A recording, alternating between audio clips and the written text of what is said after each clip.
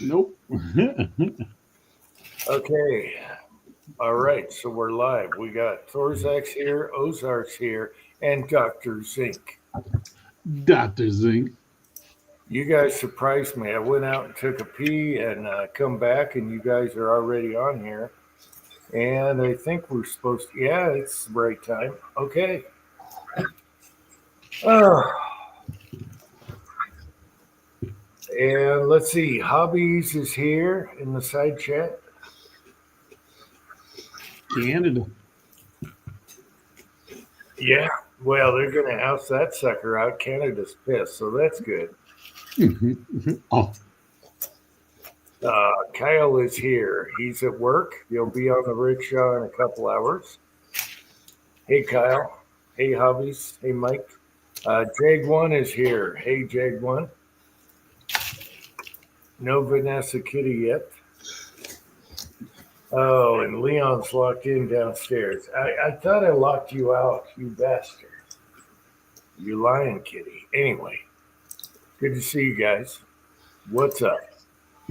oh, I've been running skid steer and backhoe all day today, working on those stumps from those walnut trees that blew down a couple months ago. Yeah, good stuff. So 5 hours on a mini X and a skid steer running a chainsaw. The one stump is so heavy, one piece of equipment can't move it. So I had twine in the skid steer lifting the stump up, and I had the mini X pulling the other way, and we got it flipped over. And we did the same thing to flip it a second time so I could get it up out of the hole. Now it weighs so much I'm having to try to cut it up with the chainsaw, but it's a futile, a futile process. Walnut? Yeah, I'd say so. Considering the stump is 46 inches wide. Fill a couple of holes in it and fill it with tannerite. Built full of tannerite. Yeah, it's 10 feet away from my bedroom. Get a blasting blanket over it. Board up my window. I swear you were drinking out of a powder bottle. Number 15 bottle. Hold that up. I swear you're drinking out of Accurate 15 or whatever it is. 75th anniversary or whatever, Dickie's Barbecue.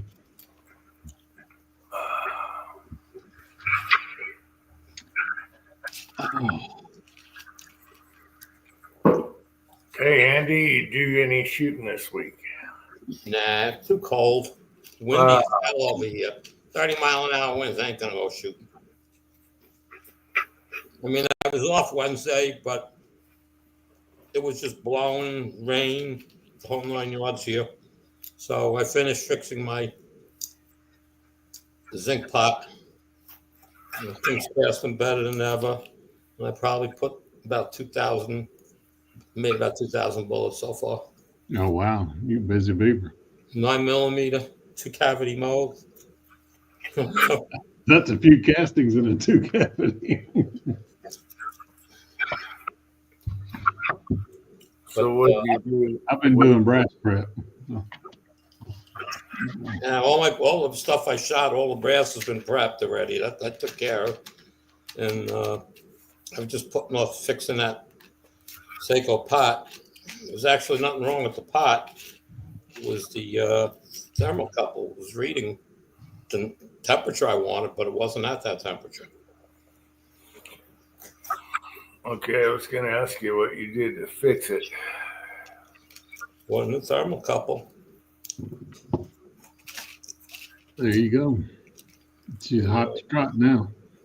Well, then it was the next nightmare was because I dumped everything out and pulled it all apart. So the pin, that shut off valve, it wouldn't close the hole.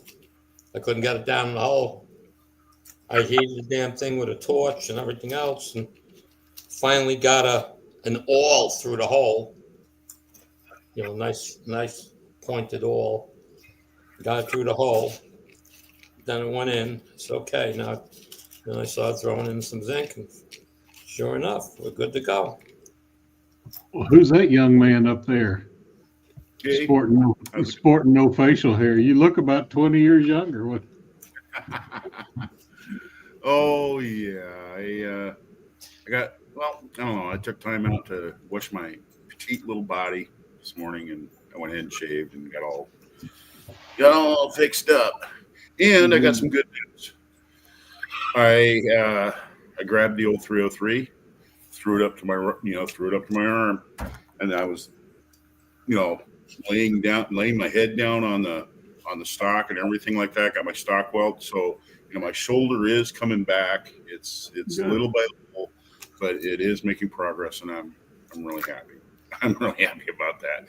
But I got to go to PT tomorrow. She's going to Hawaii on Monday, so she scheduled me special for Sunday. So anyway, so that's pretty cool. She's really cool. I'll tell you that much. I got the best physical therapist in the world. She's great. She's fantastic. There you go. Yeah. You keep it up. Yeah, I'm going to. We are moving forward, and it's she's got me doing this thing with wall jam where I have to reach up and then I have to rotate and move in and out, and then the whole ball on the wall thing. I got to do that. Yeah. And then, I got to do the push-ups against the wall, and then I got to do the one-handed push-up against the wall. Yeah. So I'll tell you what, when your arm's all screwed up like that, man, it's harder than it looks. I'll tell you that right now. It's a workout. Yeah. And then you got to do your bike. You got to get on this arm bike thing, and you got to sit there and do this for like 12 minutes. And put resistance on it. So, but she's really cool, man. She'll sit there and talk to me about the weather and what's going on with her daughter, and going to Hawaii. I mean, her husband works for a professional team. He's an assistant coach, and so every year they get tickets from them to go to Hawaii for a week. So that's pretty cool. Yeah. She giving you stretching your shoulder for range of motion. She been moving you. Yeah, Yeah, but I can get it up like that now. That's good. Yeah, I'm just have to keep stretching it because man, those muscles really got tore up. Really terrible. I do have a question for Mike up there in Canada. You told me that Friday was the day that the post office and the longshoremen were going to be ordered back to work by your prime minister. I wonder if that actually happened. So, let me know about that. That seemed kind of interesting. Well, it sounds like everyone wants Trudeau out of there, so that's good. Anyway, we got 6-shooter Texans here. Andre D'Angelo is here, and East Wind Farms is here. Hey, guys.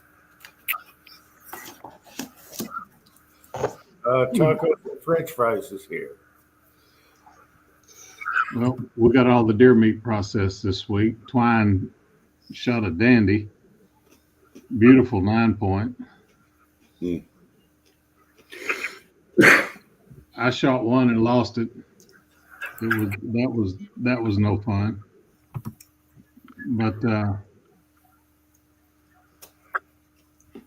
me show. I'm trying to get her done. Come on. Trying to get the picture pulled up here. Sorry. Beautiful 9-point. Where is it?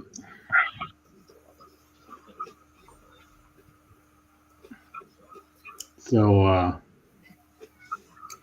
what's funny about it is he's 250 yards away. I draw up, fire, the loudest click in the world when you have an empty chamber.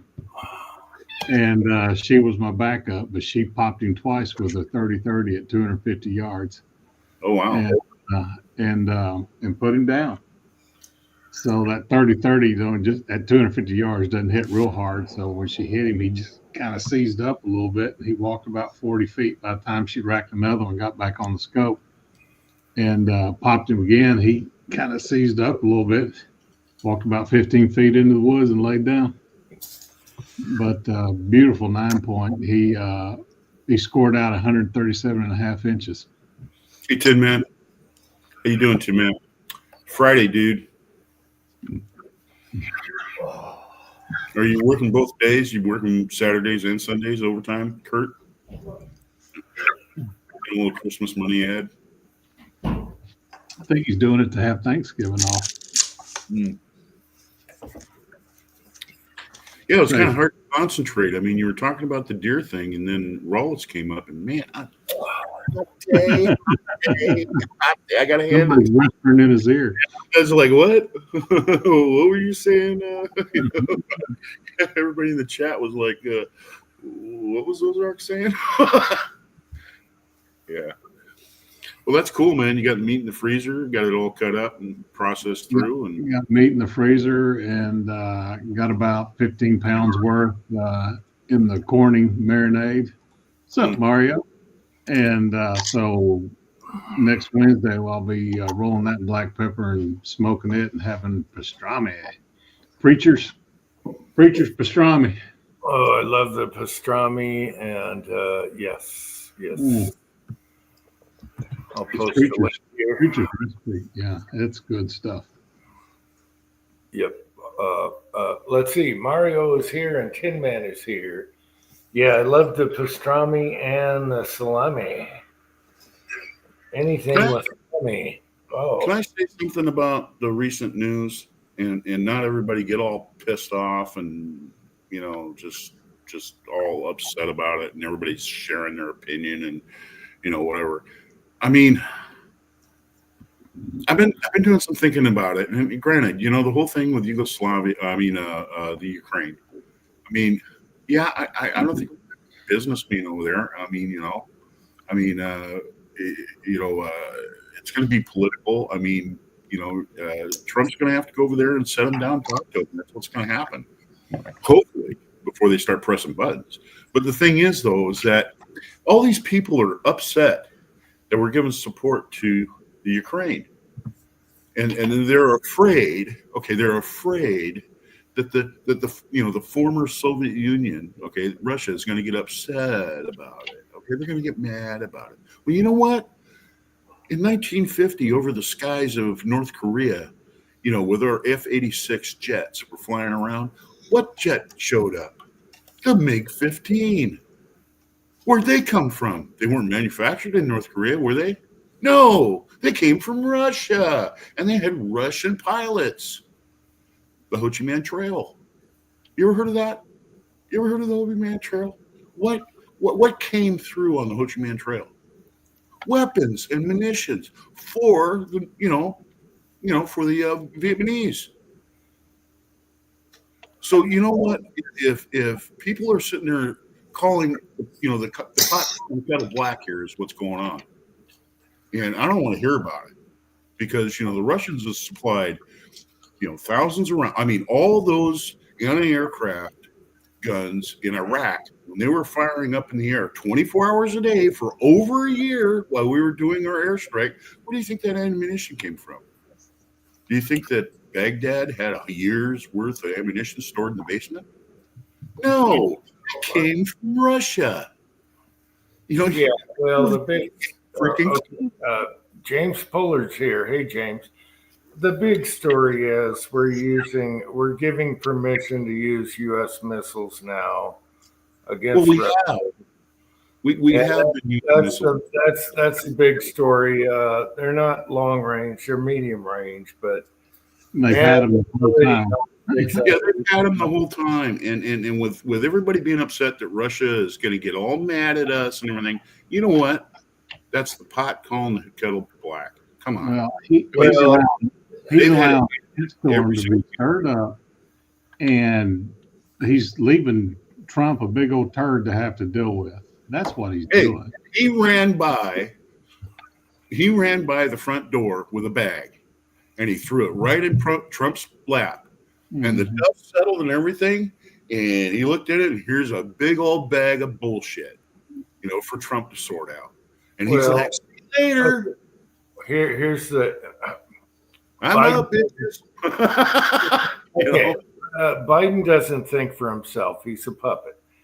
But Biden had a 3-hour meeting with Trump, and everything was good and dandy, and smile in your face and then backstab you by running these missiles. So yeah, It's the Democrats. The Democrats luckily, are out. They're mad. So yeah. they just left us this big bunch of bullshit. And I'll tell you another thing too. This thing with the weapons going over there to the Ukraine. I doubt very seriously that they'll even reach there because, that's like the president declaring war on another country in his last month of office. I mean, there's got to be some sort of, whoa, wait a minute. You can't do it to the next president. I mean, you know what I mean? You can leave him a legacy like this. So there's going to be things that are going to be sorted out. And I'll tell you what, if the federal supply system is anything like the federal supply system I dealt with, they're not going to get those missiles for at least 6 months. I mean, they're not going to get them for at least 6 months. The missiles when the government when you order something, believe me. Chica Wise is here and Chessboard is here. Yeah, at first I was a little upset because they had a 3-hour meeting, and he turns around and backstabs and approves the missiles. And then I thought, wow, what's going to happen with Putin here? But Putin is level-headed enough not to press the nuclear button, so we don't have to worry about that. He knows Trump's coming in. They'll figure it out. And what I think they're going to do is they're going to give the territory back that the Ukrainians took and just call it even, and they'll figure out a deal, okay? Yeah, you see, Russia does not want to lose the Black Sea. That's their only port.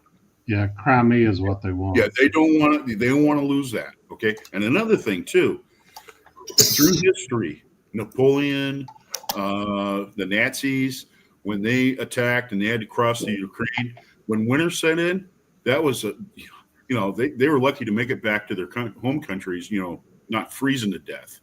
And so, the Ukraine has always been this huge front yard in front of the House of Russia.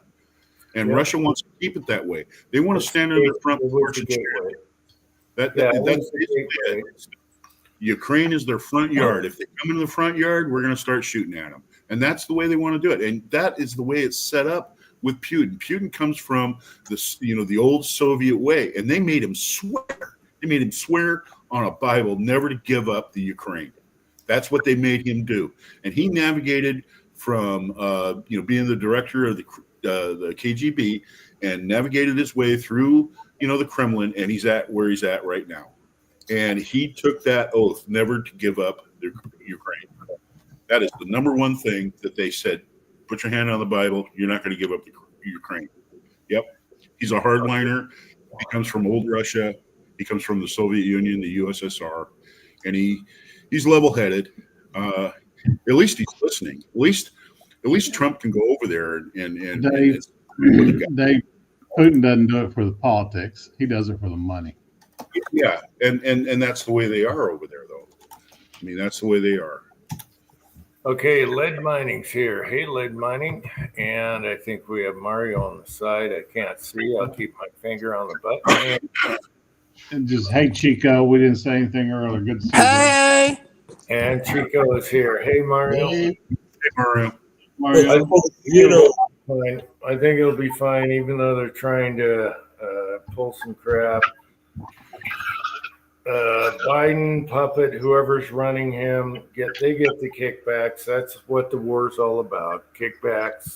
A lot of the money comes back to the politicians, but we're going to end that soon.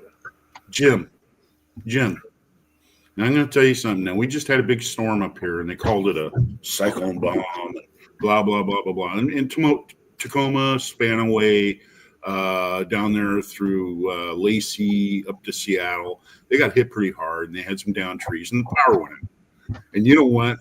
It wasn't like 4 hours later there were FEMA trucks out there.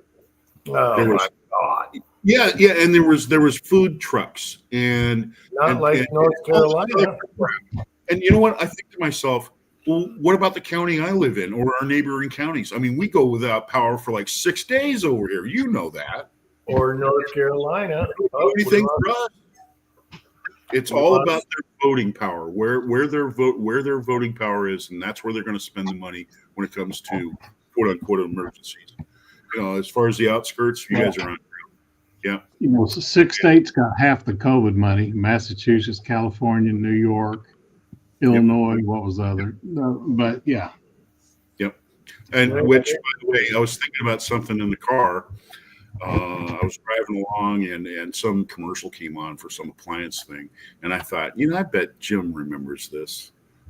Do you remember that old jingle? It was a commercial. It used to be back in the 70s and 80s, where the two guys would be sitting there with their guitars, and one would look at the other one and said, "I'm Mel, and I'm Odie, and this is Mel Odie TV Appliance." Remember that? Do you remember that? That was awesome. I thought, man, Jim totally would key in on that, man. That was they did pretty good commercials because they would try to sing and stuff, and it was terrible. It was awesome. Little Northwest. Hey, just give us a few months; it'll be okay. They're gonna thin the gov, and Gates is out, but it's kind of a good thing because they wouldn't have approved him anyway. And now we got Blondie the Bondi, and she's awesome from Florida. She knows her stuff. And then we got Blondie Bondi. I think it'll be a good crew. They're gonna thin the herd and save so much. Do you know how much money the government wastes on stupid crap? Stupid crap. They're going to thin the herd, so it's going to be awesome. It's going to be fun to watch. Hey, Jim, you know it as well as I do. How much does Washington State dump into the Columbia River studying some fish?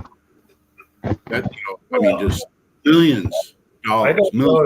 I don't know if you taxpayers realize, but we were paying for transvestites in Brazil. Okay, all this stuff is going to go away now. Mm-hmm.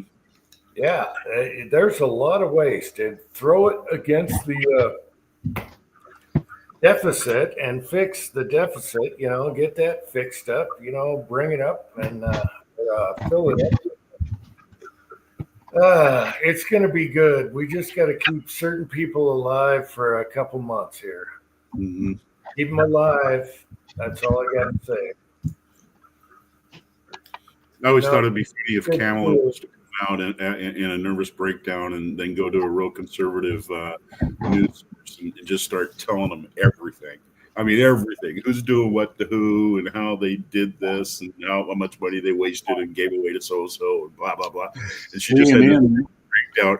And the Democrats in D.C., man, they'd be going, we got to shut her up. She's telling them everything. We got to shut her up. Yeah, that'd be awesome. CNN laid off 108 reporters, and MSNBC's up for sale. Yeah, well, you know what? Twitter, social media is blowing them away. I mean, you don't even have to be a reporter to report the news now. You can just sit there with your camera and watch it unfold right in front of you.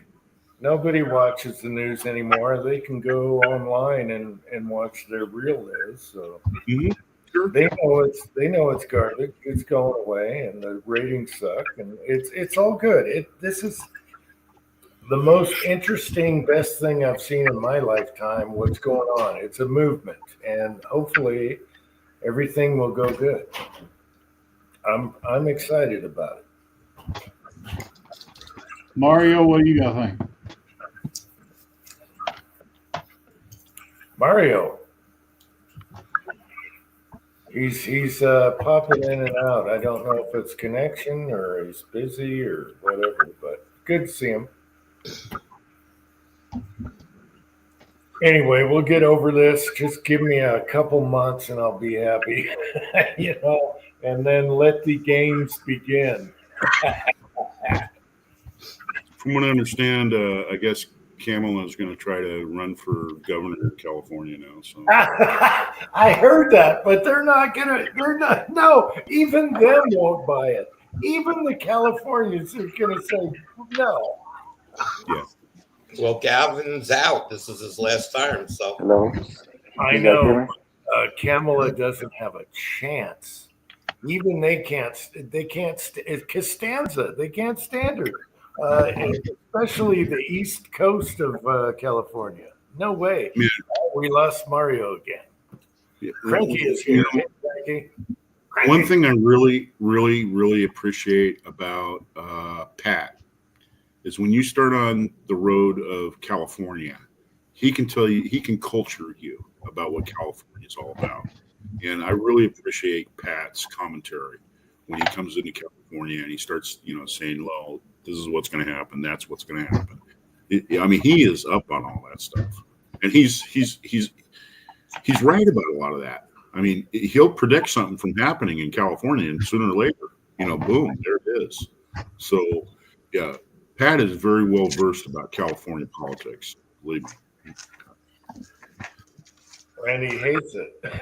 Yes, he does. Yes, he does. Just as much as I think Washington State. He's not Washington State. This is a pretty place to live, but the bottom line is the politics here suck, man. Because it's like I hear hobbies talk about Canada, and then I look at Washington State and how similar some of our laws are being passed here to Canada. And when did we start to become a mirror of Canada? Come on. I mean, the bull crap. I don't want to live in Canada. No, it's going to be fine. It's going to be fine. It's going to work its way out. People have spoken. We saw what the data is and the counties are, and most of it's red. And I think it's going to be a good thing here. We just got to straighten out a few appointees or whatever and get those settled out. But I think it's going to be really interesting. I'm looking forward to seeing it. And hopefully the stock market is good. Gold went back down again because of the Trump thing, but it's going to go up again because certain thing that's happening with mining and stuff like that. So gold went way up for a while there, and then it dropped because now we know Trump's back in, but now I think it's going to go up in the future. And it went up.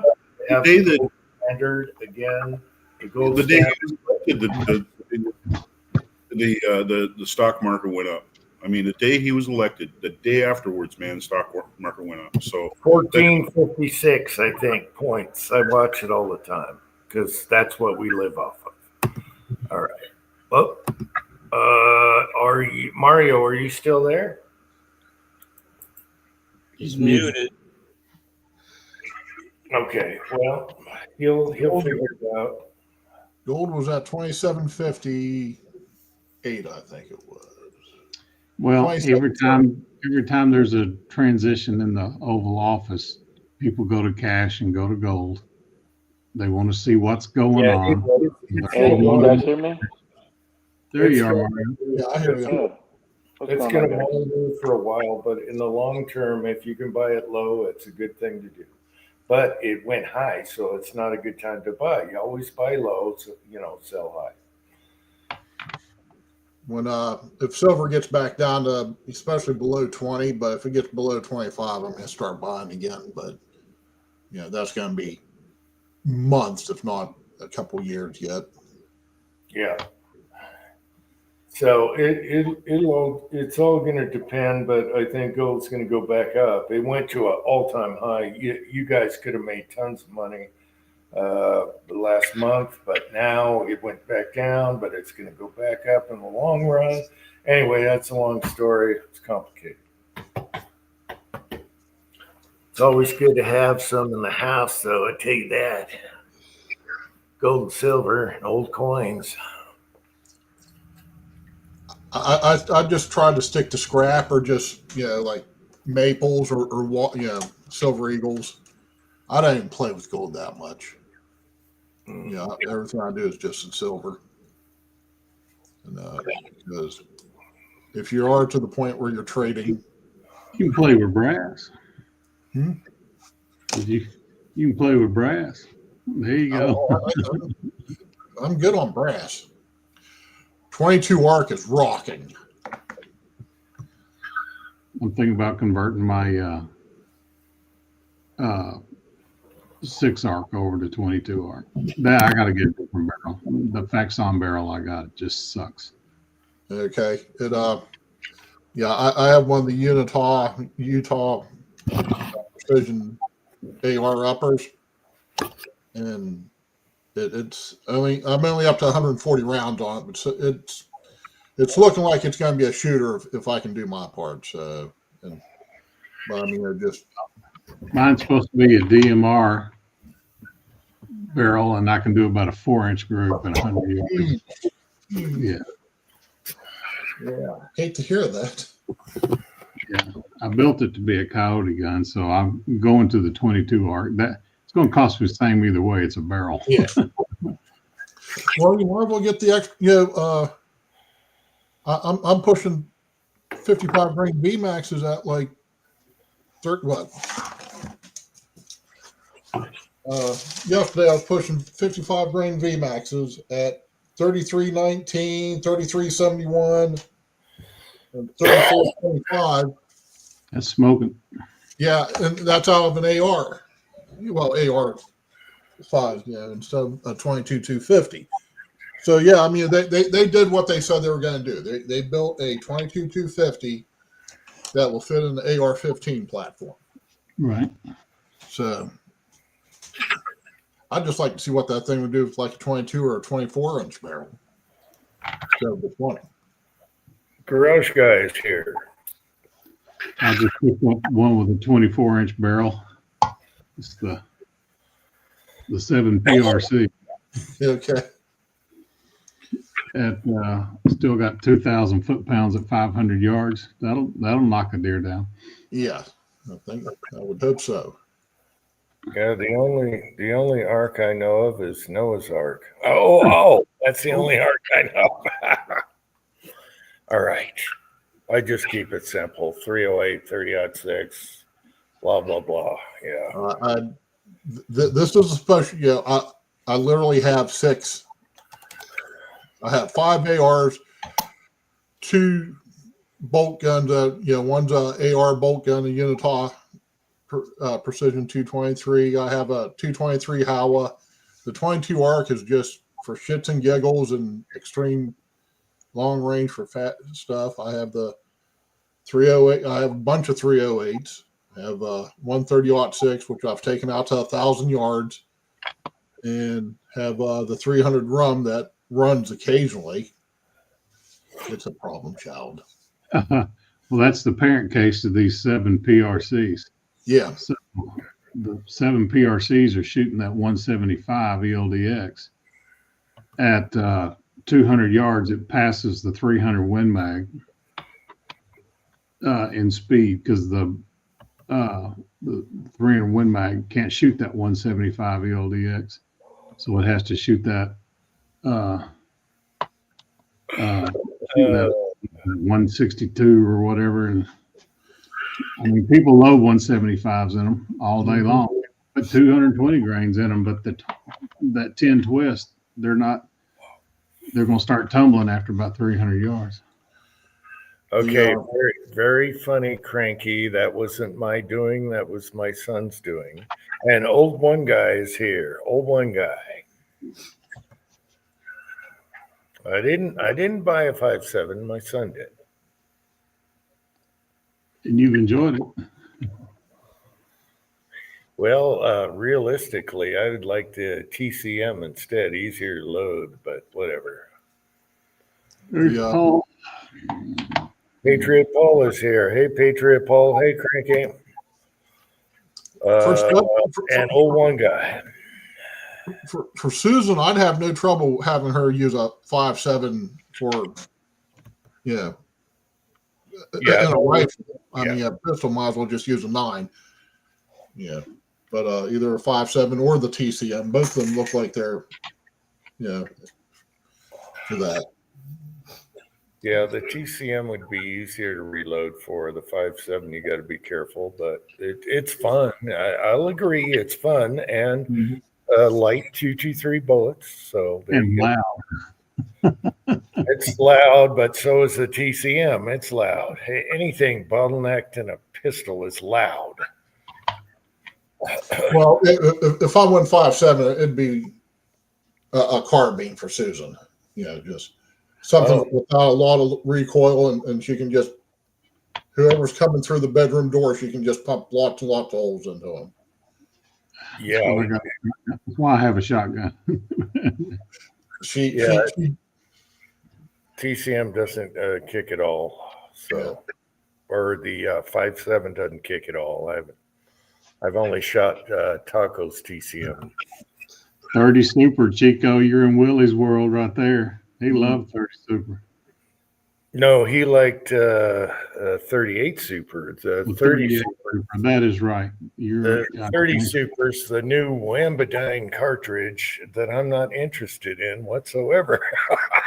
So I'm fine with 9.45, 10 millimeter, whatever. 38 Super, the cartel's looking good. Hey, there's Mario. Now we hear from him. Hey, Mario. 38 What's up, Super, guys? the Mexican 9. Yeah, 38 Super is the Mexican 9. And the reason why They couldn't have Super, them, yeah, they can't have 9 millimeter. They can't have Yep. 38. They can't have none of those. The only one they can have is 38 Super. Yep. So And that's why it's very popular in Mexico for that reason. And in South America, too. I mean, it's a fun run to shoot, but I just don't see the purpose for it, especially when you have better rounds than the 38 Super. But Hey, Well, float your boat. one of the ideas behind the 30 Super was to get more rounds into the same size gun. Yeah, so if you can get a 115 or even 110 grain bullet traveling at 1,200 feet per second, you can get 3 extra rounds into that little pocket. What would be a pocket 9 or a pocket 38, 380. Yeah. So concept wise, it's a good concept. Now the question is, does it actually work? Yeah. Is it going to live or not? Yeah, like James says, it's just a little more poop than a 9 millimeter. There you go. I'm not getting in another cartridge. I have a few of those brass rounds on my desk, but I'm not getting in a 38 Super, even though there's some good deals out there right now. Yeah. Yeah, I'm so maxed out on everything. Is good deals coming together. There's so many good deals on pistols right now. Oh my gosh. I'm done. I don't want any more guns right now, but I know this. The son will show up with one next week. You'll be like, ooh. Yeah, they'll bring another. I keep telling them I better be able to load for it. Don't bring it home if I can't load for it already. Yeah. The Susan's right now as we're talking, she's purging out one of our closets, and Goodwill's going to get a big donation in the next day or two. That's what Twine's in there. And I pretty much have everything gun wise. I'm not down to just my essential rifles, but there's nothing I want to sell or get rid of. There's like 4 things I do want to get, but there's just really no room in the house, for practical purposes. So I'm done buying guns for at least a little while. Components, that's a different story. Well, this was my birthday present. So the deer that I shot Saturday, my AR-10, I had in the window of the blind, but I only had it about that far away from the jam. So when I fired, it hits the jam, and stovepipes back into my chamber. And how I know it did that was because the neck was in the chamber instead of out of the chamber. Okay. And Twine goes, "That's it. I'm getting you a rifle for your birthday." Okay. If you say so. Twist your arm, huh? Cha-ching. I was like, well, Bass Pro Shop's like 20 minutes out of our way on the way home. The big one is Springfield. Oh yeah, I heard that one's nice. So we picked up the Bergara, and it's a beautiful gun. And looking at the two of them, she was like, she shouldered both of them too. She's like, I like that one way better. It's the carbon barrel. So happy birthday to me. So I've been a good boy. How's that one that Springfield Bass Pro? Is it really nice? It is. It's like a freaking shopping mall. It's so big. Down and where all the firearms area is, if you go upstairs, it's a freaking museum. And they've got little sections of little pieces of history everywhere. Kind of like there's one area called the Texas Rangers.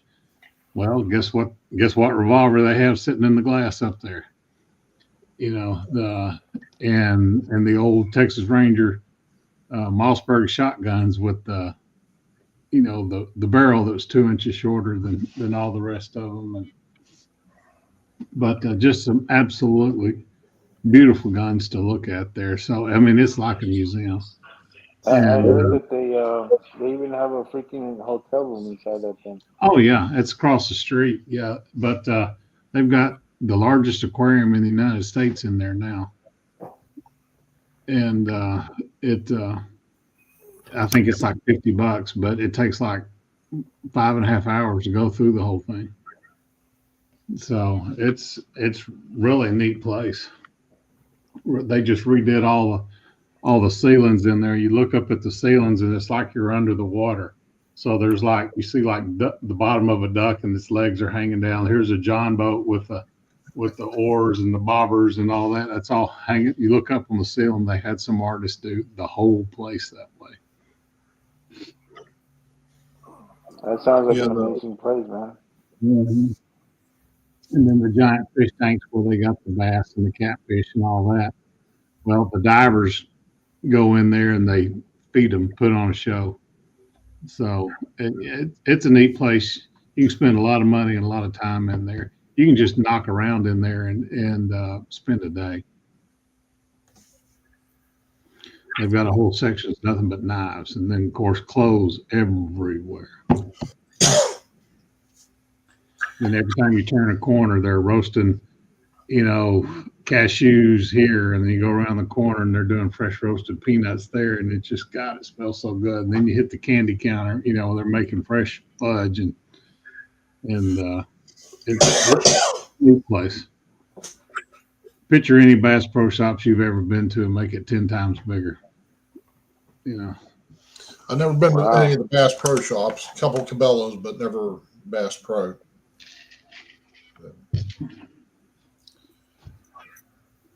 I think Cabela's cater better to the hunters than Bass Pro does. Bass Pro's roots were in fishing, and that's their bread and butter. Clothing's their real bread and butter now. But Right. You've got you go into the high end gun section and it starts at $15,000 for their on their high end gun section. But the people that helped me at the counter, the guy was he was about 6 months out of the Army, and just fantastic help. Mounted the scope right, torqued everything to specs, put Loctite on the screws, and just you could tell he really cared about what he was doing, and carried on the conversation the whole time. Just super nice people at the counter. Tin Man, I agree with you. I got to get back to that. I've been doing a lot of stuff before winter. And it'll be shooting and reloading from now on. Shooting and reloading. I got to clean it up. You know, Kurt has to set up his room though. You know, he has to set up his reloading room. That's what he's working on right now. And He's busting his ass doing it too. Yeah, with his fucking pink he's doing a walls and really shit. nice job. I mean, he's got a Yeah, nice Chico, he just moved in and he's doing his reloading room, insulating, sheetrock, all that stuff. he's got a nice little doghouse going on down there, dudes. I'm telling you, he's going to fix that up really nice. I mean, his wife Rented off the duct work. there. Yeah, he's getting set up. That's nice. Yeah. And he's working at the same time. So, yeah. And raising 2 babies. So, And he's got 2 girls and a wife. Yep. I'm waiting for Mrs. Tin Man to come on so we can talk digging out of toilets. Oh, yes. We're going there. Tin Man, we're going there. Where's Mrs. Tin Man? yeah, she had a shitty job this week.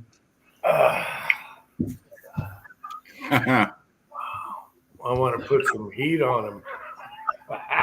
Hey, you know what? I think I'm speaking for everybody in the chat and everybody here, man. We just love Miss Tim, man. She's great. I mean, Kurt's got I mean, he's got a good one. Yeah, I like how she loves busting his balls. Oh yeah, she aims low. I mean, that's cool. I mean, you know, and he deserves it every once in a while. You know, he starts acting a little. He acts like a little pussy about something, and then she jumps there, and that's she kind of whacks him over the head. Grabs Yeah, that like fucking. jar out of her purse and shakes it and busts his balls every once in a while. Talk like a man. Like not using gloves when you're using fucking great stuff. Dude, I would never fucking use that shit without gloves. That's how you make a marriage last. You got to have that yin and yang going on. Yeah. A lot of crap giving and none taking, yes. Or a lot taking.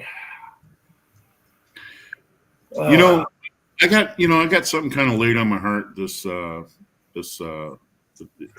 last week, and it seems so true. I mean, if everybody gives a little, it means a lot. But if everybody's given a lot, it means little. You know what I'm saying? And that's kind of like a marriage. I mean, you know, you got to know when to be reciprocal. You know what I'm saying? And not one person giving a lot all the time, so it means a little. You know, giving to each other a little at a time makes you appreciate each other for the little things that you do for each other. And I think that is a really kind of like an epiphany, I guess, you know, that I had this week. You gotta, And for a minute, you had me thinking I was talking to Kamala Harris, bro. you gotta have spice in a marriage. Right. Vanessa Kitty is here. Hey, Vanessa. Yeah. You got to have that spice. You got to have that pepper in there. Otherwise, boring, and you're going to be bored. Yeah.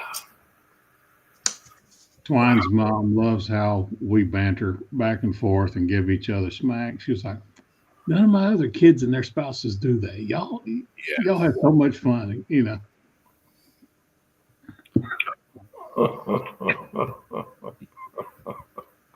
By the way, Mario, I think that if I was to say that to Kamala, she'd go, no, wait a minute, let's start again. I didn't quite get that. That's exactly what she would say. She'd have no idea. I was raised middle class. You gotta break it down for her, bro. That's what it is. Yeah. Okay, I'm gonna slow this down a little bit. Okay, we got a lot on one side, and we have a little on the other side. And one's not like the other, Kamala.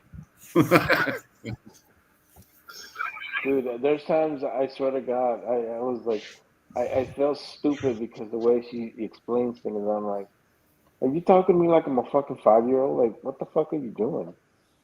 Well, every time I'd seen her talk, it was like, okay, is it a waste of time for her to even think and try to talk? Or is it a waste of time for me to sit here and try to figure out what she's talking about? You know what I mean? I honestly never understood her concept, dude. That's I the problem. did. Hey, I wanted to ask something, Mario. Now that Trump's in, Do you still have buddies that are in the Army? They're getting ready to retire pretty soon stuff? Oh fuck yeah! Actually, Okay, two of them so- are gonna. Two of them decided to stay, and they re-enlisted. Real, they're, yeah. they're getting ready. Debt kind of They takes actually, that sometimes. yeah, they actually had already put their retirement packet, and they were down to like 6 months, and two of them said, "Yeah, man, Trump's back. I'm staying." I'm like, "All right, cool, bro. Do your thing." Yeah, here's my thing, guys, and I think you would definitely understand where I'm coming from with this story, is that you can't not make the military a social experiment, man. Our fucking job is to win wars, is to fucking kill the enemy. It's not Yep. for us to be fucking bringing certain XYZers into this motherfucker. And the way I look at it is you have to abide by the traditions that are already set in place. Like I got into it with this one fucking dude. He's a major in the army, right? But he's Indian descendant, right? He's like Indian, red dot Indian. So this guy had a fucking problem with facial hair, and because the military at that time they didn't allow anybody to fucking grow their beard or whatever. And somehow during fucking General Milley's fucking term, he allowed that shit. So now this guy's making a big fucking fit about staying.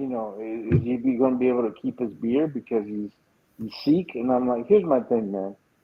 When you join the military, you need to understand what the traditions are, what's expected of you. And if you can't fucking follow that, then you need to get the fuck out. And that's just the way I look at it. So, Mario, if I'm sitting across from you and we're flying along in the Huey, and we're flying over the freaking the landing zone, and I look at you and say, okay, what's our objective? You're going to say, well, we're going to jump out of this motherfucker and we're going to fucking kill people and break things. That's what we're going to do, Dave. Yeah, that's what we're paid to do. Yeah, exactly. that's what we're going to do. We're going to jump out of this thing. We're going to fucking kill the enemy, and we're going to break things. That's what we're going to do.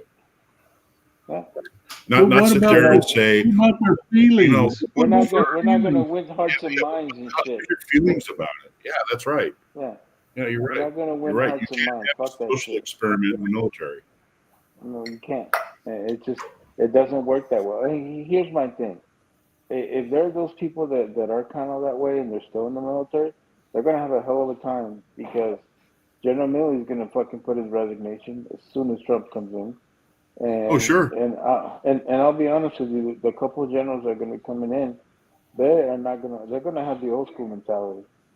So, That's right, and that's what we need right now. I hate to say it, that's what we need right. We don't need these hairless scrotum, generals that are in there right now.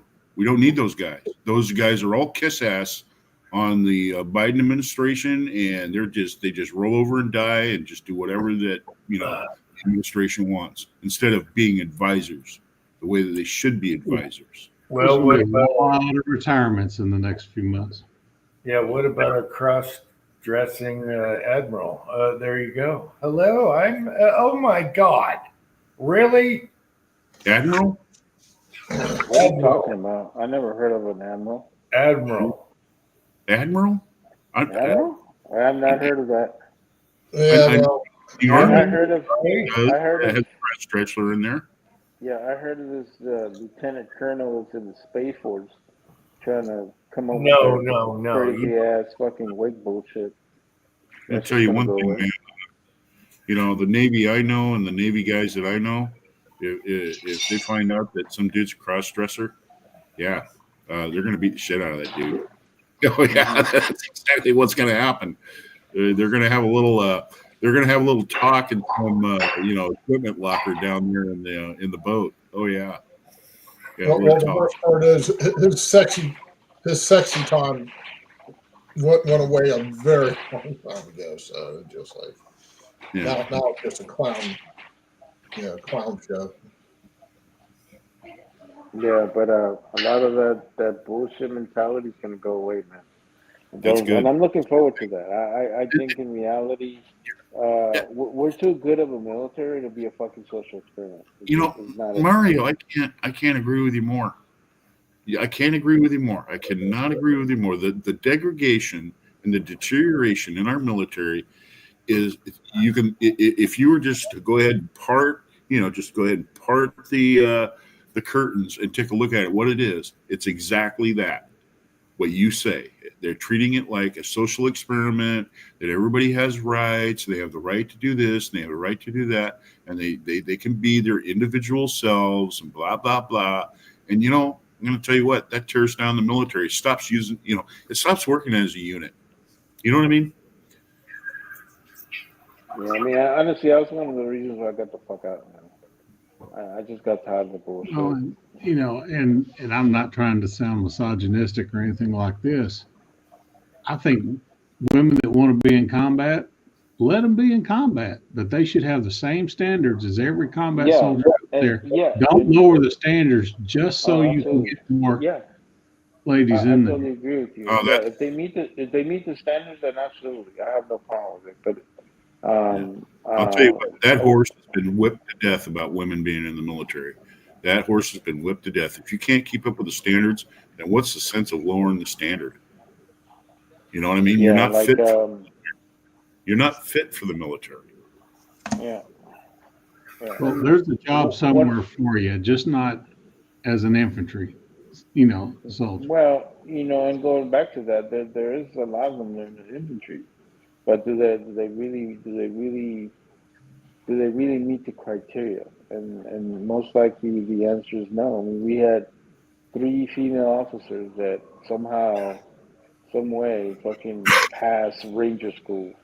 Ranger School has more than 60% attrition rate. You know what I'm saying? So it kind of, and I'm not saying that they're not capable of doing it, but man, I don't know. Kind of looks like a fucking G.I. Jane kind of experiment, if you ask me. Well, like I was talking earlier, you guys never heard of Rachel Levine, who's a transgender admiral, a guy, girl. Mm-hmm. No, that's what I was talking about. Is that not embarrassing or what? I'm sorry. It's sad and pathetic. It's disgusting. You guys don't know about her, him, he, whatever pronoun?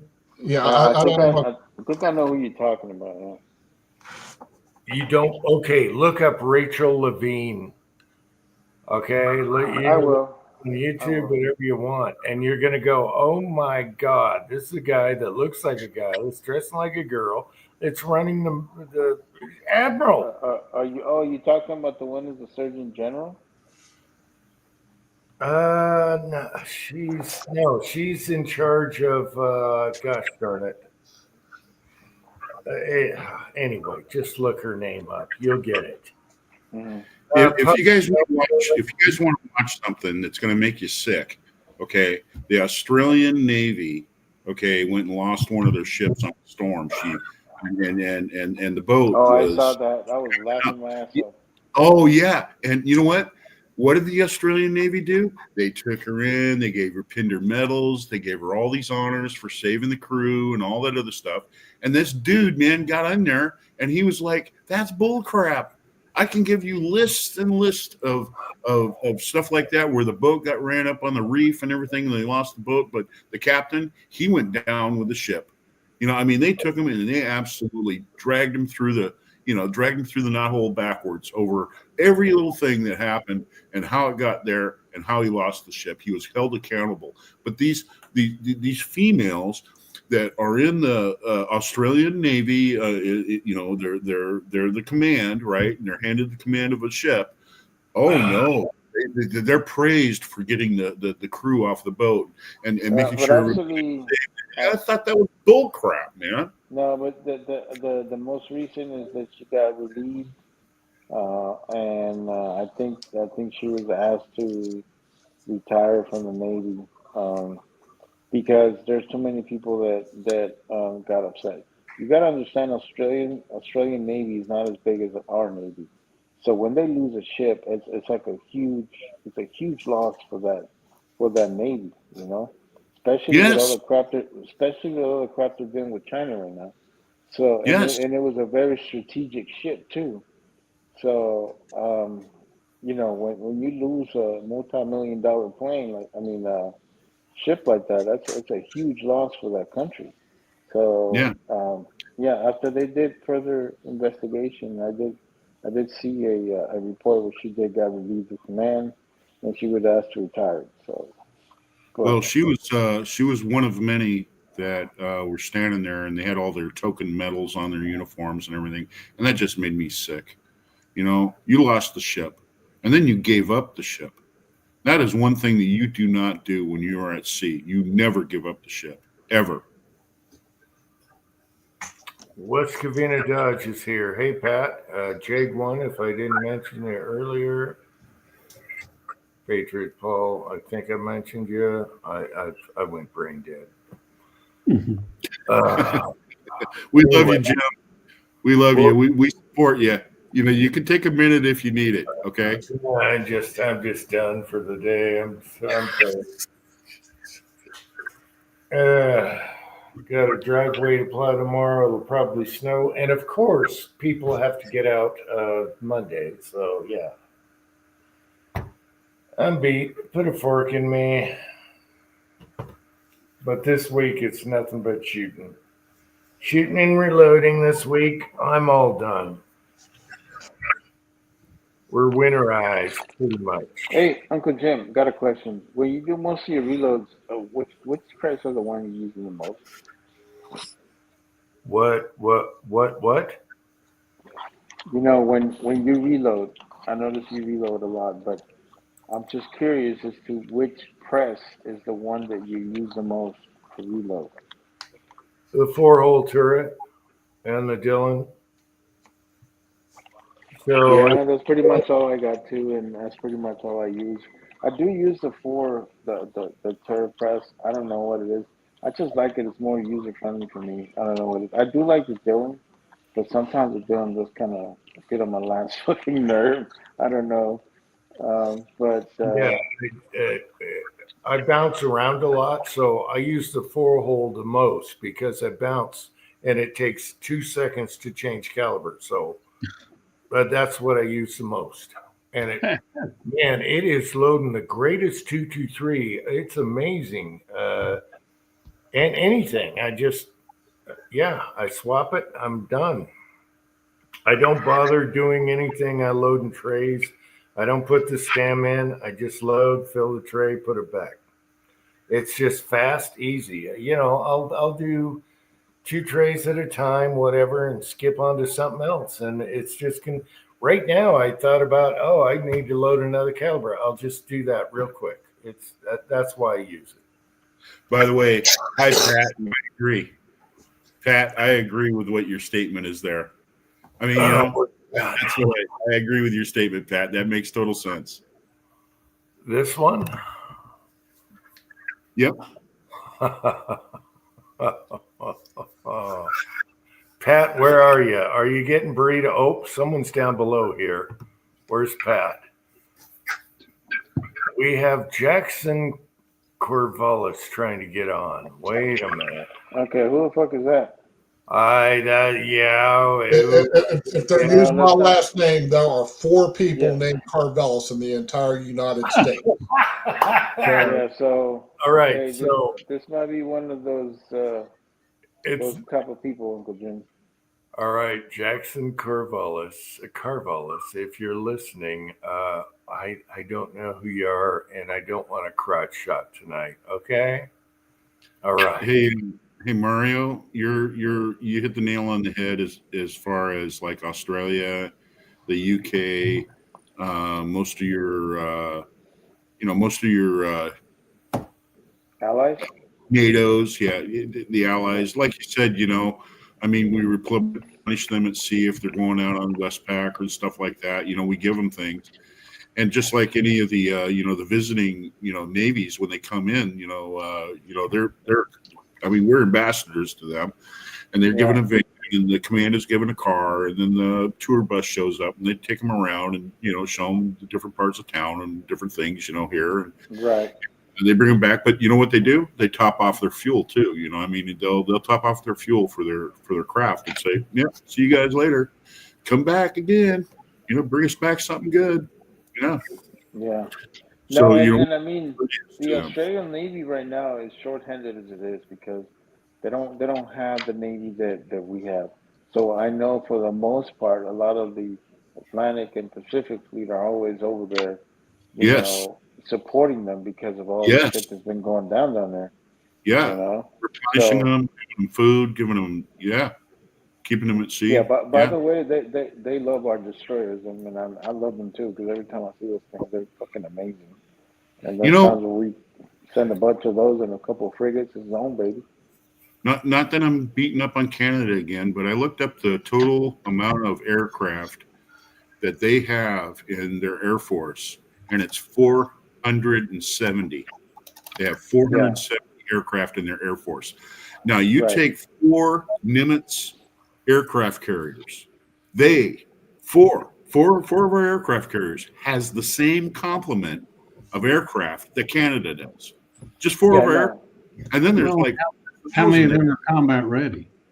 Yeah, Four- but exactly, and that's another good point. But well, in reality, 4,000 they have. Canada depends so much on us Yes, they do. for their national security. But if Yeah. you also look at a lot of our military bases, they're very close to Canada. You know, Yeah. you got the Fort Lewis's, you got the Fort Drums, and then you have all the other Navy areas on there.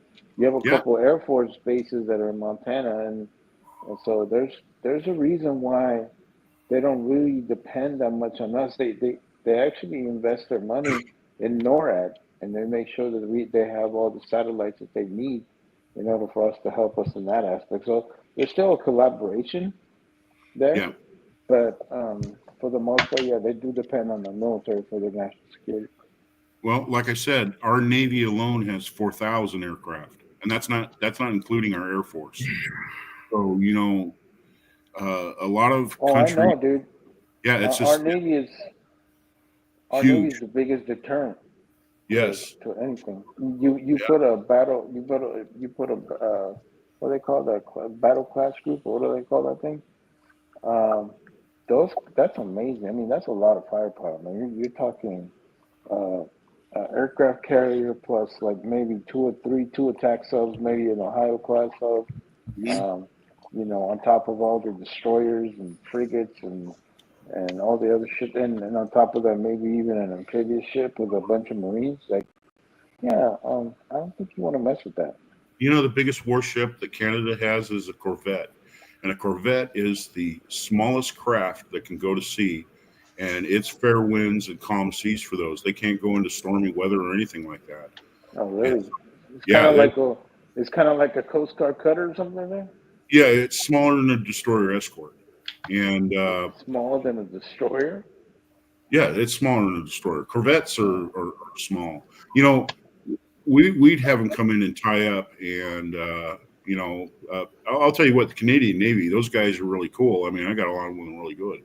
But I kind of looked at their craft, and they're aluminum hulled. They got aluminum, superstructure. Those aren't built to take a hit, man. They take a hit, that aluminum's going to catch on fire, and it's going to burn all the way down to the hull. Right down to the water. Okay. Yeah. All right. I got to say goodnight, Andy. He had to go. Good night, Andy. Thanks for coming on, buddy. We'll see you next week, Andy. Yeah, I agree, Hobby. They won't ante up. They need ante up. Yeah, and the thing about it too is Australia, they have subs, but their subs are electric. They're not nuclear powered. They're nothing like that. Their submarines have a cap on the top where you go ahead and put the baking soda in where it goes up and down, so it go up and down in the bathtub.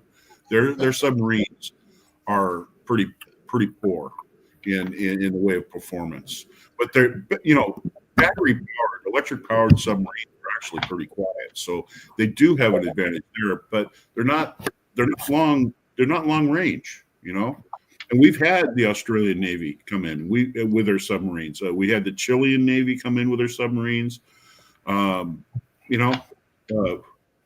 Visiting navies. Yeah, And the Australians just bought. They just bought a couple of attack subs. But I think the one thing that they're looking at is how much of our software are we going to provide them? Because it's kind of like the same thing with the F-35. Like, yeah, we have a lot of countries that have the F-35, but not all of them have our software.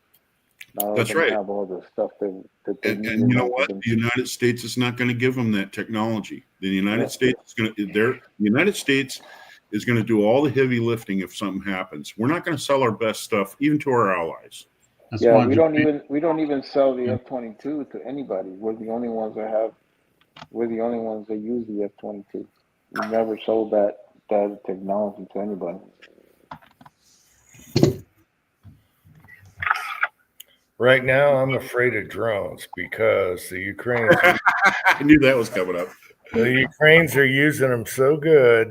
They could drop anything on you with a drone, and they're doing really good. So I want drone protection, scramblers, whatever, shotguns. you're so afraid of drones, you won't use yours. Come on, Hey, man. hey, hobbies, you need to add up their Corvettes. Even You our need- military, Their Corvettes. even our military, hey, even Their Corvette. after the Ukraine's been doing a stomping on the Russians and the North Koreans, who are being thrown in front. After that, the U.S. has been looking at how to combat drones. Some is laser, some is messing with the electronics, and shotguns, and they even practice with rifles, multiple people shooting at a drone. But when they get close, there's nothing like a shotgun. All right. I saw where that small Utah company just got that Army backpack drone contract for 4,700 backpack drones that are immune to electronic warfare. They can't be jammed. So Yeah, see, that's the problem. See, I think drones is our biggest, scariest thing for, like, say, the regular guy. Okay, they want to take you out in your backyard like me. I'm scared of drones more than anything. those- After what I saw what the Ukraine's been doing with them, you can't be mad at the Russian soldiers. They're doing what they're told. But those Ukrainians dropping grenades, up their ass while they're laying in a foxhole, they yeah, got but nothing. you saw that they're throwing the North Koreans in front now. All Yeah. right, they're just I've been they're I've been just hearing that, but I haven't watched any videos I'm even hearing that the North Koreans are defecting and running over to the Ukrainian side. So, Well, the North Koreans weren't ready for that. They're not trained. They're starving. And here they get thrown in front. They got a communication problem. They don't speak Russian. It's a cluster. And Putin's just throwing them in there as targets. That's all they're doing. Yeah, And cannon they're fodder. getting annihilated. Well, I'm going to tell you what. Mario wouldn't jumped off, but I'm going to tell you what. If you're above ground nowadays, still the here. battlefield is just nothing but a killing field. I mean, the battlefield is a killing field right now, and it's because of drones and stuff like that. I mean, you could be back, at the supply thing, and with your truck, and you're trying to scarf down your MRE, lunch or whatever, and you have some stupid drone come over the top of you, drop something on you, and blow your truck up and everything. Dropping 40-millimeter mortar rounds.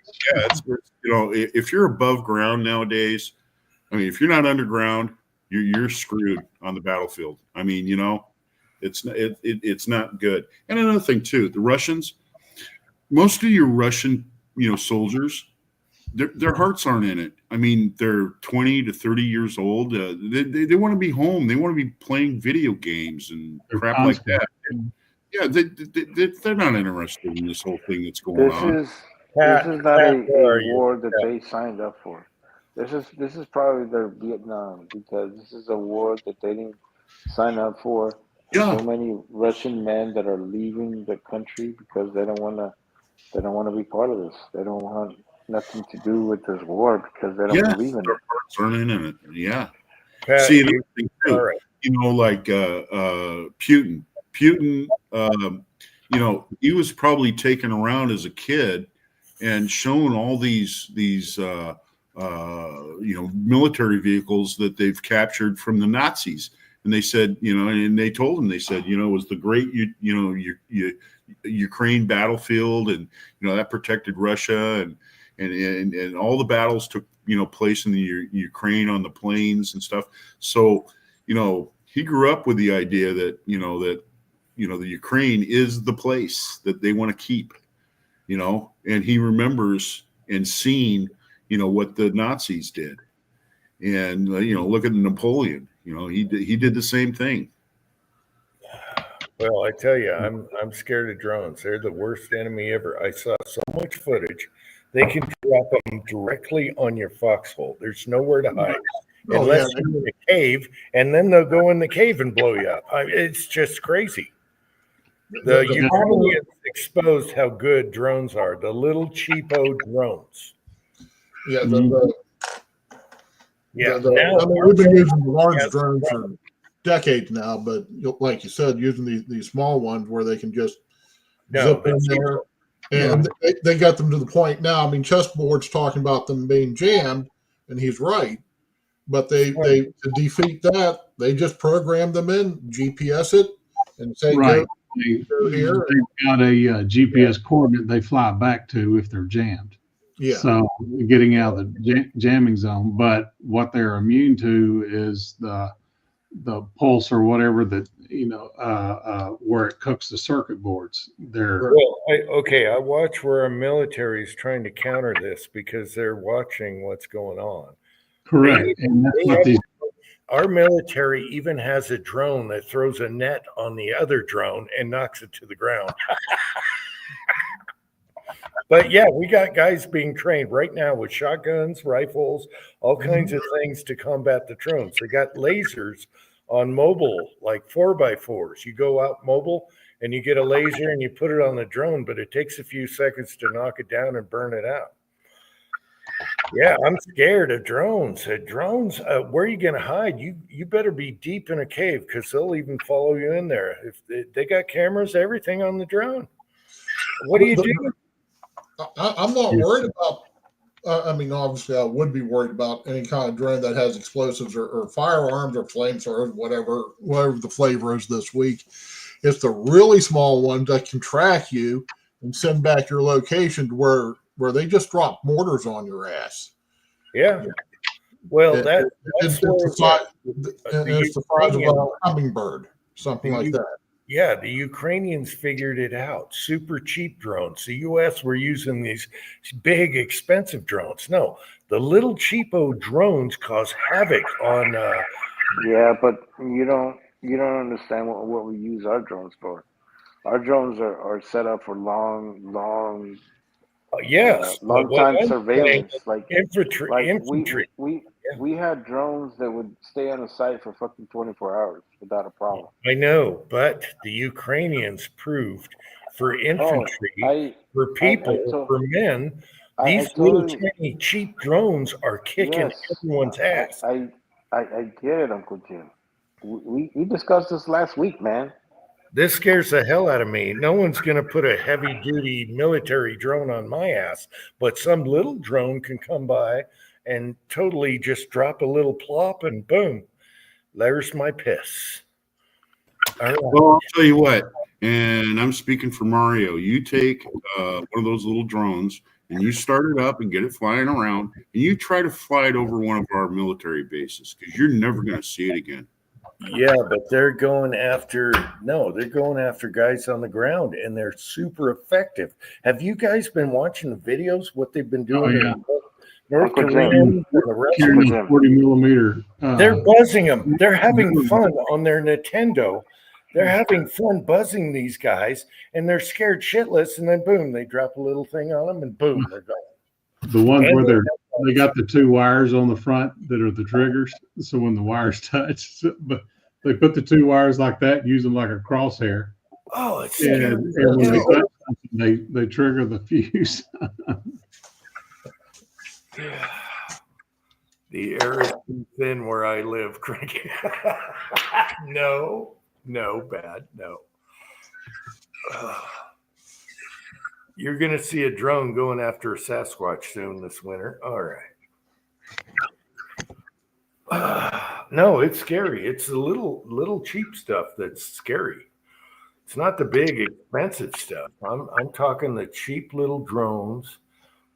They are messing with the Russians and the North Koreans right now. They're buzzing them. They're actually having fun with them, going by their heads, and they're like, "Oh, leave me alone."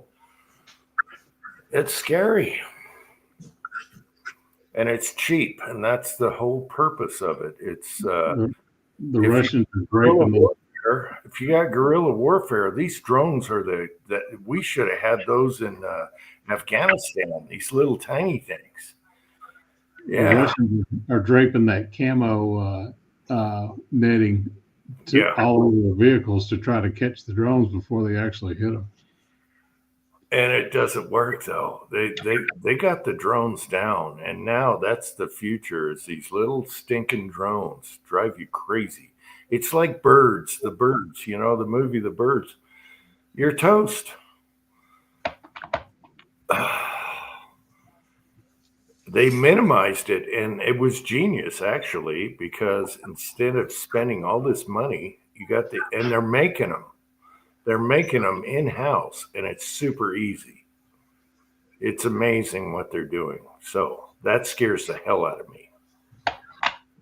Just say if someone else was in charge next election and they wanted to run drones by your house, that would scare the hell out of you. All right. Go watch the videos. I'm telling you, they're scarier than big drones. We've all seen the videos, Uncle Jim. I know, but there's drones that the U.S. has that blows up buildings and stuff. And then there's these little drones that get everyone out there walking around with a rifle. And it's scary. They have nowhere to hide. I've seen them try to hide, and they're jumping from one foxhole to the other. Boom, they're gone. Oh, we lost Mario. Maybe he got pissed. I don't know. Drones are the new DB Cooper. Wait, I got to quote that. Oh, I hope he just got knocked off and didn't get pissed. I'm just trying to prove a point here. Well, what was it we were talking the other day? The Deadpool. Isn't that a Dirty Harry movie? Yeah.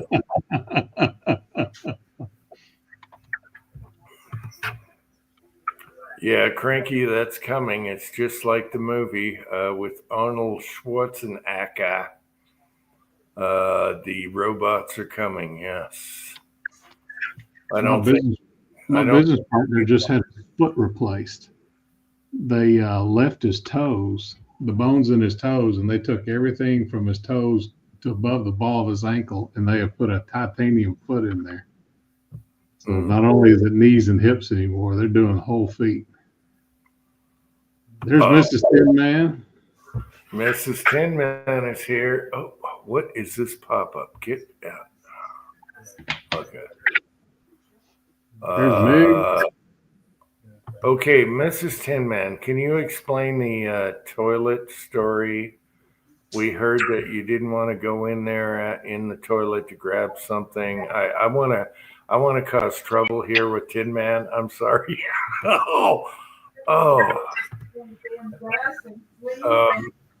Maybe it's here. I mean, literally, this dude was a trick. No. I think he had a crush on me. I mean, literally. You might need to mute Corvallis. Corvallis, you better mute. Let me mute him. All right. I muted him just in case they, start getting hot. Let's see. Pat, where are you? Get on here before I go to bed. I'm going to bed soon. All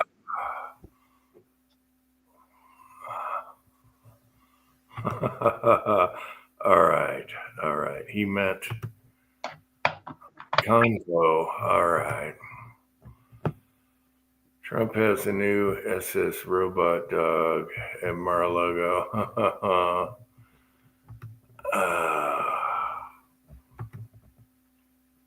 Yeah. So to me, the scariest thing is the drone thing. So, But how'd you get it out, Miss Tin Man? kid flushed too much toilet paper. Yeah. Well, yeah. Anyway, we're wondering why didn't you just reach in there and pull it out? Oh, you did. All right, Rollis, I had you muted because you had a conversation going on, so I muted you. Yeah, Susan was, like I said, Susan's purging stuff, so she was showing me her. She wanted to prove that she actually did go to school, so she was showing me her high school yearbook. A man's job. What, to stop it up or to clean it up? I guess toilets are a man thing. Plumbers, but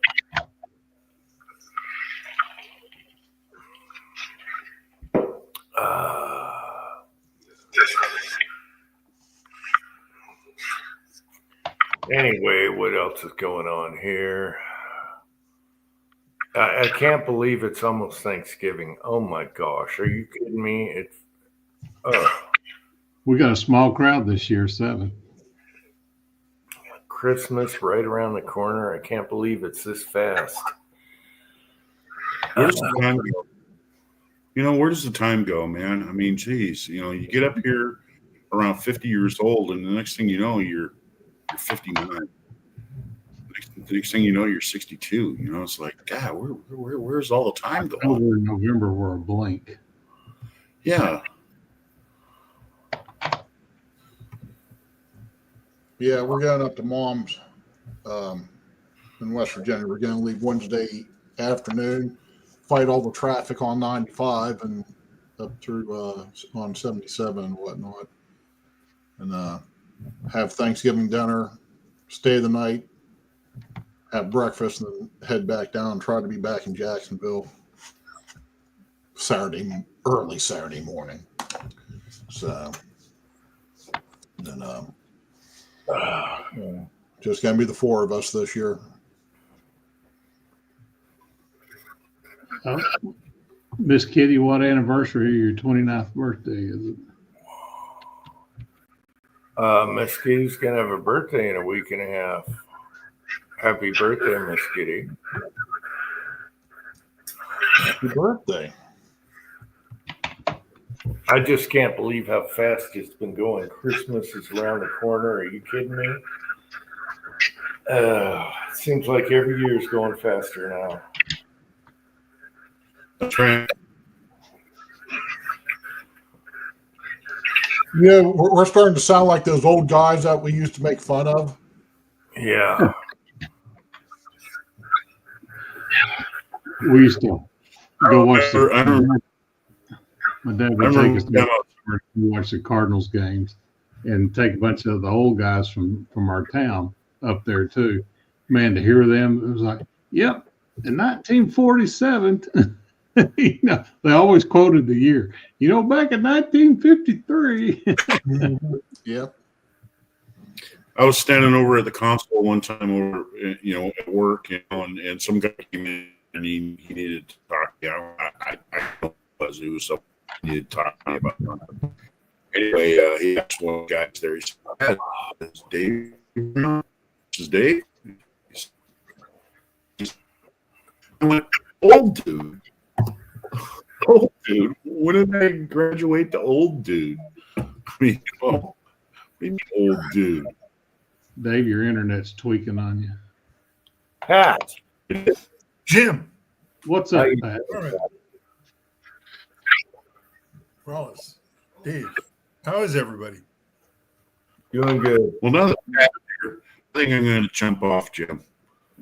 So I'll talk to you guys later. You guys have a good evening. I'll stick around. Wow. Dave, But happy Thanksgiving. Yeah, happy Thanksgiving to all you guys, and we'll see you guys later. All right. See you in a little All right. bit. Yeah, Dave. Yeah. Good night. Take care, Dave. Thanks for coming on. All right, Pat, got the vehicles fixed. I'm just ready. Everything's chained up. I'm ready. And I'm done with chores. I'm done. I'm just going to have fun now. I think. We'll see. I should tell you the windshield story. Oh, it's so bad. Anyway. We got time. Yeah, let's hear it. The windshield story. No. So you were dressed up as Bigfoot and leaped onto somebody's windshield and broke it. No. This is really bad, and I feel so guilty and bad about it. My wife's windshield was cracked, and it went all the way around the front. It wasn't legal anymore. It was totally cracked, right? So every year we got to fight our insurance company because we want to use a local place, but the insurance company wants to use Safe Light Repair, Safe Light Replace. And we're like, no, we're not driving 2 hours to have a windshield done. And we fight them every year. And this place has done 3 of our windshields that are the next town over. Super easy. And this time they said, no, we'll have them come to you this time. So oh, it's so bad. They send this kid down to do her windshield. And it was the next day, actually, because he was doing 2 local nearby ones. So he had a long day, and ours was his last mission, right? So I had 2 hours sleep all night, so I'm tired, and I finally took a nap. I had 2 hours sleep. And then I hear a bang on the door, like bang, bang, bang, ATF. And I open the door, and I'm like, what? What the fuck? I'm trying to sleep, blah, blah, blah. And I'm doing the F word right and left, and I'm pissed. Turned out it's my wife and the windshield guy. And I go back to bed because I had no sleep, and I just got to sleep, and I'm pissed. You know how you wake up in the morning, Pat. You're the same guy. You're the same as me. If you try texting Pat in the morning, he's going to rip you a new one. Well, I ripped the crap out of my wife and this guy, and I didn't even know she was standing behind him at the door. I didn't know he was there. And I'm like, I thought you were the guy. Effity doodah, effity A, and I'm effing everything. And I go back to bed, and I'm half naked, and I go back to bed. It turns out this poor guy's been working all day trying to fill these jobs that are far away because it's 2 hours away, right? And he's got his last job here. And here I do the manic, freaking scary dude on the mountain, right? And then he has to take a dump. He's been holding a dump all day. So he comes in, and he asks the wife if he can use the bathroom. And he uses the bathroom. He didn't know how to turn the fan on or anything. And here he is trying to get out of the house because this manic guy is going to kill him at any minute, right? Uh-huh. So, and then hey, do you want anything to drink? You want some water? He goes, oh, that'd be great. I guess he didn't eat or drink all day. I feel so guilty that I reacted that way, but I wake up like you do, Pat, okay? You don't wake me up when I had no sleep. So anyway, I felt bad for the next 3 days. He did a wonderful job. He was starving. He was thirsty as hell. And luckily, my wife was nice and gave him a bottle of water. And my son goes up to the guy and he goes, I'm sorry. My father's really cranky when he doesn't get his sleep. He said it exactly like that. But I feel so bad. I want to call the guy and say, hey, I feel The bad. best thing you can do, I'm telling you, best thing you can do is go to their website and give him a good review. She gave him a Because the dog- 5-star. She gave him a Yeah. 5-star review. Yeah. And mention However, his name. yeah, our damn insurance company only uses one place and they're 2 hours away. Now we know they can come out and do it for you. So just don't wake me up. That's all I got to say. Scheduled at nap time. Yeah, that poor kid must have been scared to death. When I was vicious. When I answered that door, I was vicious. And I didn't know he was standing there. So that was bad. And I've been guilty all week about that. So there's my story, Mrs. Tin Man. Have mercy on my soul for what I've done. I feel so bad. I wanted to somehow touch, get in contact with the guy, but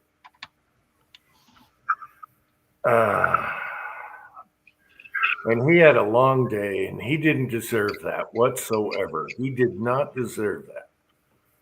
Even though he stunk up the house. All right. There's my story. I'm surprised he could find you. I mean, you had to talk us up your driveway practically. No, the reason my wife and him were together, she had to go in down the road to meet him and bring him up because it wasn't on the Google or whatever. That's right. That's the reason. And I said, "Don't you have a key?" And my son had the key, so she had to bang on the door. It sounded like the freaking ATF. I was pissed. Anyway. Oh, is your wife knocking on the door? Yeah. Banging on the door. She's like, bam, bam, bam. And I'm like, who the hell, what? And I'm just swearing. I didn't even see the guy. I didn't know he was there. He was on the stairway. And so I'm saying, F, F, F, F. I'm trying to get to sleep. I've been trying to sleep for 2 days now, blah, blah, blah. I probably ruined his week. And yeah, I had to apologize to my wife too, a million times. That's tenfold right there. Yeah, well, the apology ain't gonna cut it. She will get even. No, it's like the abuser. You can apologize and beat up your wife or whatever. It's never gonna, So I felt like, okay, I'm the verbal abuser. There's nothing I can say to fix it. You better be glad she wasn't packing a Charter Arms. Oh, the 2-piece frame would have blown in half. Anyway, there's my story. Oh, all had to get that joke. I felt so bad for it's been 3 days now. I felt so bad. He did a good job. He was probably hungry. He was thirsty as hell, and he had to take a dump. I felt really sorry for the lad. I wish I could reach out to him and say something like, hey, maybe I'll have another windshield fix. Hopefully he shows up and I'll say, hey, I'm sorry, dude. Anything I can do to de-traumatize you. But I was pissed. And Pat, I know you're cranky in the morning too. I'm the same way. Yeah, but it's been fine the last, 6 months or so. Without regular work and working from home. Yeah, you get to get up over 2 hours instead of, leaping to it in a bad mood. Mrs. Tinman, I don't know. I've had insomnia for a while now, and I get about 1 or 2 hours sleep.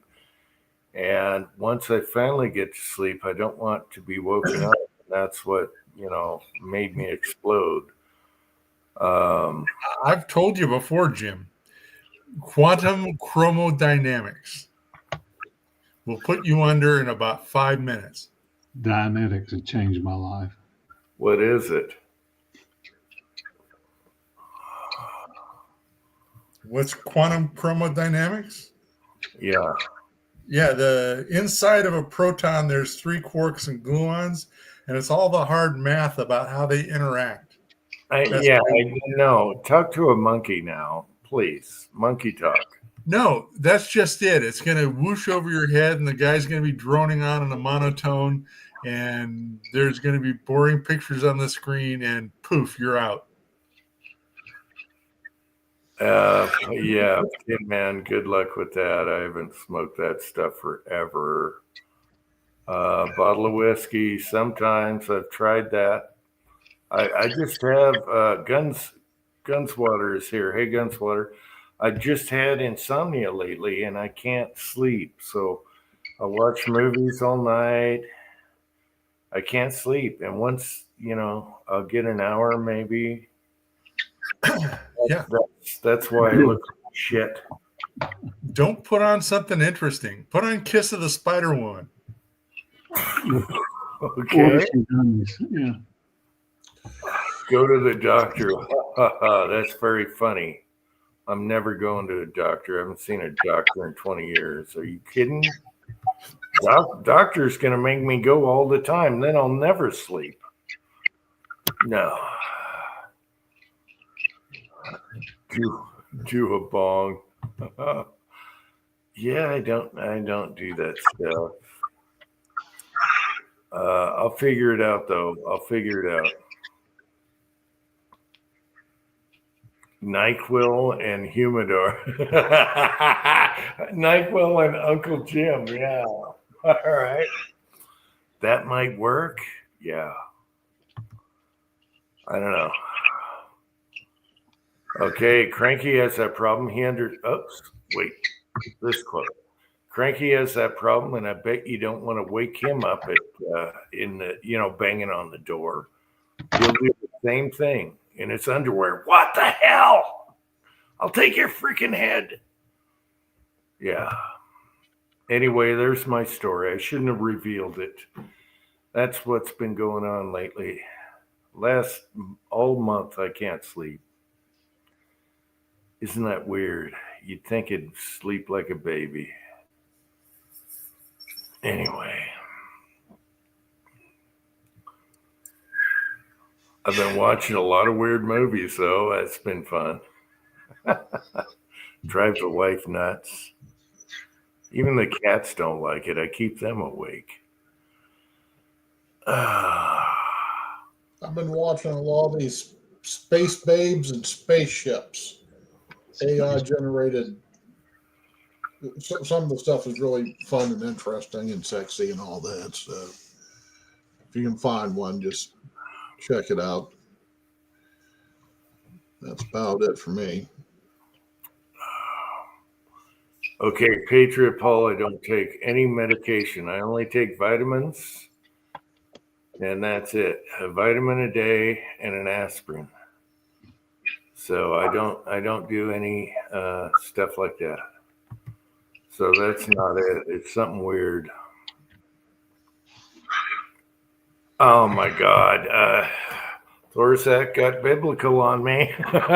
Well, I could listen to some tapes, yeah. I listen to stuff. Trying to go to sleep, I listen to stories. That's how my wife makes fun. Like I need a bedtime story. And I listen to ancient stuff and archaeology and all kinds of weird stuff. I could try biblical stuff. Some of that's intermixed already. I just can't sleep. I do anything. I'm not taking drugs to go to sleep. You're in Utah. Get a Mormon to tell you a story about a guy and a hat. A guy in a hat. What are you talking about? Anyway, I'll sleep someday, people. Don't worry about it. Stop watching weird stuff before bed. I don't know. What do you call weird? I'm weird. You'd think weird upon weird is perfect. What are you talking about? Weird would be good, actually.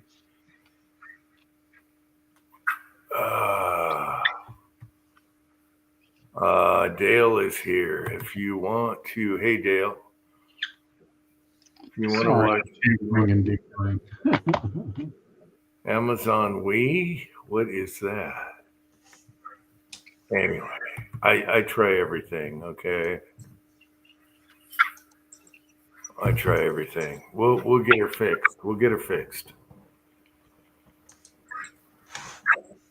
But yeah, it's aching me fast. Stop watching drone.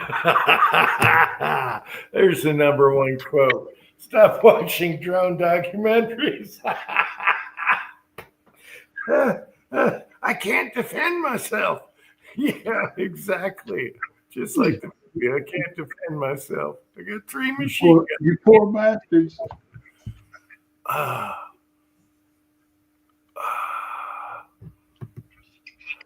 Vanessa tried running into walls, but no luck.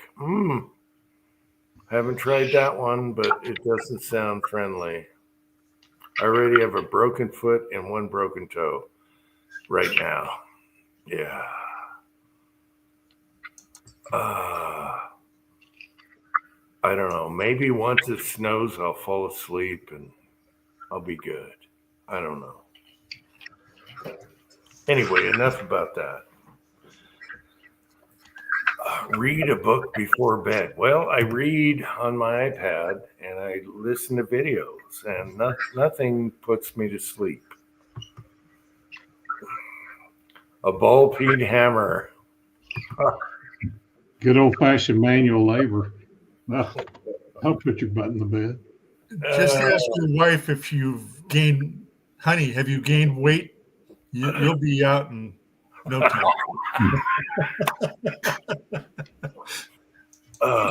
Yeah. No, those pants don't make you look fat. Your ass makes you look fat. I can't do that. Both her and my son have been losing weight, so I can't do that. They can't even fit in their pants anymore.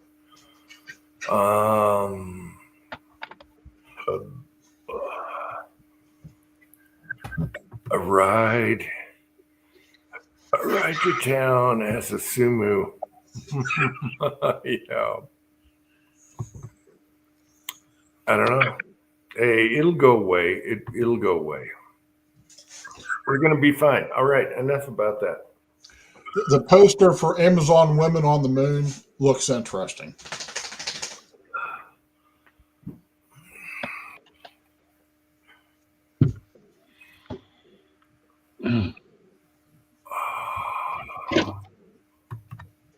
What does that mean, Vanessa Kitty?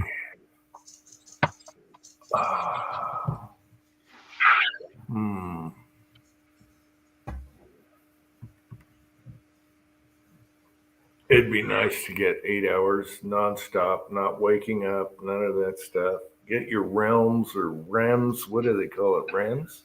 Ram. I need REMs. Mm-hmm. I need my REMs. I don't get REMs. If I do fall asleep, then I got to get up and take a piss. So I don't get my REMs. I think that's the problem. Yeah. Have you been tested for sleep apnea? No, and I'm not going to. Yeah, it's good to have a heart attack while you're sleeping just because you want to be stubborn.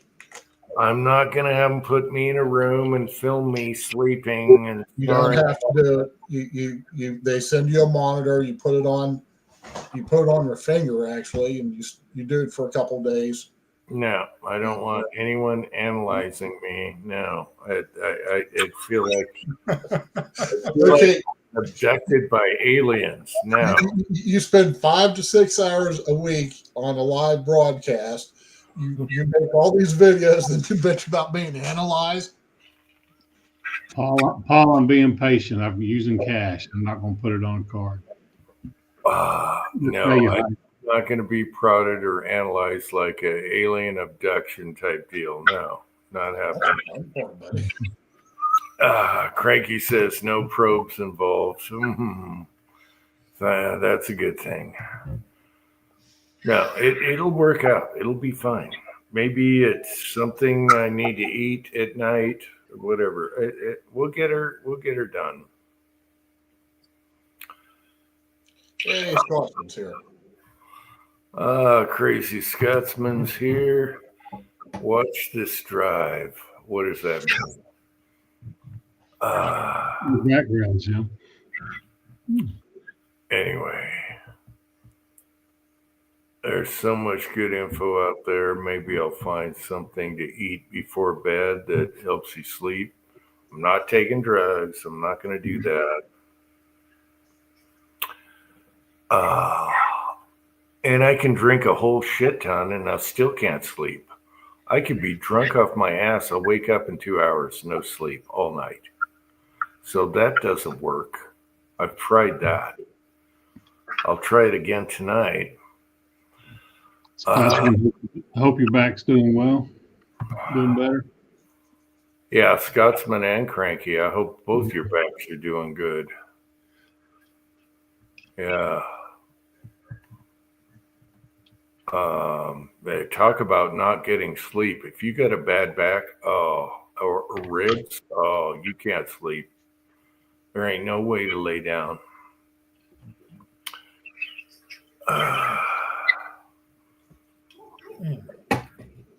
Yeah, Twine did the sleep study and turned out she had sleep apnea, and she was, zombie all the time. And man, that CPAP made the huge difference. Yeah, but I can't sleep with a mask on. There's no freaking way. Well, she thought it was going to be the same way.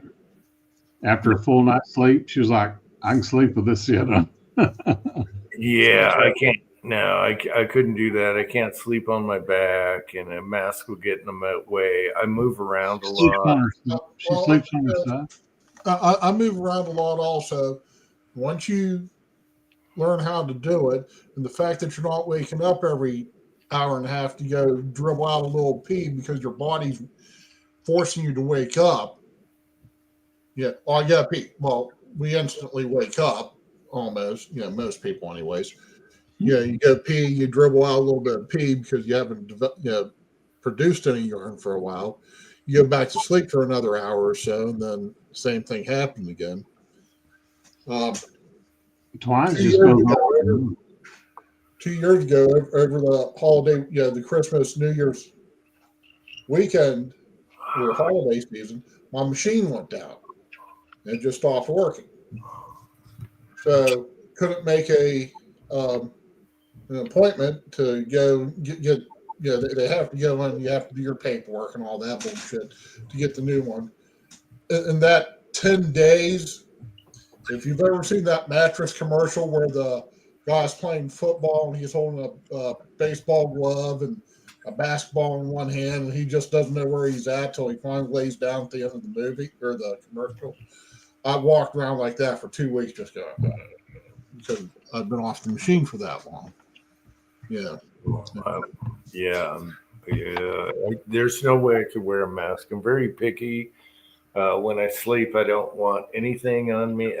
No. I roll over a lot. No mask, not working. It's just something stupid that's going on right now. It's nothing mental or stress or anything. There's nothing I can think about that would cause me not to sleep. It's just happening. Everything is fine. Everything is good. Well, yeah, my money is on that. You're doing sleep apnea, and it's a physical effect. It's not a mental effect. Yeah, and cause damage to your heart too. Yeah. Mrs. Tin Man, if I wore a mask, I'd get zero sleep. At least I could get 2 hours without a mask. Twine just goes over her nose, and the little bills click on with magnets and. No. No. No. Any little thing on me is going to drive me nuts. No. You could get a Darth Vader helmet. Okay. I can't even wear underwear when I go to sleep. I don't even like anything on me. Are you kidding me? No. Now you're getting into information territory. Well, how many of you guys sleep with underwear? It's disgusting. Not only do I sleep with my underwear on, it's getting so cold I had to put my socks on to sleep. You gotta be comfy. I won't Yep. wear, Well, that's why I've got. Wait, let me blow you up. Let me blow you up. Grinch. Yes. Damn, you got me beat today. Oh, I There's thought it plenty. was, We went out and we went shopping over at Costco. yeah. Got some really nice thick sweatpants, and the goddamn waist is too big. They slide off my ass. I have no ass. I can't walk 5 feet with the damn things. So I'm Yeah, they're either too snug or too loose. It's tough being the mother bear or mama bear or middle bear, whatever. I know. I'm kind of wearing tight ones right now, and my problem. I got to go extra large to get them long enough so that my ankles are covered, and then you get like a 56-inch waist, and there ain't no fucking way. okay, it's a good thing you said your ankles are covered. I thought it'd be something else. All righty, all right, let's continue. Just call him trap on. Right. Yeah, I have one pair of jogging pants, and I can literally pull them up to my chest to get them long enough that they come down to my. Oh, I love being comfortable. I don't like restrictions. I've been into town the last 2 days and had to wear jeans with a belt and a gun, and I'm like, son of a bitch, get this off of me right now. Yeah. Well, you can get you the old Spanx band that goes around your waist. That's a holster. So I've just gotten too lazy and comfy, I guess. I don't know. I wish you could fill up gas in your undies, but I don't think they would like that. Yeah. Go to the truck stops. You'll see what some of these jackballs wear. Yeah. Well, I met a kid today. I took the van down and filled it with gas and checked for flickering electrical, and everything was good. And the kid pulled up behind me with an F-250, the same year as mine.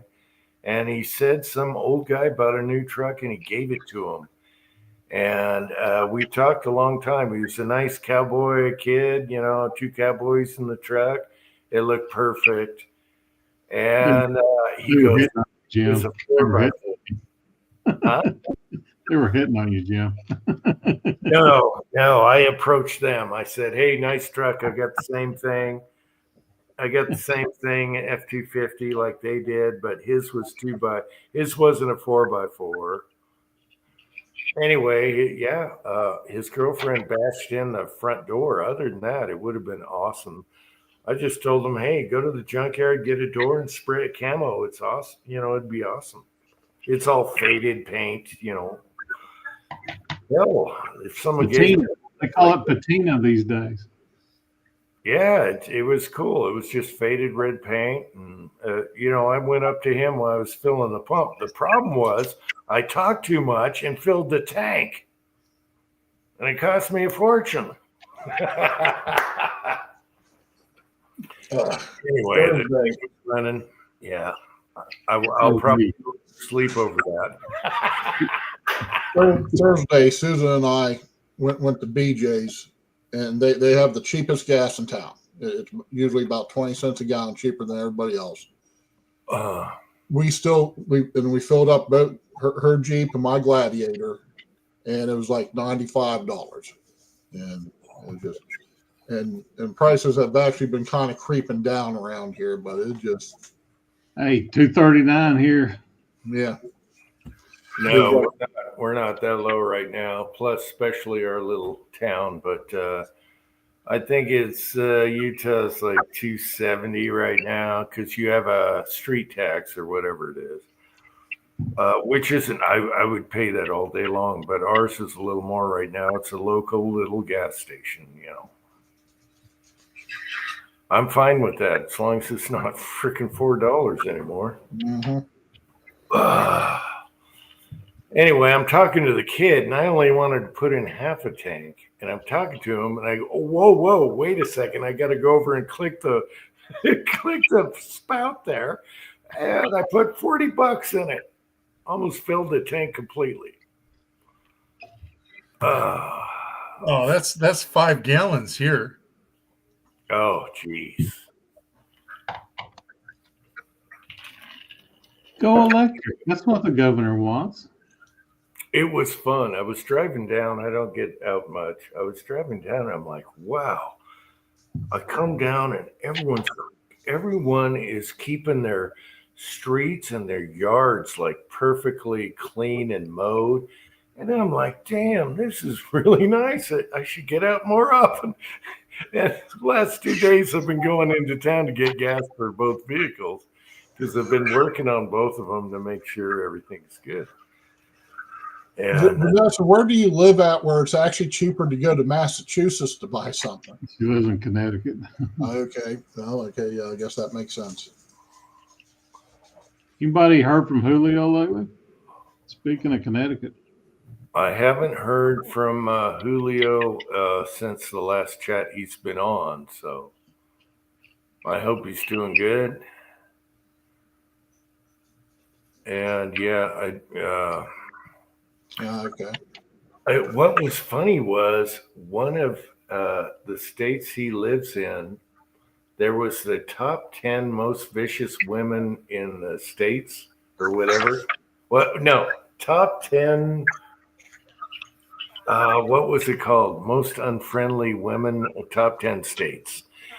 And I couldn't believe Julio's was like number 9 or 8 out of 10, low end. California was up there. Who was the worst one? Anyway, it was interesting. It was very interesting on that. Yeah. California was like 2 or 3 worst. Yeah. I don't know. That could be a snobby bikini thing. I don't know. Yeah, but that's Canadian hobbies. It's like $3, isn't it? Man, I can't quote all these. They went crazy. 6-shooter Texan. What's gas down in Texas? It's all going to be better after about 4 months. It's going to be better, drill better. We hope it's all going to be better. Yeah, I know you have skeptical on Trump, but we're going to drill, baby, drill. The only it's not. I'm not skeptical on President Trump, but yeah, we have to have realistic expectations. It's going to take a year for anything to really start. Last president I had good gas with was Trump. So, yeah, I'm not saying I had one of my best years. Yeah, 2019 was the best year I ever had. Wow, yeah. 235. I would kill for that. You must not have a street tax or a highway tax where they fix the roads. We got a nickel gas tax here, and it's $2.39. So yeah, but that's I would love that. I'm not sure what Florida's actual gas tax is, but at least they put it back into the roads. Yes, Utah does the same thing. They're always working on the roads. Always. There's holes on 285 up in Atlanta.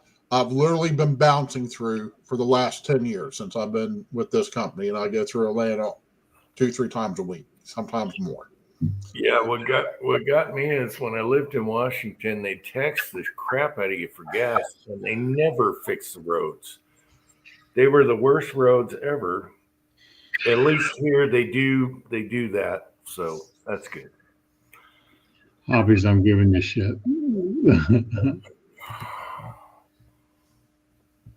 Yeah, so I don't. Hey, I'd be happy. Anything under $3, I'd be happy with. I don't drive much, and my wife and my son have Hondas that suck nothing, so I don't care. Yeah, anything under 3, I'm good. And I believe he's going to drill, baby, drill. Now I hope so, because instead of sitting here talking here, I should be filling out a job application with this company that does road construction. They're looking for CDL drivers, and and one of the things that they're expecting things to really pick up. They're talking about building up another crew, and so I'm looking maybe getting to jump on there. Okay, Cranky. Love you, Cranky. We know he's going to drill. He's going to fill the reserves. Now, I've done a lot of research on oil, and there's different grades of oil, and there's processing and refining, and some oil is crap. Sometimes you got to ship it to another country and bring it back because we don't have enough refineries here. Mhm. However, whatever Trump did last time, it was cheap. And what really gets my juices flowing is natural gas and propane was super cheap under Trump. I was paying 99 cents a gallon for propane. All right. I'll take it all day long for heat. Well, under President Trump last time, there's a lot less regulations. There's a lot more drilling going on. So there's just more going into, like, it's my understanding that the Canadian tar sands, we can't use it because the way our refineries are set up. Yeah. But just the simple fact that it's being processed and put into the pool, just like anything else, when you have more, it makes, it brings the prices down. Just, and when you strangle off the, strangle it, and don't allow it to be imported, or, you outlaw it some way. Yeah. Yeah. Hey, Ross, you know why they killed the pipeline to Canada? Because Warren Buffett's trains are bringing it in as fast as they can run. Yeah. And Warren Buffett told Biden to kill it, and he did. Yeah. So, the tar sands, Warren Buffett's bringing it in as fast as Canada will let it flow. Right. And now whether it's being, and then this is based on information I've learned years ago. So now whether they redid the refineries where they can do it and put it into the American market, or if they're just bringing it in to ship it out through the ports in Texas, I don't know. Yeah. So Anyway, we have a tonnage of oil here in the U.S. It's amazing how much oil they drill and tap here all the time, and they never used any Utah oil, and they drill and tap and capped it off. There's so many around here. My neighbor was an oil guy, and he said you wouldn't believe how much oil is in this state right here, and we don't even think of Utah as an oil state. So it depends on quality of oil, refining, and you need the refineries. But believe me, oil's going to be cheaper under Trump. Give it 5 months. We're paying less, guaranteed, no doubt. Whether Musk is involved or not, he knows. He knows. They know each other. They know their theories. It's going to be cheap. It was last time. So Major Paul says that they changed the Wood River 2 refinery. I've never been to that one, but out by St. Louis, so that's a good deal. So, it's kind of funny. I would go pick up products from BP, and it's at an Exxon refinery. So. That's always one of those things that make you scratch your head, but it makes sense if they got the extra capacity, get them out, get them in there. And no, I think good times are coming. Especially cut the government in half. All that wasted bureaucratic BS. Now they have. He's got 3 people on there. You got. Musk, Vivek, and now you have another person, that lady. They're going to be killing it, chewing the fat out of the government here. Wasted money. And then, of course, regulations, drill, baby, drill, and economy.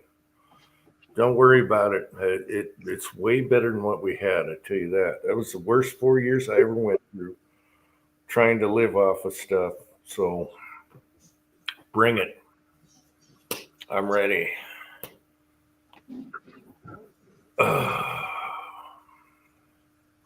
Biden was terrible. Or Puppet. Let's call him Puppet. Yeah. Or you should say Joe was terrible. Yeah, it goes beyond that. There's more involved running that Puppet. Yeah. Anyway, Puppet's over. That's why they hate Trump. He's not a puppet. Kyle. What's going on?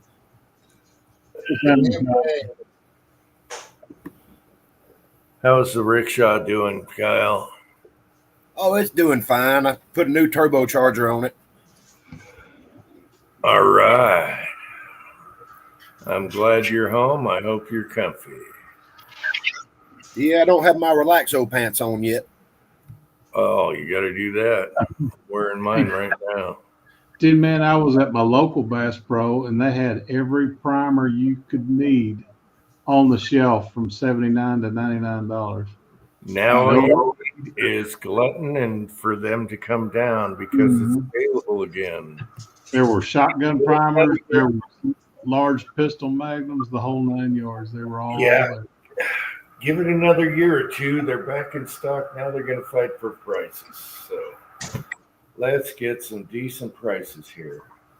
I don't think we'll see the $30 bricks again, but it'd be nice just to get them back. I think we can get 39 though. I won't argue with you. If there's no way to sell them, there's too much out there. 39, that's my target price. 39, I'll wait a year or two. $39. Yeah, unless I need them. Like if I'm at one of the sporting goods stores and they have, like 100-round packs, I'll pick up one or two just so I know that I have just a little bit more in there. But yeah, I think The we're only all. ones I'd like to buy would be large pistol magnums right now.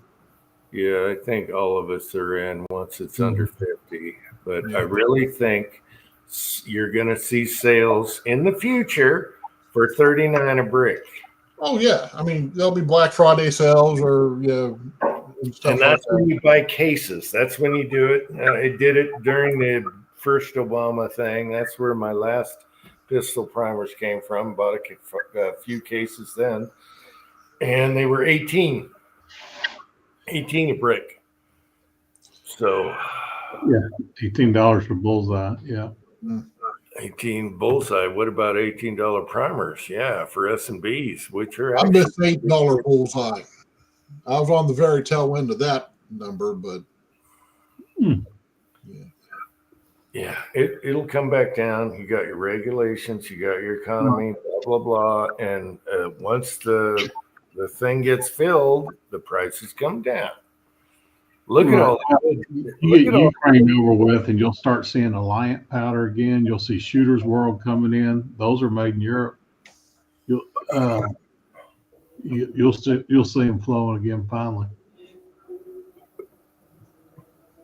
Yeah, there you go. 43. Hell yeah, I'll do that. I'll do I'd do that. all day long.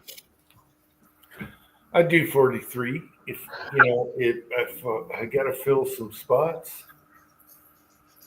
I'm probably good on large rifle pistol or large pistol magnum primers for probably the rest of my life.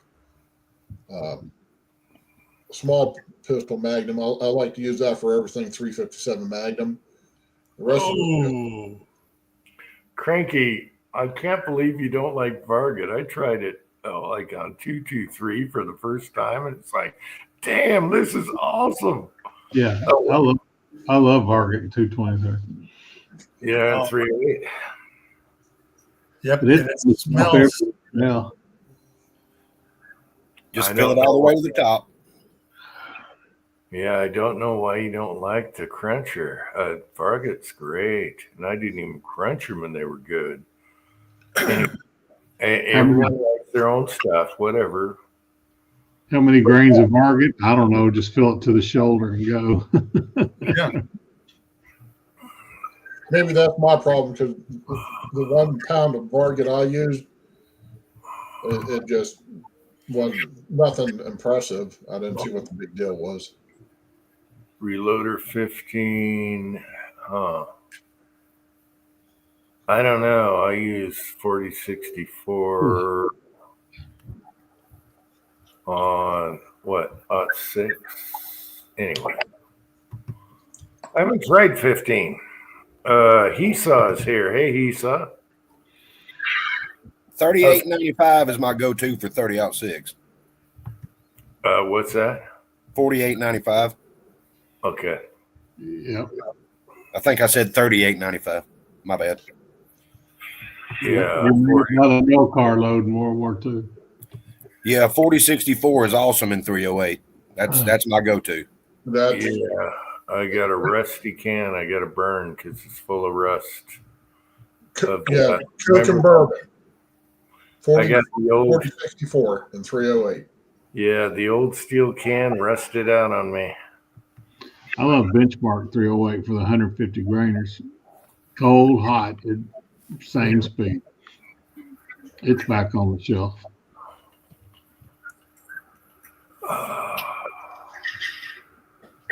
How you doing, Hisa? You know, I found a 45 30 rounder, whatever, Korean mag. And I can't remember where I got that. I gotta try it in a foxtrot, see if it works. I can't remember. Maybe I threw it on a thing. Maybe Hisa sent it. I don't know. I got that extended mag from Hisa. That thing is awesome. But I want to put the 45 by the bed with a can on it. And maybe there'll be a future video. I got to try that Korean mag I don't trust, but it looks good. It's unpackaged. I have no idea how I got it. Maybe I threw it on an order. Anyway, KSI mag, whatever it's called. I got to try that. So while I was here, I thought I'd throw that in there. Backup mag, whatever.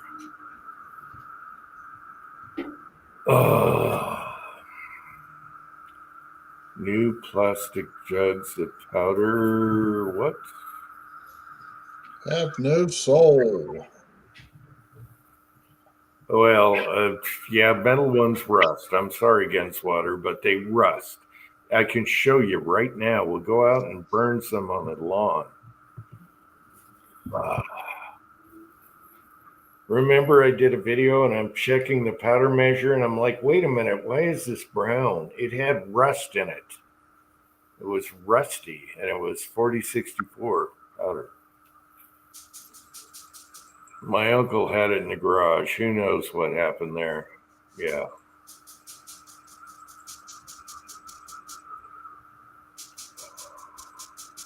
Someone's shaking primers right now.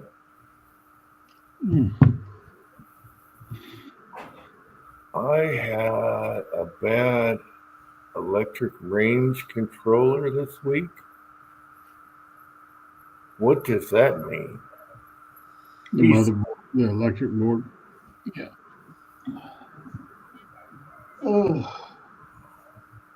Well, gentlemen, I'm gonna be calling it a night. I gotta get back on the. I'll be back on the Mini X tomorrow, finishing up, getting the yard cleaned up before winter settles in hard. Moving stumps. All right. All right. Good luck with the new rifle. Those are pretty nice. Yeah, that thing was sexy, Marvin. Yep. I'm going to be taking it to Texas over Christmas, and we got targets out to 1,000 yards there. I'll see how much lead I can ring at, I mean, how much steel I can ring at 1,000 yards. So, all right. Good night, everybody. We will see y'all next week. You have a good one. See you later, man. All right. Good night, Ozark. Thanks for coming on. All right. You're welcome. All right. Good luck reloading for that. All right.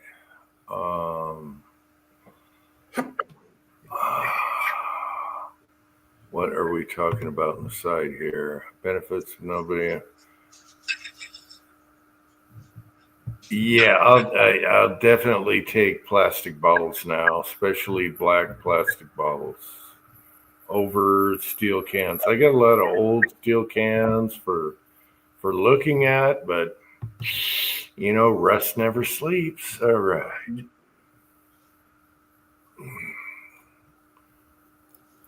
Yeah, I'm fine with new containers.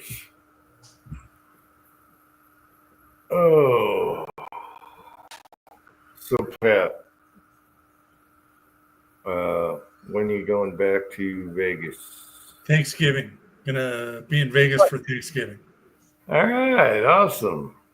That's good. Yeah, it should be fun. Girls are growing up, cooking Thanksgiving dinner. It's got them fancy ovens, so dual ovens and a range top. So it's gonna be nice to cook on. All right. So Someone needs a cough drop, but okay. You heard Susan. She's in the other. Oh, well, that's awesome. Yeah, so yeah, it should be good. I got lots of fun to do. So I've got a bunch of junk in the garage to go through. Yeah. That's always fun.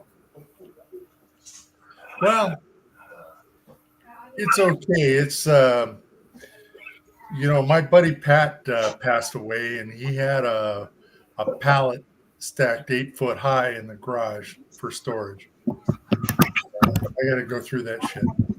Good Lord. What kind of stuff? Nerf guns. Nerf guns.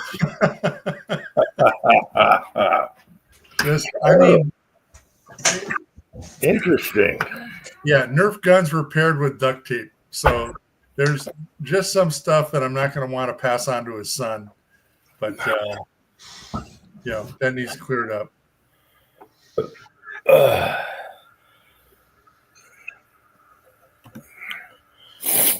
What is that? A spool of Cat 6. What? I Okay, think that's for. Tin Man, go on to Monoprice, look at the Cat 5e, and they've got the 300-yard spools. It'll save you a bunch of time.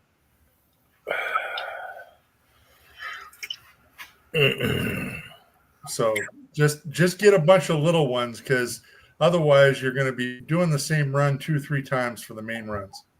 Just get 4 small spools.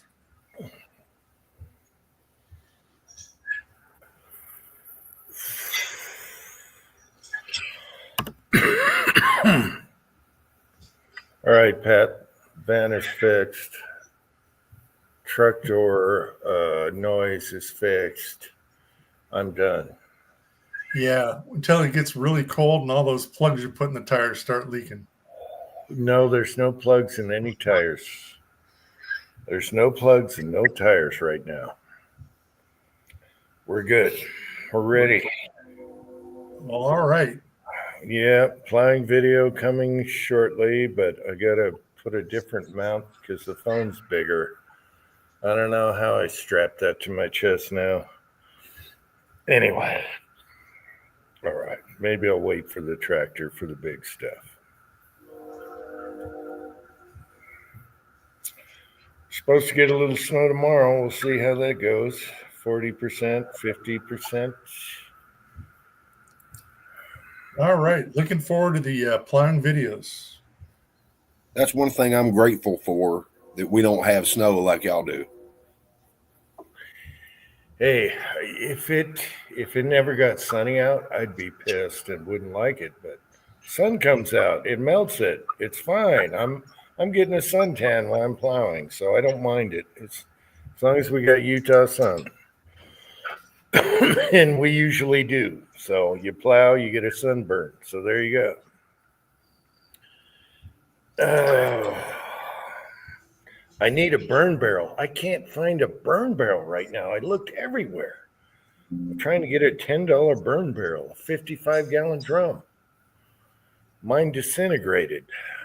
So I need a burn barrel so I can burn. Then I'll be a happy camper.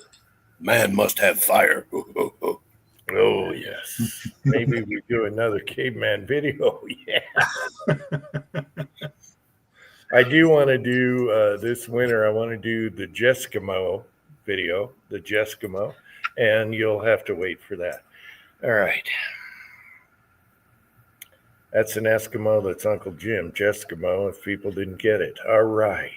I want to see snowman videos. Yeah, we're going to blow up a snowman. This time we're going to warm up the tannerite so it doesn't freeze and fail. All right, so we'll put a little hand warmer on the tannerite. I don't know what chemical reaction that'll be, but Yeah, that sounds safe. yeah. We'll blow up a snowman this year, I guarantee it. All I want right. to blow up a wall of dirt also.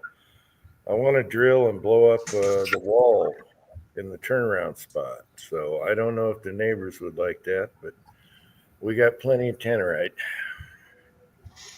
This hillside is in Adairsville, Georgia, 2 exits up from where Kyle lives in 2017. Woke up that morning, there was all kinds of snow, and it was just sounded like it was a real horror show for those poor folks. No. Now, What by sucks is noon, nobody down here knows how to drive. yeah, So you get a little bit of snow on the ground, everybody loses their marbles.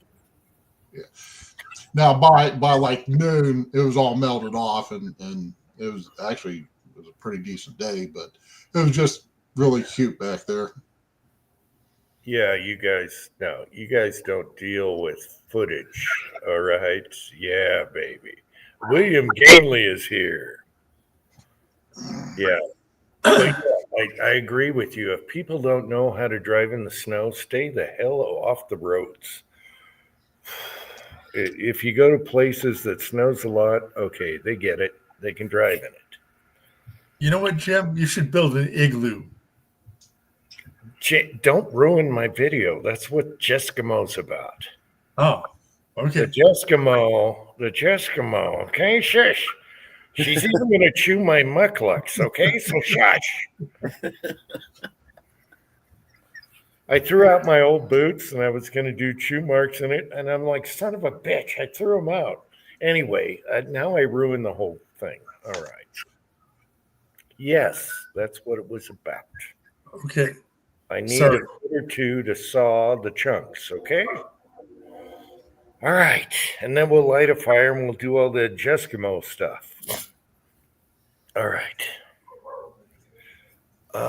You're right about that printout diagram.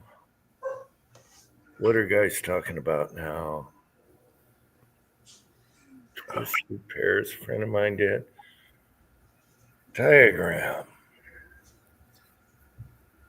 I have no idea what he's talking about. He's talking about a wiring schematic for the Cat 5.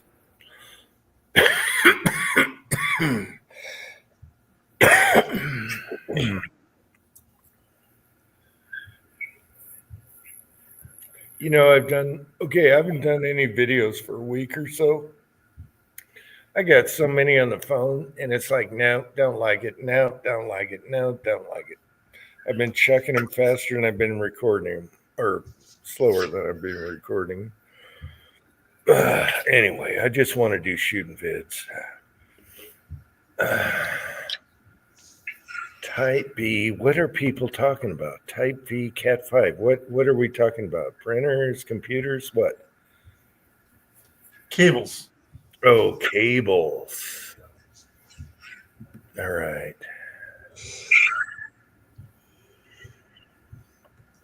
I have no idea what you guys are talking about.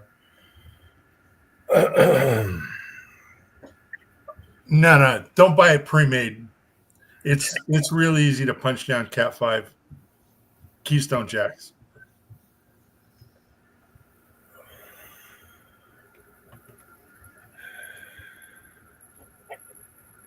Or is he talking internet or what? Yeah, well, it's for like all sorts of shit. So you can like hook a camera, mainly for cameras, but something else will turn up. You know, a lot of stuff is Wi-Fi now, but it still needs power. So it's like, great, it's Wi-Fi, but now it's either batteries or you got to plug it in anyway. So you might as well run Cat5 network cable. For this computer, we went ahead and just ran, I don't know if it's Cat5, whatever the ones that look like the old phone lines. Yeah. And just ran it underneath the house, hooked it right to the 5G unit, but trying to do stuff with it in the living room and then the computer being in this room. Yeah, everything. Yeah, so we just hardwired it, and it's great. Yep. I'm happy with those little pods or whatever they call them. They've been working great. What are they called? They're not pods. They're, what do they call them? Anyway. I call them relay stations, but I'm ancient. No, they're called something like, what are they? Geez, crackers? What do they call those damn things? I got pods everywhere now. What are those called, Pat? What are the pods? Anyway.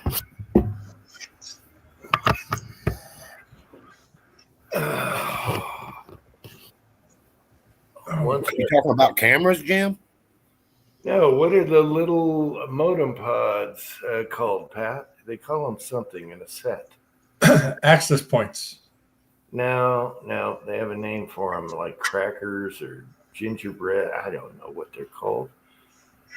Anyway. Oh, the ones you put in like the garage and everything? They're just little modems that go around the whole house, so you can get They're just internet. boosters? No, there's a name for it, and I can't remember. Anyway, I love the damn things. They work now. Mesh. All right, they're called mesh. We put in some mesh pods, and frick, it's awesome now. Yeah, instead of one modem, you got your mesh, and they carry on wherever you go. All right, mesh router, yes. Yes, William. Thanks, Jag. The monkey forgets the terminology. Mesh. Why would they call them mesh? Anyway, they should call them pods. Anyway, they work good. If you got blind spots or whatever somewhere, plug them in, done. Cheap. They work. I'm very happy with it. As you notice, the live doesn't go down at any time.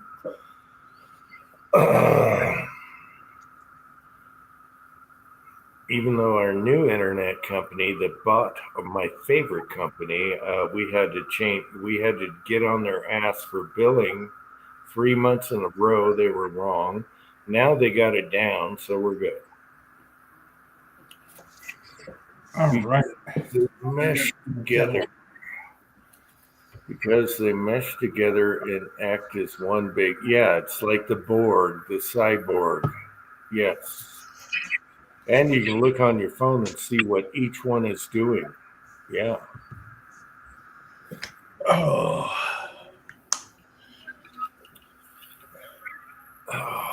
So, Kyle, how was work? How's everything? Oh, work was good. Had some funny times today. It was good. Customers cutting up with each other and that Yeah. kind of stuff. Good customers are always good. It's the Yeah. bad ones that drag you down. Yeah. We had it's actually he used to work there. I went to high school with him, and we were talking about Don King and what happened with Tyson and all that. And he said that Don King ruined Tyson, and the man had everything. He had a beautiful wife. He's got millions of money, and He said he's probably got a root the size of a Pringles can. And then there was this other customer. He goes, "Damn, Drew, sounds like you need to find some new dirt to grow your root." I don't know. It was funnier than hell. Yeah, Don King was a bastard. He stole so much money off so many boxers. Yeah, He was a bastard. Mother, is he still alive? I don't think so. Oh, he'd have to be like 100 years old. And his hair, oh my gosh. Looked like he stuck his fingers in a light socket. Yeah, his hair is right out of a goofball video. All right.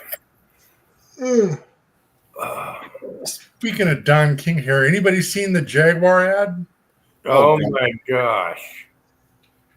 I fall into the camp that says they're trolling everybody just to get everybody to talk about it. What kind of Euro art crap was that? A Jaguar, they're screwed. They're done. Jaguar. Yep. They're done in America anyway, importing. So maybe it'll work in the UK, but Jaguar is done. I thought, like I said, I fall in the camp that says that it's a friggin' troll just to get everybody, sitting around talking about. Because the people who, and this isn't an original thought on my part, but the people who will spend that kind of money on that kind of car don't care about some silly commercial. Yeah. So. Wait a minute. I'm wondering if Jag refers to Jaguar. Jag? Is that why you made your name? Oh. Jim, are you having a stroke? Huh? I'm just giving Jag shit. He gives me shit. Oh, Oh, Jaguar. They say it a certain way in Europe. We say Jaguar, but it's like aluminium versus aluminum, Aluminium. Yeah, Jaguar. Anyway, but don't give me a Jag unless it's from the 60s anyway, so I don't care. Yeah, I won't mind to have guns that come out of the headlights and revolving license plates. No, that wasn't a Jaguar. James Bond? No, it wasn't a Jaguar. It's okay. It's your initials. Okay, I'm sorry, Jag. What was the original? They went to BMWs, but it was originally what Aston Martins. Aston Martin, yeah. Austin Martin with the machine guns and all the good stuff, which is awesome. The old James Bonds are classics. Oh wow! Chessboard said that King's still alive. Yeah. No way. I want to see a picture of him. Does he have the same hair or did he lose it? That bastard. He was a creepy gangster. He had all kinds of stuff, baggage. I mean, he was real open that he didn't he go to prison for murdering a guy. He killed the guy, and then he became the biggest promoter and took all the boxers' money. He made Ali fight when he shouldn't have, and got his, that just did major brain damage on Ali because of Don King. Anyway, interesting. So, Kyle, did you get my emails? Get your emails. On the liquor? No, on 765 Argentine. Yeah. No, that was booze, though. Didn't you have some old whiskey that was Argentine that cost $400 or something a bottle? Oh, no, we were messing with texting about that.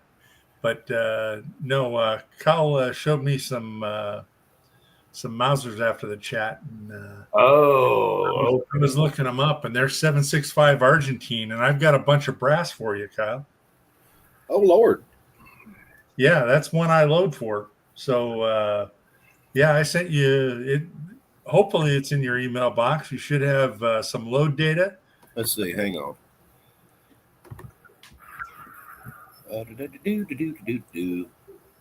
History. Okay. Oh, Gonna pop up. Screw you, Windows. Esau, you're a mystery guy. What do you drive? I know nothing about you, Esau. You know everything about me. And I don't know if I pronounce your name right. Esau. That's how I see it. That's what I'm calling it. Anyway, what do you drive, Esau? Pat, I don't see any emails from you. Oh, well, son of a bitch. No wonder I didn't get a reply. Okay. Which email address did you use? It was something or other at Gmail. Your Gmail one? Lust.kyle2? No, I got a text with both you guys, I thought. Yeah, that was a text, but I had what did Ozark? and shit, and I didn't want to, it would be no good looking at load data on a cell phone, so I went ahead and mailed it. But so I don't know. I'm not at the same machine that I sent it to you. Actually, you know what? I can bring up sent mail. Let me tell you what I sent it to. No, okay. There was a group text thingy, and it was just on that bottle of booze. It was $400. Yeah, this was after that. 1889. Anyway, I'll be right back, guys. A refill.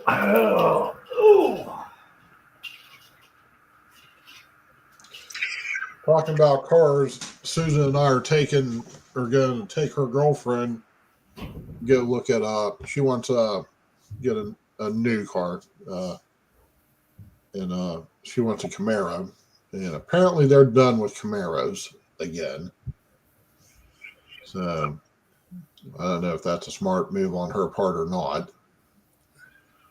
So that's our Sunday.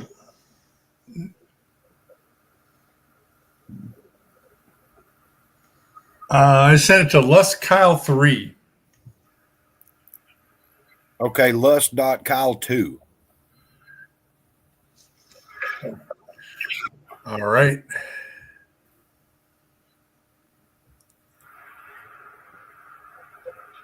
Yeah, I don't even have 3 anymore, I don't think.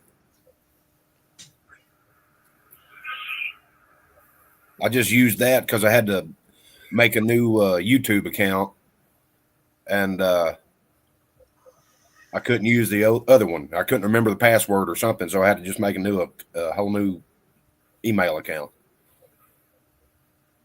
I think I did it when I got my wrist slapped by YouTube. All right. I'm trying to figure out how to change your contact info. Okay, so it's what's the new one? It's lusk.kyle2@gmail. Okay.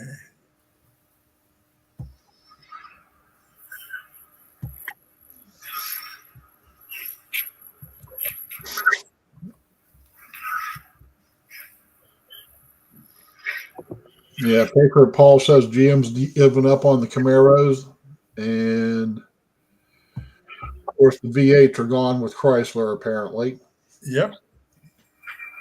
Well, I mean, they're getting pretty much the same performance out of 6-cylinders with their 12-speed transmissions now, I think it is, and variable valve timing and all that stuff out of a 6-cylinder. I mean, some of those babies, they can run.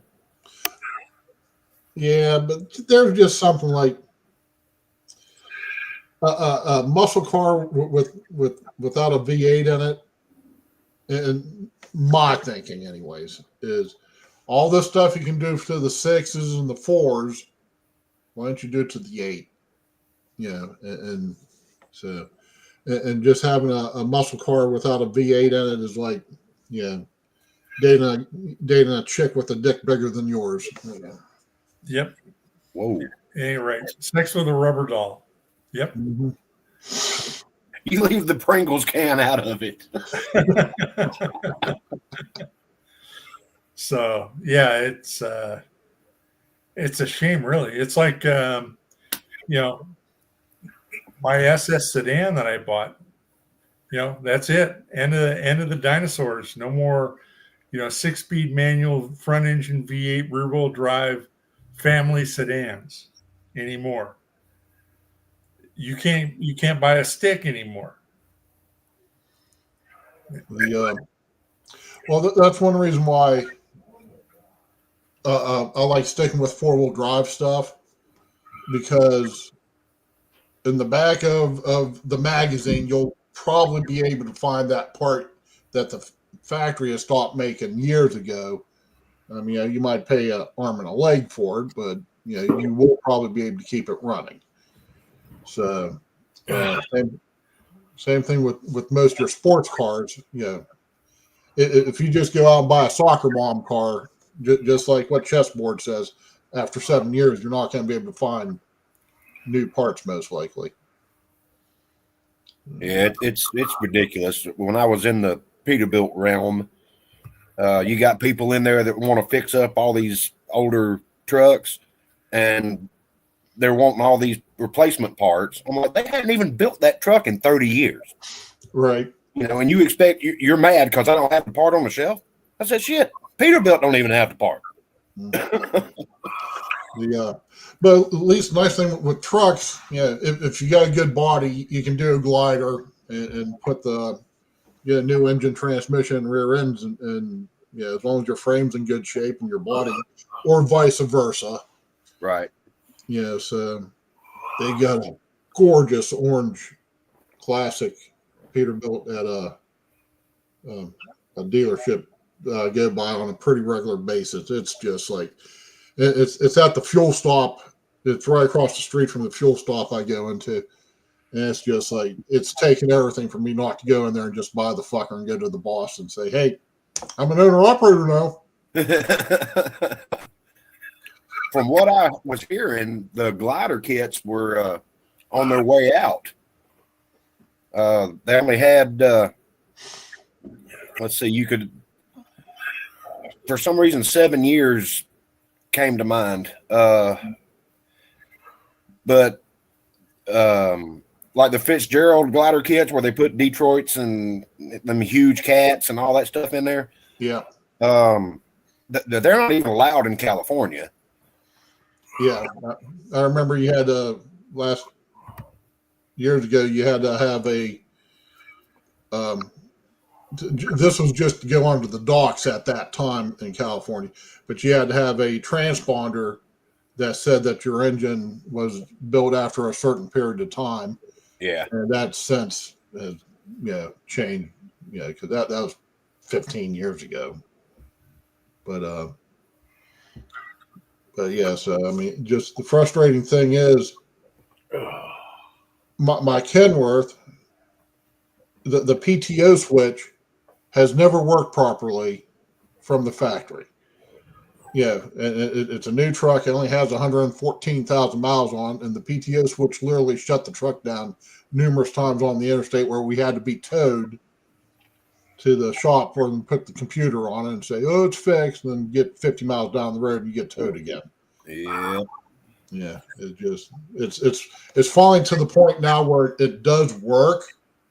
So I just let it, I just leave it alone. I don't complain about it anymore, and just hope that doesn't shut me down on the interstate anymore. It's funny. I went into town. There's a neighbor on my country road. He's got 3.5 big old trucks, hauling trucks. What do you call them? 18-wheelers, whatever. And one just a cab sitting in his yard on his farm. And I'm like, damn, okay, that guy's a truck driver. And they're all beautiful. They're new looking. Well, yeah, like I said, this Peterbilt, I think they call them 389s now. Yeah. And it's just the classic, has the well, it's supposed to be a stand up, but I always rub my head on the top. But the large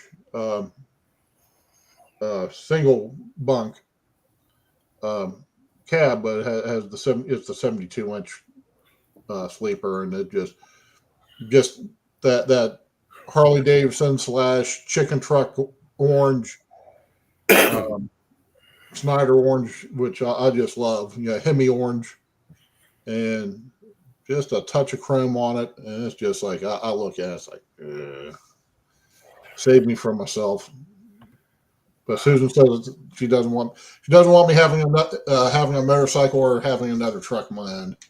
Like, so she's saving me from myself. Well, Vanessa Kitty, you mentioned that that is Trump breaking 50 with DeChambeau. No one's broken that record, and you have an old man like that could kick my ass on the golf course. Look at that. Anyway, there you go. Him and DeChambeau hasn't broke 50 yet. He tied for 50. No one's broken it, so there you go. Biden can play Trump anytime. I'll put money on it big time. I'll invest tons that Biden can't beat Trump. All right. Well, the thing about it is, I have yet to see Biden hit a golf ball forward. Yeah. I've seen him hit a few backwards. Anyway, Vanessa said I keep disappearing between the golf thing, and I thought I'd explain what that is. Right now, he hit the shot, his ball, and his putt to break 50 with DeChambeau, and that was the shot. So there you go. Bring it on, all you lefties. If you think that Biden can golf better, I got money right now, and I'll sell you a bridge. Well, I mean, the thing about it is the odds are going to be just terrible because everybody knows that Trump will just destroy him on a golf course. I would love to see it, but it's, I mean, you'll bet $10,000 and Cranky wants to see it. Everyone wants to see it. It's not happening. The guy could kick my ass at golf right now, so I don't want any part of his shit. He puts it down the middle and chips and putts good, and there you go. So no one's broken 50 with DeChambeau, and that's including pro players. So if Trump can hold the record, if Trump can hold the record with the rest of them, that's saying a lot. He can golf, I guess. So there you go. That's why I put the picture up today. I just needed a background. I agree. Did you hear me, Kim? Vanessa? I broke 50, but it was on the front nine. Yeah, well, they play, two players breaking 50, best ball, whatever. Yeah. But that shot right there was all him. It was his shot, his putt, and they tied 50. And that's, again, with high-quality pro golfers, and Trump hung with the rest of them. No one's broken 50 yet. And he tied. So there you go. And he proved, and this was right after Biden said he could beat Trump with a 6 handicap. No way Biden's a 6 handicap. No way in hell on Sundays. We used to go play quite a bit, and I've got a terrible slice. I can't fix it. I'm done. Just play with it. Just aim left. You're good. Well, that's kind of what I do. I aim at 9 o'clock for it to go at noon. So we were playing best ball, and one of the guys that we were playing with is my buddy's brother-in-law. He's actually a golfer, and we get to this one hole, and like, come on, Justin, hit your shot. He goes, this is a dog leg right. Kyle's going to have the best ball, period. He said, I'll drive on the next straight hole. Yep, let her rip, Kyle. And sure as shit, teed off, and it went right over the trees, about 20 feet from the green. Yeah. I can knock the cover off the ball, but it's going to the right. You can fix that. I've tried. I've worked with my dad. My dad's a good golfer. Yeah. I've worked with him. I've worked with some friends of mine. Shit. I'm done. All you got to do is swing into out and change your grip a little, and you're good. I got better ways to get sunburnt. All the modern clubs, they got weights now. You can change your loft and the way the angle is. Oh, I know. Yeah. Clubs just screw on now. You can change everything. It's cheating, actually. Anyway, modern golf is cheating. It's too easy. All right. I'm with you, Kyle. I'll crush it 300 yards, but it'll go right. 10 man, 300 yards. I want to see that. All right. 10 man? What? No. You got to have modern clubs to hit 300 yards. Well, I've done it, but that was years ago, 25 years. That's rare, though. 300 yards is kind of rare unless you got swing speed. All right. Anyway, enough about golf. I just did that for Vanessa. Trump can hang. He can play golf. He's what? How old is Trump now? 70, 79? 78 years old? Oh, he'd kick my ass. I'd be pissed. No, but I bet that would be a fun round of golf, though. Oh, it'd be freaking fun. Every time he plays with someone, I've watched a lot of videos. They all say he's funny as hell. And yeah, they love him. So there you go. Forget about fake news. The guy's a character. Anyway, yeah, I don't want to play around for money with him. No. Nope. Not right now, anyway. Now, I bet I can outshoot him. Maybe 275. Okay. Well, I want to hit a golf ball off the cliff and see what happens. I still have my old driver, so it's like 20-something years old. Now these drivers are Fred Flintstone. They're huge, and they got weights, and you can adjust everything. You can change shafts. What the hell? You can change shafts right now. You just there's a golf club commercial I see occasionally on YouTube where it looks like more friggin' complicated than a friggin' car engine. Yeah. Yeah, you need a toolbox to adjust your driver. What the hell? Yeah, I mean, that's cool and all, but at the same time, yeah. But that's about all I know about golf. Yeah. They ruin your back. Take my word for it. Yeah, I'll hit some balls in the snow today, this year and see how far they go if I can find them again. You'll find them after the thaw. Maybe an orange ball in the snow. I don't know. I got golf balls right down here, right next to me. No, none of the good ones, though. Oh, send them to Tin Man. Oh, I have a golf ball launcher. That's what the golf balls are for. I got a whole bag of them right here. It's a golf ball launcher. Oh. I hit the house across the valley, old house. That's funny. I've hit a few houses. I was playing with a guy years ago. I was playing with a guy, and he hit. He overshot the green, and behind the green was the guy's living room window, and he hit it smack dab in the middle, and it went boom. And I'm like, oh, geez, it wasn't me. I went off the screen. Oh, it was hilarious. When I went to Barbados, we played golf. I played rented clubs, and son of a bitch, the rented 3-wood I had, I was crushing it. And I hit 2 condos in one day, and just smack dab must have scared the crap out of these people. I hit 2 condos, heavily rummed out. I was rummed out. I would have never thought that. 3-wood, I could crush that thing. Anyway, that was funny. They put the houses too close. Yeah. Okay. Pat, I got your email. One of them. Cool. Let's see what we got here. Oh, cranky. I got lots of Barbados stories. Believe me. Yeah. Anyway, that rental 3-wood was awesome. I was crushing it.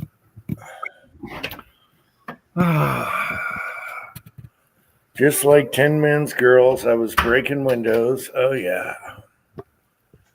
I got to plug in batteries acting up. So, Pat, you're saying that I've got some pretty decent Mausers? Yeah, those are one generation behind, but Paul Mauser had it pretty well figured out, and those are nice. They're worthy of going and shooting them.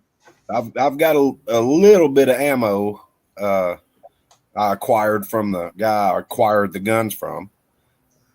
So, but I hadn't taken them. I hadn't even cleaned them up. They're still full of cosmoline. Yeah, I think you'll like them. They're No, any Mauser nowadays is worth way more money now. Yeah. So if your bore looks okay, you're good to go. It's worth a lot of money now. I probably One of them's never been shot. It's still factory packed with cosmoline. Yeah, Mauser's gone crazy now. I probably should have picked up one of those Michael Mausers that they had, 15, 20 years ago. I mean, I know they weren't war pickups or anything. They were refurbished, but that just to have one sample in the collection. Yeah. That's why I've got these. Got a couple of Mosins, a couple of Mausers, a couple of extra SKSs, and all that stuff. So Yeah. it was a killer deal, so I just bought them. Yeah. I should have kept at least one. I had an unissued one that I should have kept. 8mm. That's when they went to 8, but These are 8s. I should have kept that one. It was super pretty. Unissued. that's the thing, Kyle. They're not 8s. Yeah, his are gonna be like what, 7.65 Argentine. 7.65. Yeah. That's close enough to 8. It's just like a 308. Look at the load data. It's a 308. You gotta have the right brass. Yeah. Did you send me the load data? Is Yeah, that there should be a link for load data. There it is. Okay, I see it. I see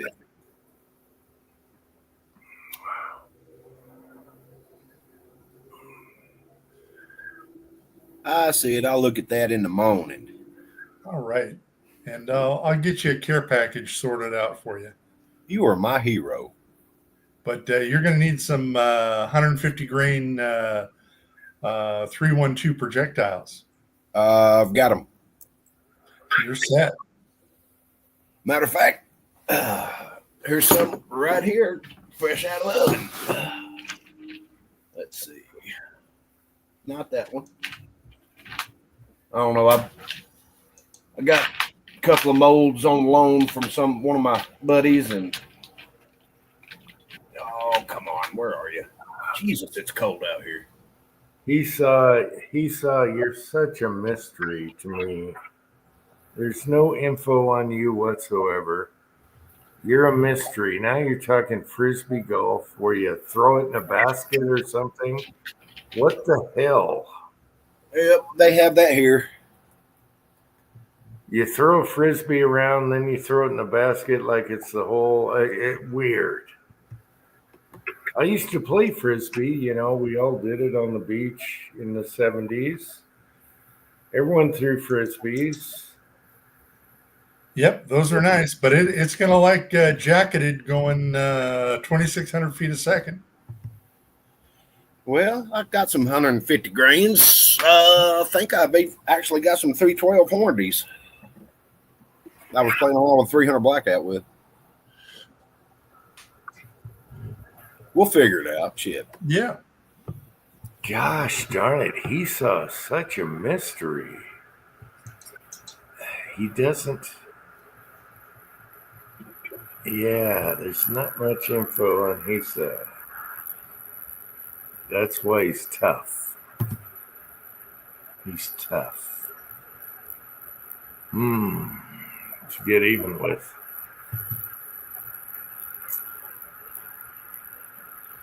Does somebody have a flock of birds in their house? Yeah. I heard. I was hearing something, but They're in the other house, Kyle. Wasn't me. Cat's got him. Oh, Pat, I saw a bird for sale like $15. A parrot, like what you have. $25. They had to move and they wanted to sell them. And I thought, wow, that'd be cool. But then I thought about Leon. No, No bad, no. no. Leon and Minnie, no. 2 days max. Yeah, 2 days out of the cage, they're gone. Well, you'd be surprised. I mean, you can look at, you know, Maybe they get along. Yeah, maybe he rides on their backs. Yeah. no, Well, you- we had cats and a cockatiel, and the cockatiel would let it out and fly around the house. You know, loved a ceiling fan, just wee. You know, but it would fly down and just sit there and play with the cat, and you know they got along great. Sometimes they get along. I don't know if our cats are trained for it, though. I just got another chipmunk tail at the stairway. no, you've got, you know, good old fashioned murderous cats. Yeah. Had another chipmunk tail. There's no entrails, nothing. Everything gone but the tail. That's what I woke up to the other morning. Yeah. Well, you know it wasn't many because It could have been Minnie. She does that too, so. she only eats the brains. Usually, yeah. Leon eats everything, yeah. But it's always where I open the door and step out to have a smoke. That's right where they leave it. And Of I'm course. like, a bitch, the carpet's got blood and we got a tail here. I've got 2 armadillos that are roaming around my property, and technically it's illegal to discharge a firearm inside the city limits where I live. But when I see them, I'm just going to 22 mag them. You can always use a bow. Eh. Yeah. We got raccoons around here. And I'm telling you, you know, they always catch me and I'm walking out to the car or something. And they get their little kung fu fighter stance. Oh, yeah. You know, one of these days I'm going to be packing and that little fucker is going to be gone. Well, my 2 German shepherds damn near will break through the damn door to get to these armadillos at 2:00 in the morning. I'm thinking that World War III is breaking out. You know, I just lay down, go to bed, and then all of a sudden, you know, the main floor of the house just explodes with dogs barking and raising hell. And I turn the lights on, and it's a damn armadillo. I'm like, you little bastard. Yeah, raccoons are pretty smart. And they're used to their hands and everything. But if you put a shiny piece in a drilled hole, they'll grab onto that thing And not let it go. Yep. We got a bow. I haven't. This is the first time I don't even think I have it. I'm holding it right. I think this is the first time I've had it out in like 10, 12 years, or 5, at least 5, for sure. So, Yeah, I've got an old Fred Bear bow around here somewhere. yeah. This is Yeah. just Browning. I'd pull it back. I'll probably smack myself in the head with it.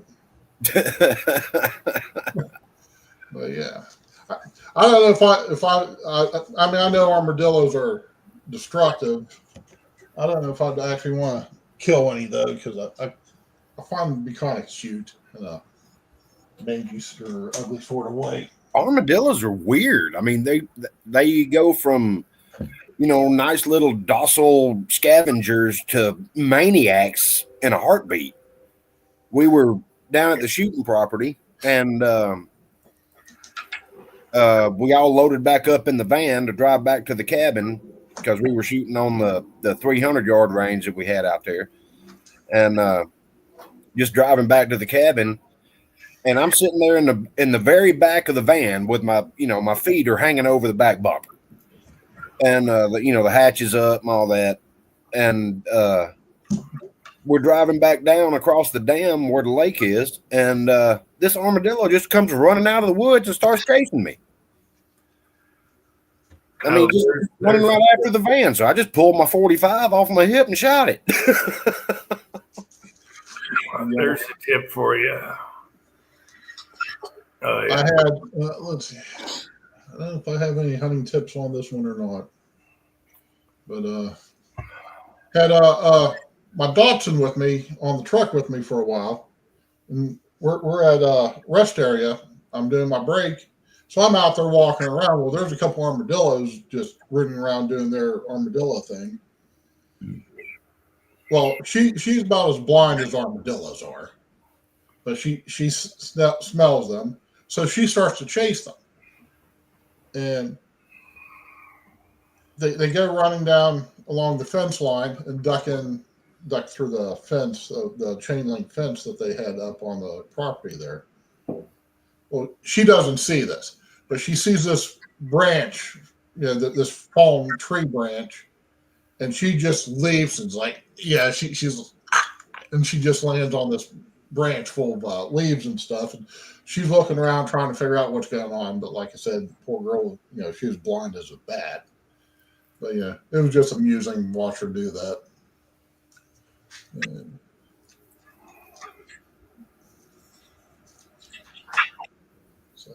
but yeah, that's my armadillo killer, I guess. Yeah, I got to teach my future brother-in-law how to shoot a crossbow. He gave me a call and said, hey, can you help me out with this? And I'm like, yeah, pretty sure. That should be easy compared to a bow. Yeah, that's what I was thinking. I was like, yeah, it's not that big a deal. Okay. Yeah, it doesn't hurt to have somebody show you the first time around. So yeah, he'll know more than I know at the moment. What I told him, I said, this is the only advice I'm going to give you. Do not dry fire it. Don't be cocking it and everything without bolts in it and all that, because that can get bad very quick. I never understood that, how the resistance of the arrow keeps everything together. And it's same with a bow.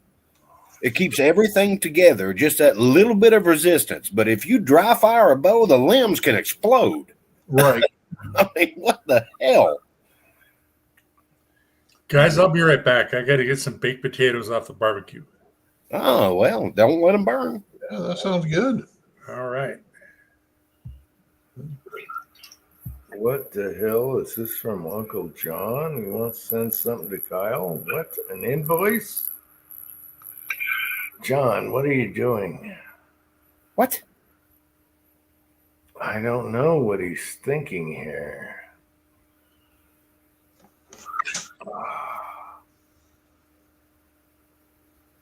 A sour mash? What? Anyway, John wants me to forward it. Okay, I'll forward a text, but what the hell? I don't know what Uncle John's doing here. He's listening. Something to do with MASH. What? All right, Kyle, I'll send you a picture that Uncle John just texted me, okay? All right. Copy. And pasting, okay? So there you go. If you don't know what this is, it came from Uncle John, all right? And Huffoof. Uncle John, looked like an invoice to me. I don't. All right. Hang on, let me check it out. All right. The beauty of these things now, we all carry these, and that's what's the problem with TikTok and everything. What the hell is this? I have no idea. You look at it. Don't give out any personal info. No. Oh, now I got another one. You were talking about pricing. Oh, pricey booze. Okay, that was on the subject of pricey booze. I can't zoom in enough to read it.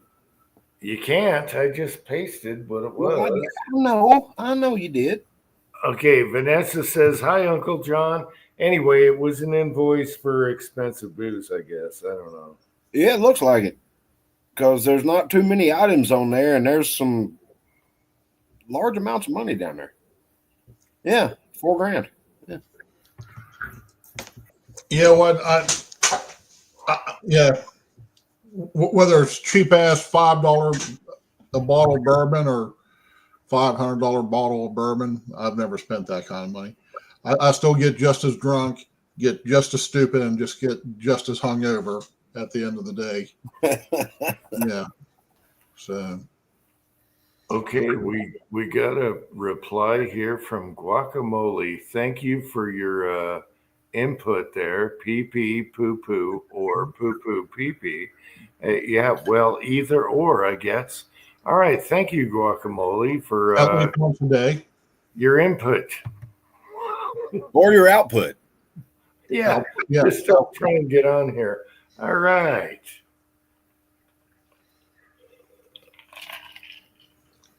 I like to pee, and I poo when I have to. All right, just so you know, pee pee poo poo.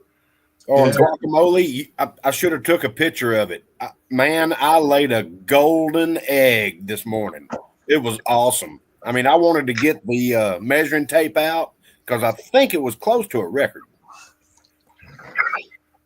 And I like to write my initials in the snow. So as far as the P part goes, I get it. That's actually my logo. So there you go. My next trick is going to make a smiley face in the toilet bowl. Cranky says deport him. Oh gosh. Vanessa Kitty put the hammer to him. Hey, he saw I made guacamole 2 weeks ago, and it was pretty good. I didn't do it quite right, but it was okay with chips. Yeah. I can't stand guacamole. Never have. Oh, it's good for you. It's a good fat. It's avocados are really good for you. Well, Angel keeps sneaking them in. We'll make smoothies and stuff when we're off, for breakfast or something like that. And she keeps sneaking them in. There'll be like kiwi, cantaloupe, honeydew, and avocado. No, I love avocado. I love guacamole. That's one of my favorites. I chopped everything up. I did everything right. And it still wasn't, I don't know, it wasn't like the best guacamole I've had. Yeah, Esau says leave it chunky. That's what I did. But some of the connoisseurs, the old school Mexican dudes, they grind it with a pedestal or whatever you call it, and they grind it all up together once they get the onions in there to get the flavor and the texture. I don't know what I'm doing. I get it close, but it's not like the best guac I've had. My mother loves it. Every time we go out, as a matter of fact, me and my mother and dad went out to lunch the other day and at a Mexican restaurant. And of course she ordered guacamole, and yes, it was chunky and all that. They made it right there at the table and whatever. And I don't know why guac is getting on Vanessa's case right now. What are you talking about, guac? I say we sit back and let her destroy them. Well, she can do what she wants. I did all that he saw. I had lime. I even added tomatoes, onions. What else was in there? I did everything right, but I guess the avocados weren't ripe enough. I like everything that's in guacamole except the avocados. I love guacamole. Oh my God. Yeah. And West Covina Dodge is in guacamole country, so he's sighing right now. Yeah. Yeah, I had 2 avocado trees in my backyard over in Montebello, and it gets old after a while. Mm-hmm. I don't think it ever gets old for me. Yeah, he saw. I can see where tomatoes can make it mushy, but that's just on the top. At the end, when you go to dip. Yeah, hey, there's nothing. Oh, I love guacamole. I love Mexican food, and that's one of my favorites. So there you go. I could eat it every stinking day.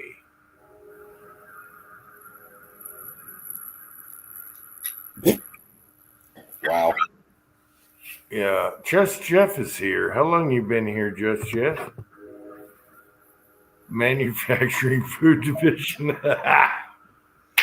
Good to see you, Just Jeff. How long you been hanging around here? What do we got? 19 on here. How long are we gonna go? I was gonna do short chat. Yeah. You know how the super short chat went 5 hours last week? Yep. Sure did. I wanted out so fast when I started that chat, and then we went for 5 freaking hours. 5 hours, people. And hell, you went to bed, and me and Pat just continued on. And I'm like, I gotta eat. I gotta get out of here, people. Yeah, all right. Oh my God! I just realized something. We've got a customer that is a veggie lady. You know, she does veggie markets and stuff like that. Yeah. I've got like 20 pounds of green beans, potatoes, garlic, herbs, and all that stuff for Thanksgiving and all that stuff. I left it in the beer cooler at work. Son of a bitch. It's just across the street. I'll get it in the morning. I ain't dicking with it right now. Okay, Just Jeff is doing the old in and out. Oh, okay, Just Jeff. And he saw, yes, I like cilantro. I'm not one of those people that don't like it. You need it in Mexican food. That's the key. How many people here agree that you have to have cilantro? Cilantro and lime are the key. Yep. Yeah, you got it. Yeah, that's Mexican. So, okay, Hisa, cilantro is king. I love it. All right. Use lime for beef and pork, and use lemon for fins and feathers. Yeah, the lime actually softens the molecular structure of the meat. There you go. Yeah, what he tried to say. Okay, James Fuller just threw up something about he's throating a barrel. He ordered a reamer. I've never done that, so I can't comment on that. But I do have a throating question that you guys might be able to help me with. Yeah. On my 300 rum, it passes the go gauge. It was firing. My cases, I would take them down to, I'd full length size them. They hit the gauge right. Everything's fine. And at first, it was doing fine, and then it just I can't close the bolt, and I took one case. It was well, actually I took a couple cases. I did this with 2 cases.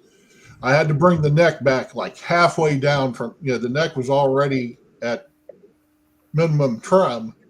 Then I had to bring it down. I can't remember the exact amount I brought it down, but it was close to halfway the length of the case before I could get the bolt to close on a sized case. I cleaned it, I've scrubbed it, I put a friggin' bore scope to it. I can't figure out what it went from working fine to doing this. I can't find any like a broken piece of brass in there. Doesn't have any carbon buildup. I used almost a gallon of that sea foam on it and everything else, and I just can't. For some reason, I can't get the bolt to close on it now. Any ideas or suggestions?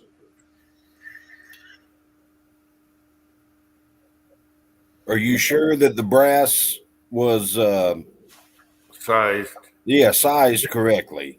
Yeah, I know that sounds like a stupid question. No, But it's a legitimate.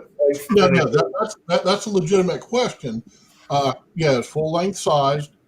It's been annealed, full length sized, trimmed to, like I said, minimum trim length. It passes the case gauge, which the case gauge always agreed with the throat before, Okay. and it's almost like, and I can't see any visual clues of this. yeah, you It's said almost you're like going to the force barrel is just twisted enough to be too short. Yeah, it sounds like The barrel hasn't twisted as far as I can tell. And like I said, it went from being fine, and then about 40, 50 rounds in, all of a sudden, I'm having this trouble, and I'm having to cut the necks back so far just to get them to feed. Well, not feed, but for the bolt to extract. No, it extracts fine. Oh, Yeah, and if I want, I checked. Like I said, there can't be a carbon ring in there after all the scrubbing I did there. Like I said, I used sea foam. I used all kinds of both brass and the copper remover and whatnot. Right. I was hoping it was just a carbon ring, and like, oh, okay, it's going to be a problem child. Are you talking Hoppy's foam, not sea foam? Sea foam's the gas additive. Well, but I tried that just in case it was carbon. Oh. Okay, and I've tried not Hoppy's, but I'd have to go out to the shed and get the name. Okay, James is asking, do you see a carbon ring? I don't see one, and like I said, it's running a borescope down there would show it to you. Yeah, and really, now my borescopes aren't. I have a couple old ones. They're like only 480p, but it sounds like it's really tight to whatever your gauge is doing, so it's so close. Any little thing is screwing it up. Yeah. What I was having problems with in my 308 because I run them so hot. I'm shooting a 230 grain projectile at like almost 2,700 feet per second out of a 308. Can you bump the shoulder back and see what happens? Well, I haven't tried that yet, so maybe a thou or two and see what happens. It's either neck or shoulder. Yeah, I think it's the neck because, like I said, if I trim the neck down, like if I take about however long the neck is, if I get about halfway down, then the bolt will close on it. But neck or shoulder, and then fire form and measure everything and see where the difference is once it's fire formed and what's going on. Yeah, it just, had the problem originally been right after the chamber was done. I haven't tried any factory ammo yet because it's like $100 for a box of 20. Yeah, right. I guess Pat is texting because he can't get a word in. What's your problem, Pat? You're a texter? I didn't want to stomp all over him. My thought is if it worked before, chambers don't, shrink. They get bigger. Right. Yeah. Okay. There's no way that, you can add more steel to that chamber. So Yeah. And if it was working before, I'd say, I'd be suspicious of my dies, my resizing die, before I'd worry about that chamber. Yeah, shoot them and see what they look like after compared to a sized, fire form type deal, and see what's going on there. And it's just like everything it's going to have to be a massive carbon ring then. So I'm going to have to. Yeah, it's been about at least 6 months since I've even. You're shooting copper. I don't think it's carbon ring. Yeah, my problem was extraction. You'd have to damn near hammer the bolt back to get the spent round out. Well, how much pressure you're running, but I was having that issue, and then I had the chamber recut, and it was fine. But when the guy did the original, when he did the barrel originally, he left. There was a little groove in the Neck area. chamber. Yeah, well, it wasn't even in the neck. It was further down below the shoulder, but Okay. it was enough to cause it not to want to extract. So he went in and redid the chamber. It was fine afterwards for like I said, the first 50, 60 rounds. And then all of a sudden, yeah. And like I said, trying to do the carbon ring, I was hoping that there might be a little piece of brass jammed in there somewhere, but I hit it with the, I cleaned the hell out of it, and I also used the bore scope, and I couldn't find anything in there. So it's just like, I'll have to go inside and look on my table. I've got a brand that I use religiously on my 308 once it gets over fouled and stuff like that to eat it out. It's a foam. right. You pack the barrel full of I use makeup pads, makeup remover pads, and then fill it up with foam and let it sit there for 5 minutes. Right. I've used another thing like that. I don't know if it's the same brand or not. Been years since I've found it, but like you said, you hit it with the foam and you just let it soak for about 20, 30 minutes. Yeah, he's was wondering about talking about the Elite. Well, there's an Elite foam. It's supposed to be really good. I haven't used it, but I don't think that's it. Any regular cleaning, something else is wrong. You don't need special cleaners. I think your tolerance is something's going on there. Right. We're too close. And like I said, if I take the neck completely off, for example, it'll feed. Everything's fine on a size case. It's just like all of a sudden the throat has just shrunk, and it's like, and Well, that hasn't happened. Like Yeah, what Pat was saying, it's the other. you It's can't the add other way. metal to right. it. That goes the other way. Yeah. Yeah, and like I said, the only conceivable thing other than either a major carbon ring that is just still in there, or there's a piece of brass in there jammed, just stuck, and I've just either didn't notice, couldn't see it, or couldn't get popped out of there, something along those lines, because. Okay, Vanessa's joking here.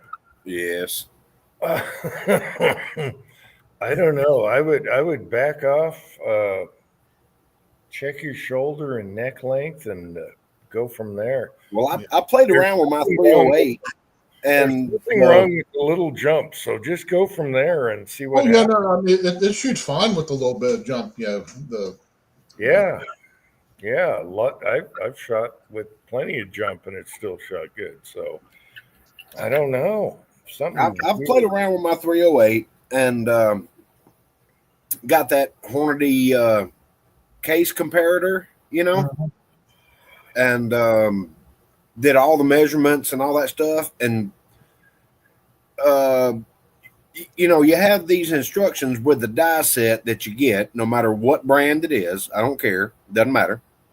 And they tell you that, screw it in here, back it off a quarter turn or whatever. And I never go. I go on the gauge from there. I don't. Exactly. And I started comparing brass. Yeah, the instruction thing is never perfect. Some of it was, after being shot, the brass itself had grown exponentially. Of course, I load my 308 hot because that's what it likes. And it could be headspace. Yeah. Okay. But do you have a case comparator? No, I don't have a case comparator at the moment. And My That would tell you. I That was would playing tell with you. mine, and Yeah. I started messing with the dyes and all that stuff, and Yeah. just doing basic physics. right, But it was too far out of the realm of me to think about doing that to begin with. You know what I'm saying? I mean, like now I'm into precision stuff, and an eighth of a turn means a lot. right.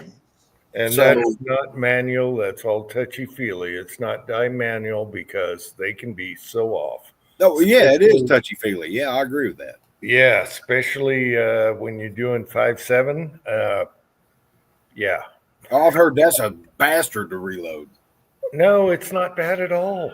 Actually, I winged it, and then I got a really good Sheraton gauge, and son of a bitch, it was dead on. And that was just eyeing it and looking at it and factoring it, and son of a bitch, it was perfect with the Sheraton gauge that shows you everything. Well, I mean, a lot of us, we just follow the recommendations from the die manufacturers. That's what I was. Yeah, but you can't. Talking You about. can't.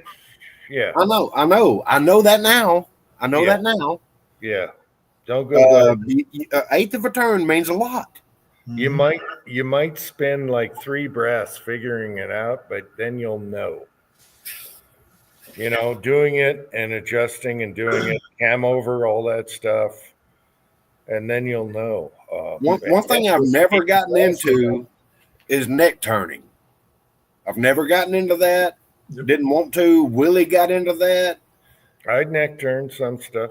He was playing with that, and he was like, "It's a game changer." I'm like, "Dude, I can take this thing out of the back of my vehicle and throw it at 1,000 yards, first shot after I put my dope in the scope."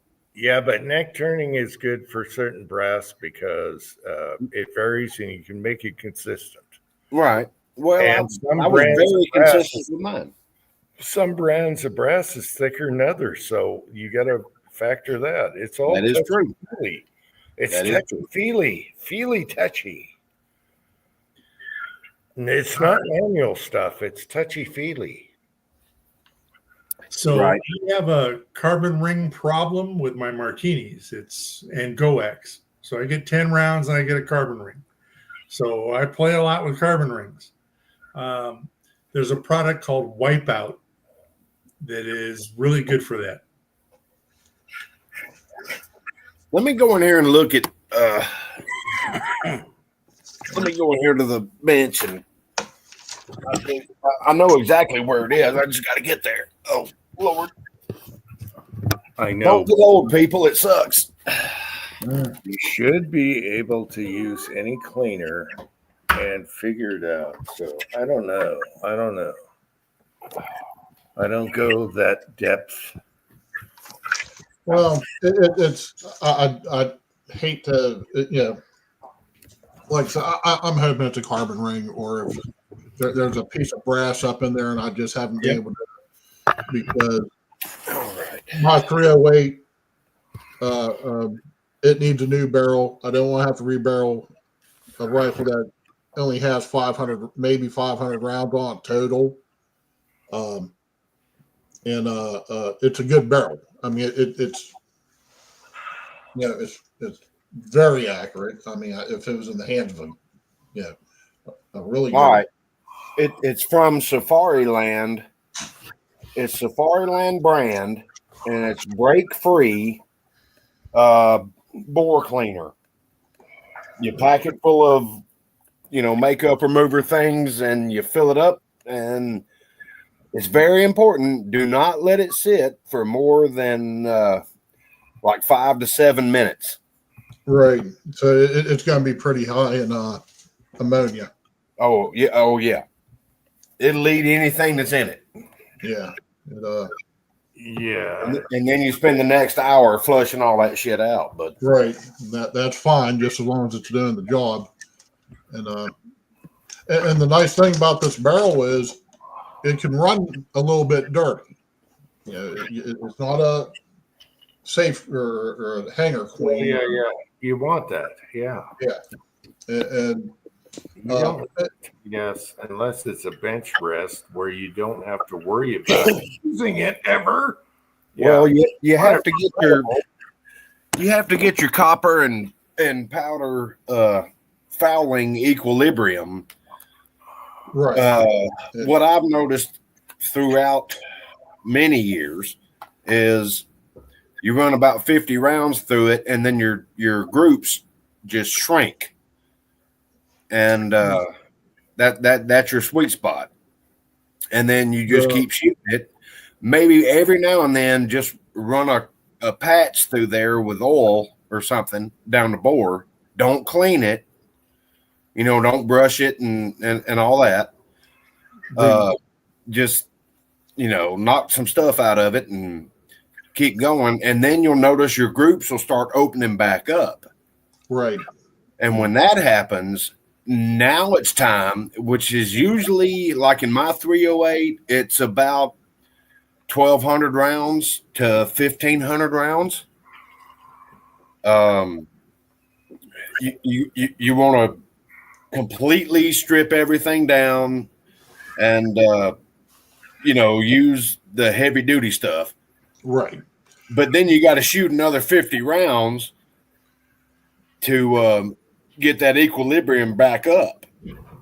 Your groups will start shrinking again, and then you just keep shooting until they start opening again, and then you rinse and repeat, so to speak. Right. My Remington 700 that needs a new barrel now because it's just shot out. I mean, it easily has 5,000 rounds on it, if not more. Who knows how many rounds was on it when I bought it? It was about the first 20 rounds.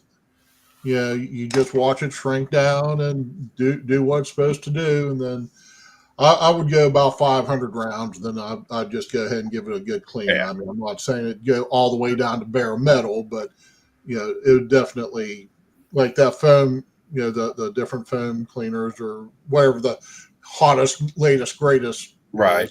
I've just used this one and it worked. Yeah. I mean, the shit that was coming out of the barrel, I was like, good God. Right. And I've fallen into the camp of you need to let it run. You need to find out where it will tell you when it needs cleaned. Yeah. And same thing about the 700. Tinman was talking about having one that had really long jump. This barrel, I mean, on this Remington, it was just the bullet would practically fall out of the case before it hit the lance. But like I said, it was accurate right up until the last 100 rounds I put through it, where it just went from shooting good to shooting patterns. Yeah. It just went downhill in like 100 rounds. I cleaned it. I did this. I did that. And it's like, okay, the barrel shot out, or it shot out enough anyways. I mean, Remington would probably say, oh, it's still good. Well, it might not be blowed out. Yeah. That's what we used to call it, but Yeah. It just for the number of rounds I have on it, for as old as it is, and how many rounds I've put through it. And like I said, I don't know how many rounds the guy before me put through it. So right. With it being, probably being most likely, the most likely answer is it's shot out. So it just, it's done its thing. It was a great thing. I've got 5-gallon buckets full of 308 brass that I've reloaded several times, trimmed, sized, annealed, all that stuff. And I'm getting between 8 and 10 firings per case. Right. But these are very hot. I'm using like almost 45 grains of 4064. I mean, they're hot. Up on a 200 grain or 208, whatever. Yeah, 200 and 208 or 230. Okay. I don't remember. I have to go look. Yeah, so that's a very hot load. You can pull the handle down on your press and you hear the flakes crunching. Mm-hmm. And my barrel's not shot out yet. And I've got, I don't know, I've known. Let's see. I've known Jim about the longest. Really? Oh, On YouTube here. Well, really? the people on the panel. How many rounds have I shot through that 308? I mean, there's been thousands. And A every lot. now and then, hey, I got to throw that away. I got to throw that away. Whatever. Yep, at least 2 5-gallon buckets full. Yeah. I mean, I've had some crazy crap happen, and I write it off to a little too hot. Got it. Yep. You know, Yeah, I missed out a lot of this conversation going upstairs, but back her down. Check your neck and shoulder. Reliability first and then accuracy, and see what's going on there. it just, like I said, I can't, as far as the reloading aspect goes, I can't think of anything that I'm doing different that I hadn't been doing before when it was fine. Did before and it was fine. Yeah. So, Are what I'm your rings the same every time, or do they move around? You know, maybe. like I said, I do a full length resize, put just a slight cam over, so there's, and I check both with the Wilson gauge and with the chamber itself. I mean, I just put the unloaded case in there. I wouldn't do every one, but I do one or two, make sure, okay, it's good. Then all of a sudden I can't, it just doesn't work. Yeah, there's a little something there that's hiding from you, and you just got to find it. It's an enigma, which I like to call enigma. I run into that a lot. Not so much rifle, but yeah. Okay, I got you. I don't know. A thou here or there, and I don't know. Yeah, a 1,000 means a lot. I'm thinking your necks probably are the issue, but I don't know. I have no clue. So I'm just. Well, I mean, on the same hand, I'm on my sixth barrel for my Colt 1911. Damn. I mean, I love shooting it. It loves me. It's point and click. I love it. But I'm on my 6th barrel. And I mean, you go so far and then you're done.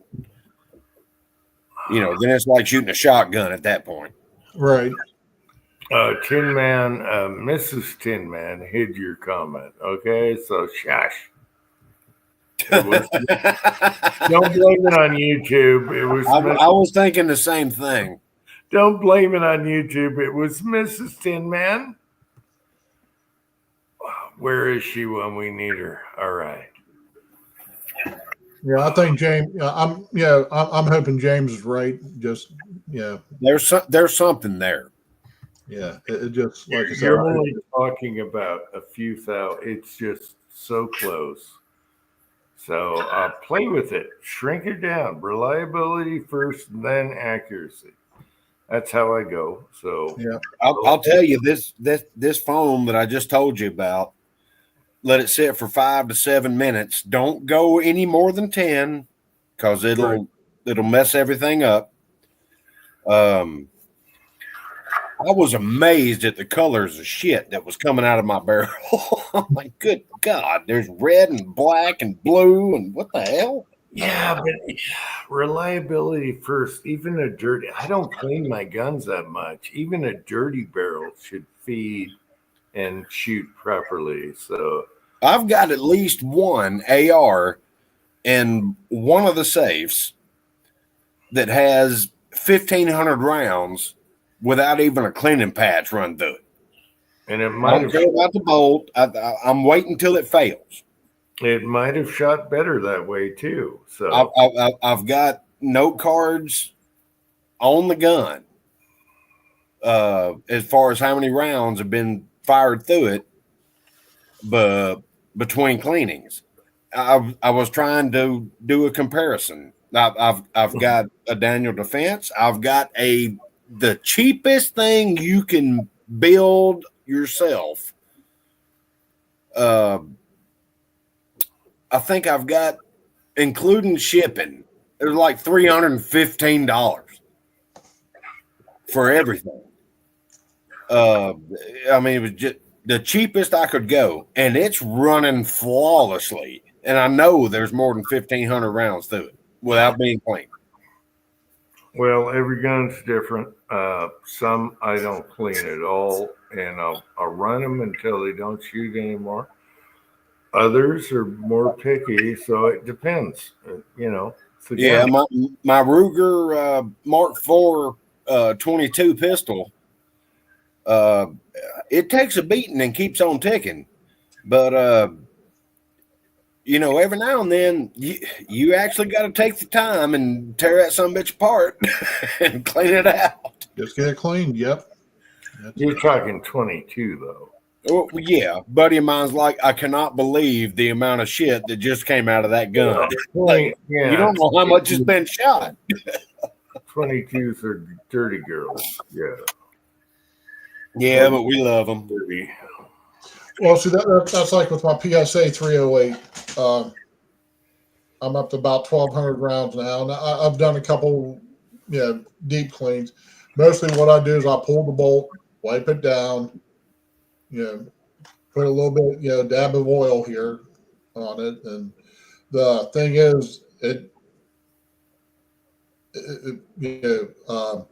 I was having some issues with ammo that I'd been shooting on my PTR 91, and even though this Lake City brass had been annealed and the PTR was still shooting it on the third reload, apparently that Lake City brass there's something about it after about that second reload. It just would not run in my the PSA. It would not run in the Howa, and then so I took another Lake City brass.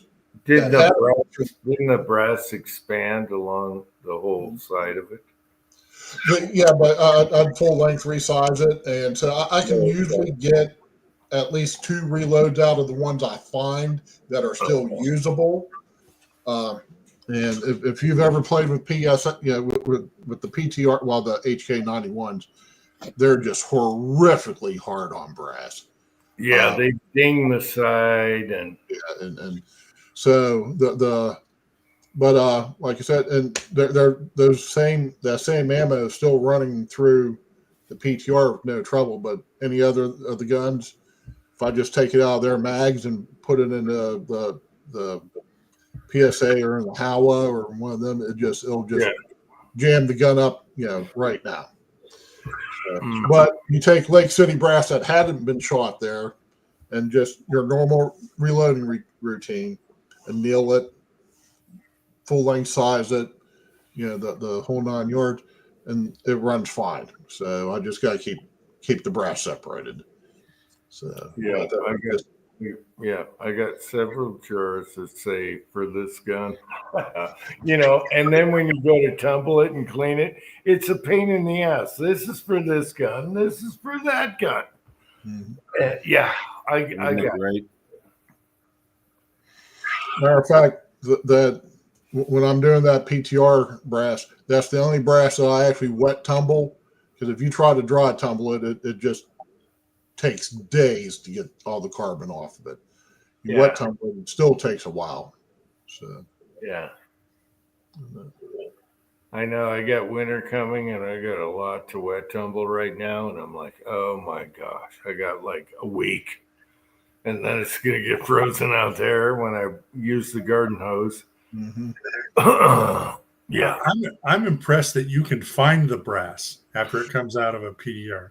I probably for every 100 rounds, I might recover 30 or 40 pieces of brass, and that's you just spend a long time.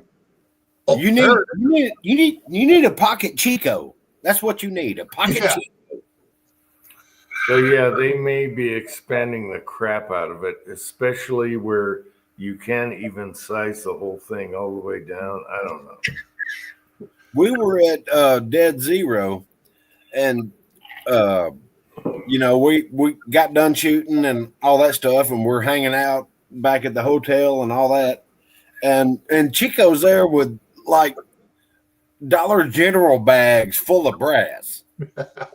Yes, Chico. Like, where the heck? Where'd you get this shit? I just picked it up. Chico is the finder on good deals. Oh, he's the little leprechaun for brass, man. I'm telling you.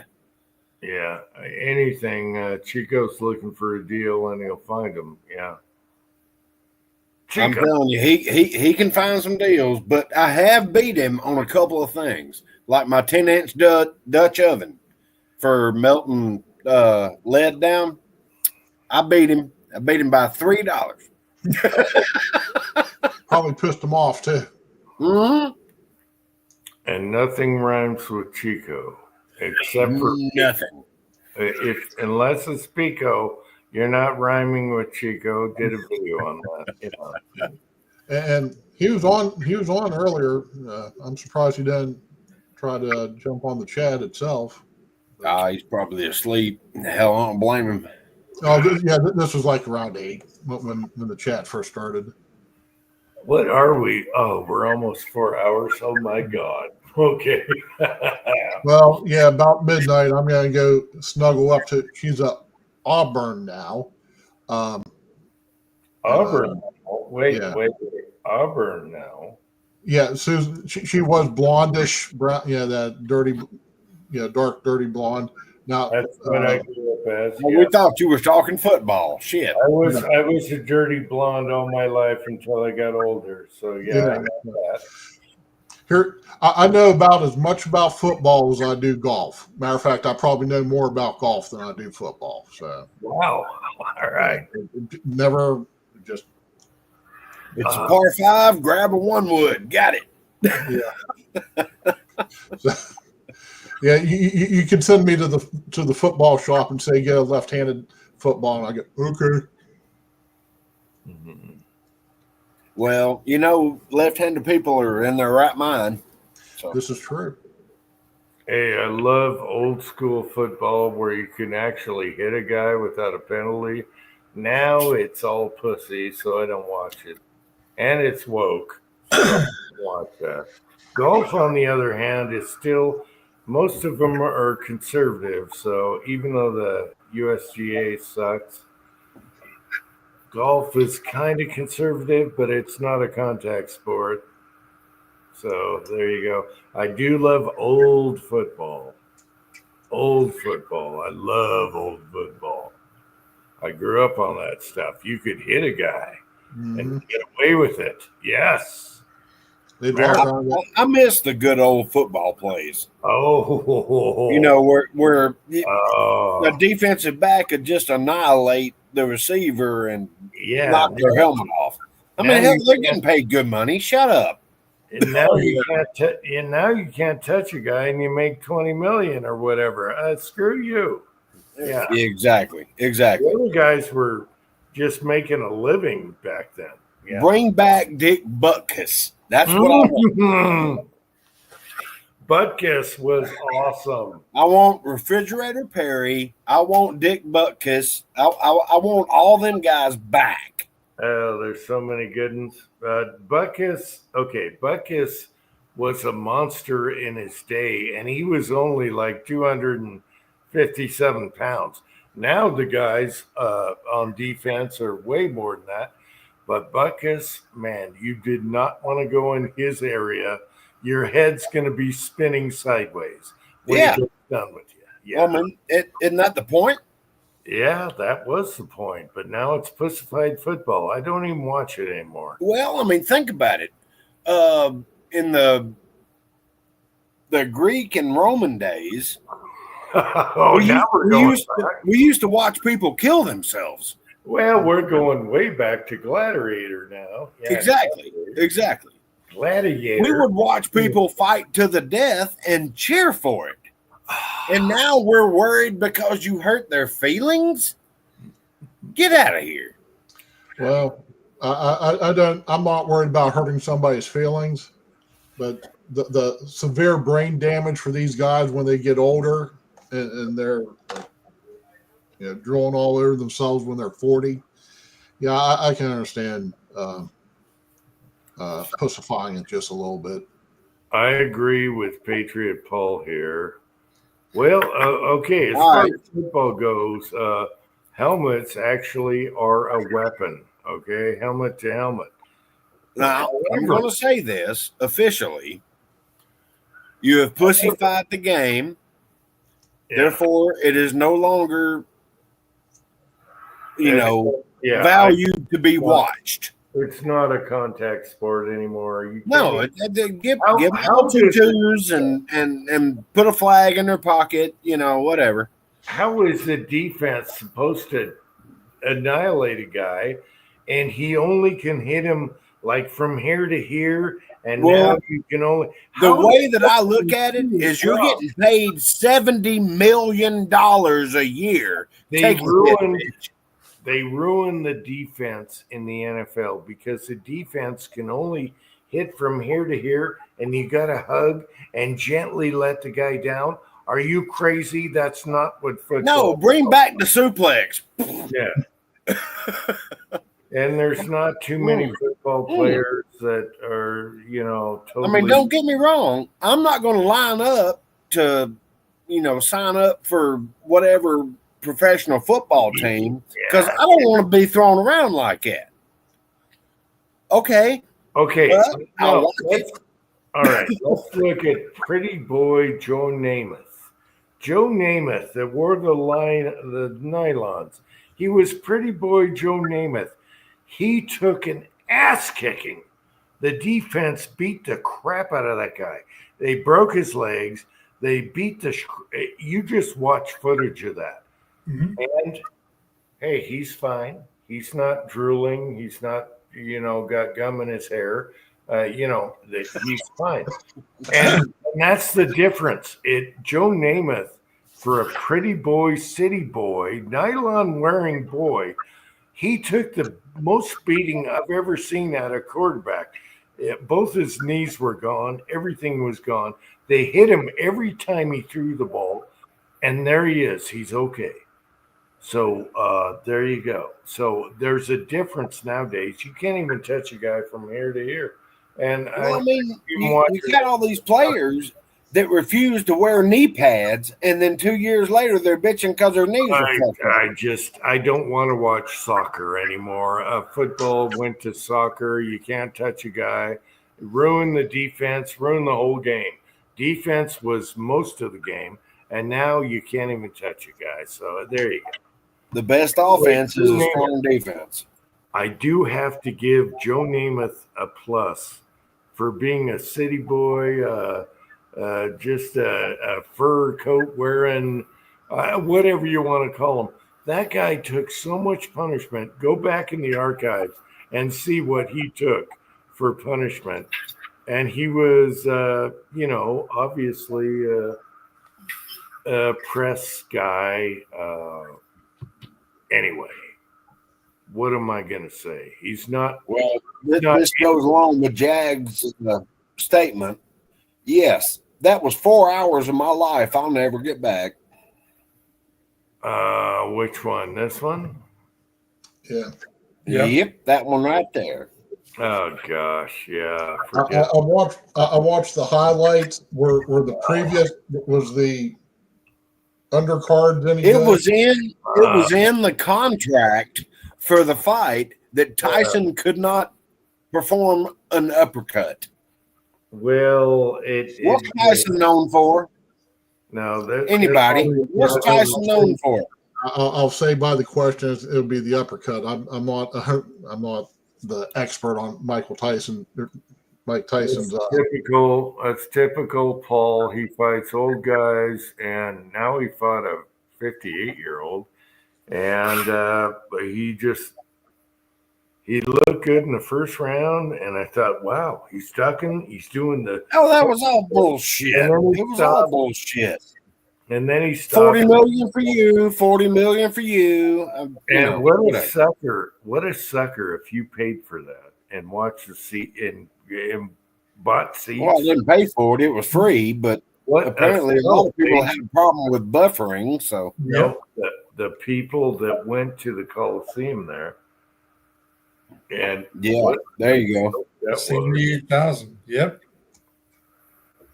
You know what will be great is if you had a big fight, a really big fight, and you promoted it like crazy, and then you flooded the arena and made them swim. But were we really? Now that'd be a fight. That'd be a fight. Was anyone With crocodiles? Was anyone surprised at the outcome? If you know Jake Paul, you know it's a garbage fight. So no, it was totally rigged. I mean, Jake Paul told him, "Hey man, slow down a little bit." And then Tyson started biting his gloves because he couldn't throw the punch. You know, he just ready to go. Because that's his trademark. He'll hit you in the damn kidneys and make you wish you were dead. And then while you're going, oh shit, he'd knock your chin off. The only thing I'm happy about is Tyson got money to pay for all the stuff he lost in the past. He threw away so much money. He had so much money and he blew it all. So there you go. Well, but he's still got the 2 tigers. So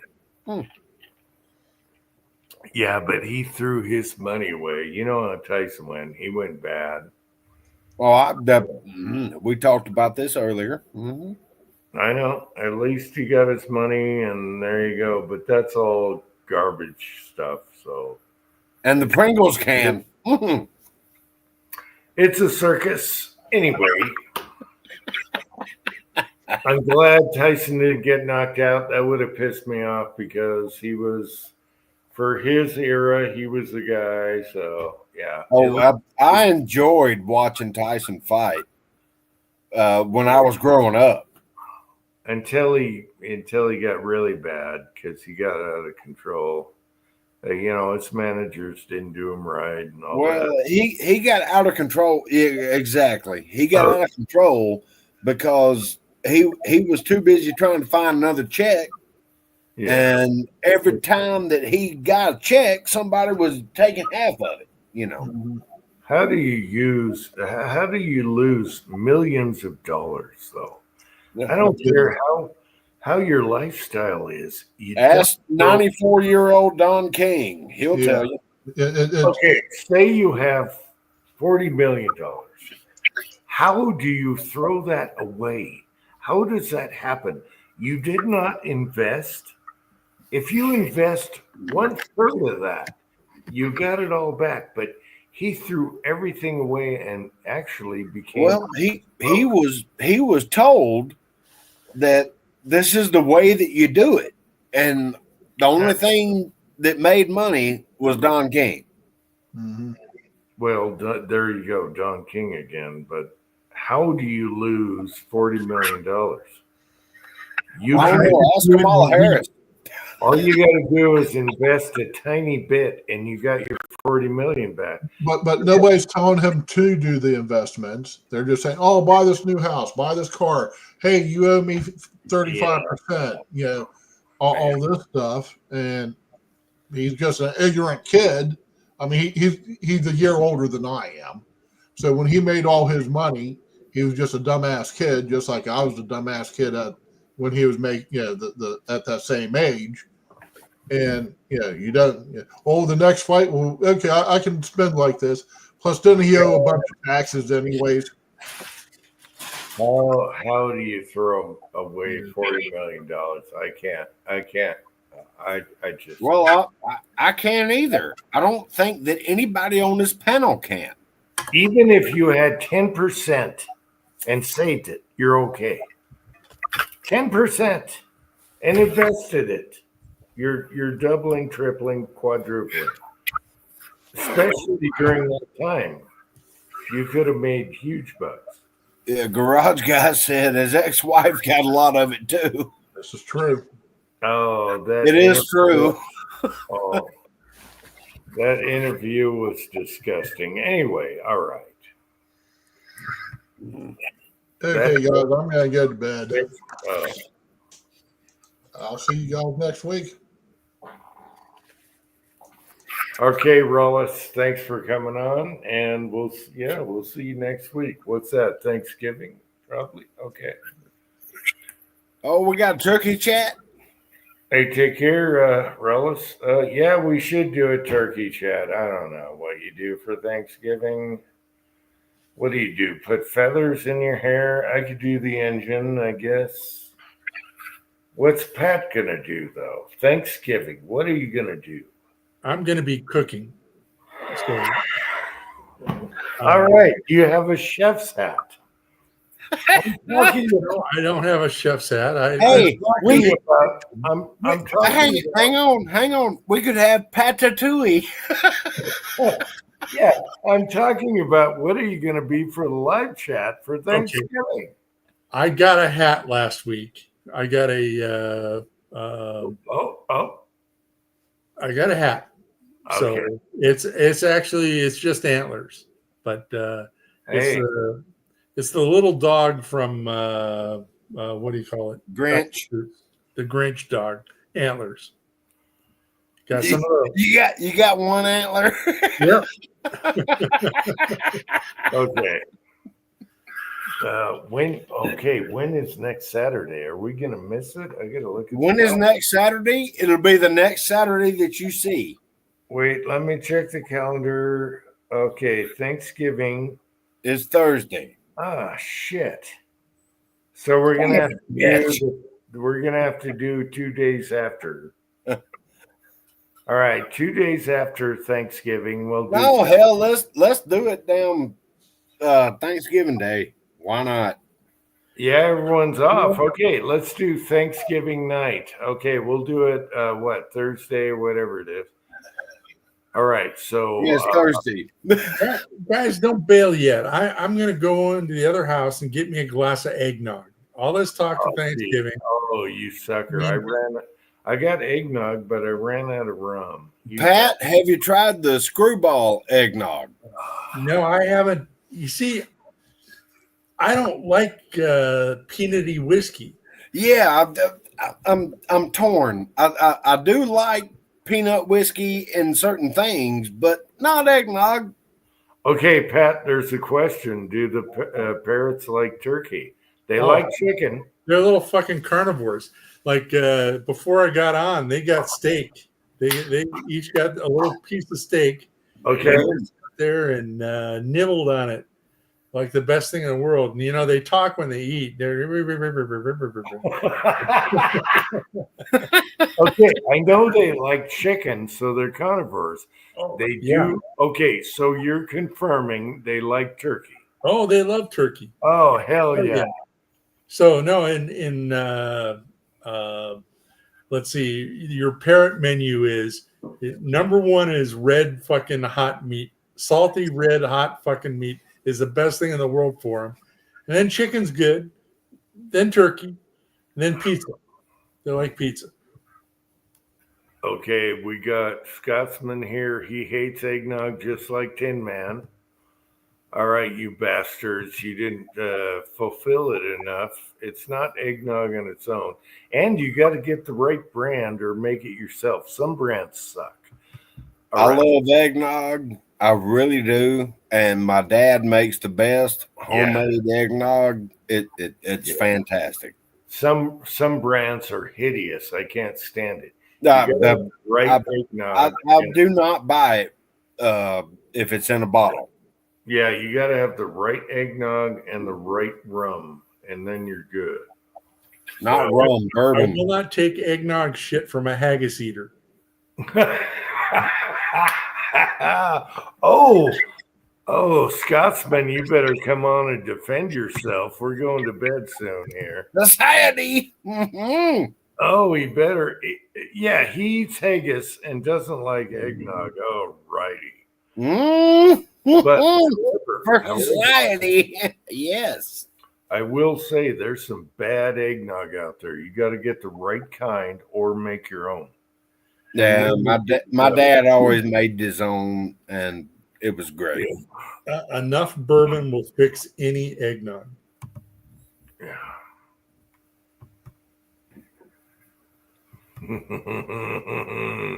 Oh, we love the controversy.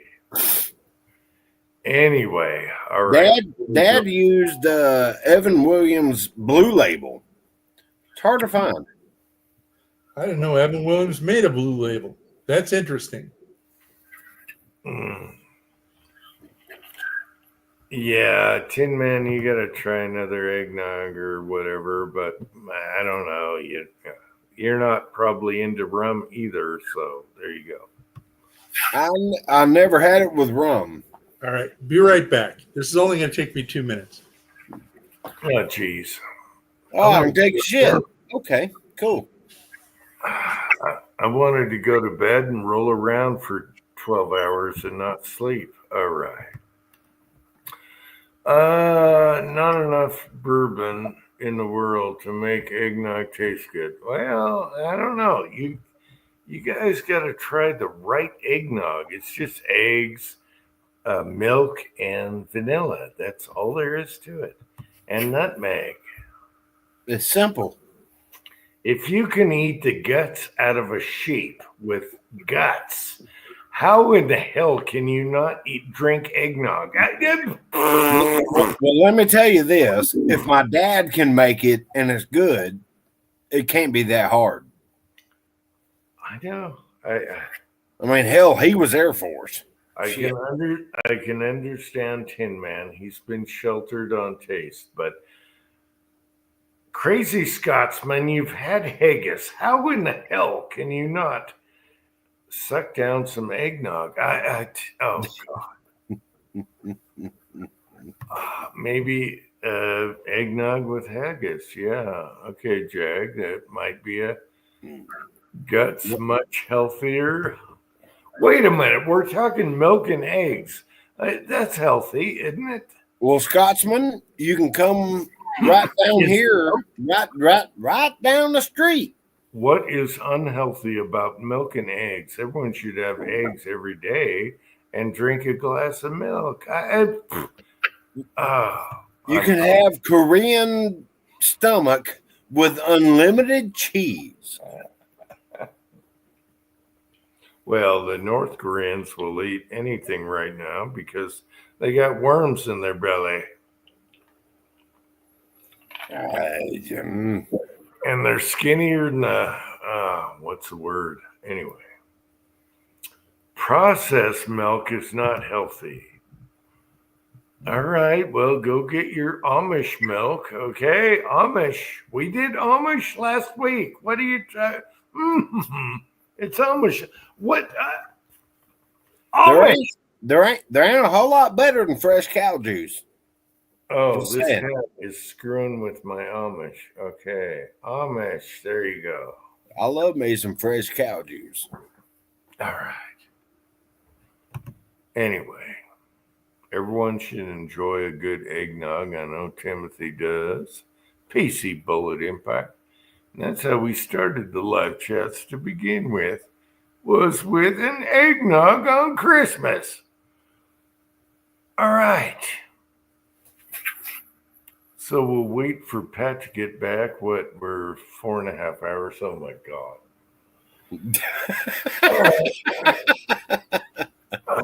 Well, at least I didn't call it a short chat. Most of it, well, you actually did. If anyone wants to come on, here's your linky. Here's your linky, dudes.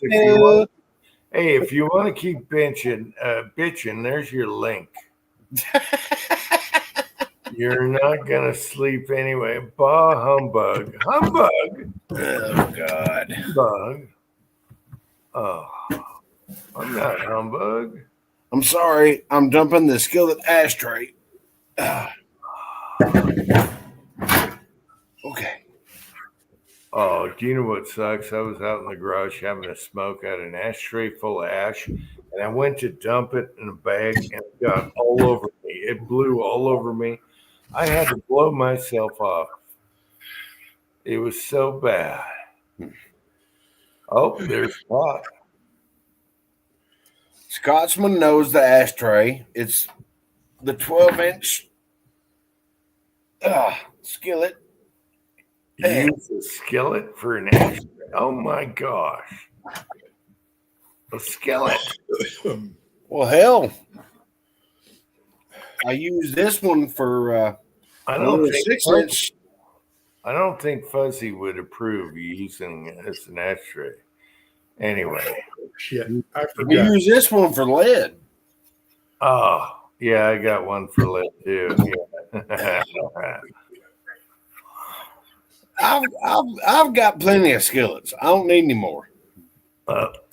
Tin Man says it must be below 65 in California, Pat, question mark. Is Yeah, it? it's about 50 degrees in here right now. Oh, you poor bastard. Oh, yeah. Oh, wait a minute. I'll think about you when I'm You plowing. said something about Fuzzy. Hang on. Please hold. Pat, I will think about you when I'm plowing at 5 degrees, okay? Yeah, but you're dressed for it. I looked around. This house doesn't have a heater in it. I mean, nah, it's a little fucking Oh, that's bad. yeah. That's the trouble. I was just thinking about that. I am gonna ruin this fucking jacket. I just did. No, Pat, take another sip and I'm going to blow you up. I want the dripping. Ready? I went to do it, but Oh, yeah. I didn't. Oh! Oh, Yeah. That is the avatar for tonight. beautiful. Oh. Go. rolling on the floor, laughing my ass off. Oh, I have got the perfect fuzzy pot. this is why the chats rule. That is. I've got the perfect fuzzy pot, Jim. Oh. I just fucking ruined this jacket. Yeah, you did.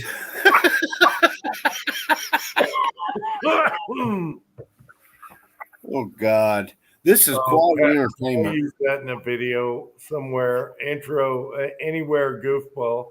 Can I use that in a video, please?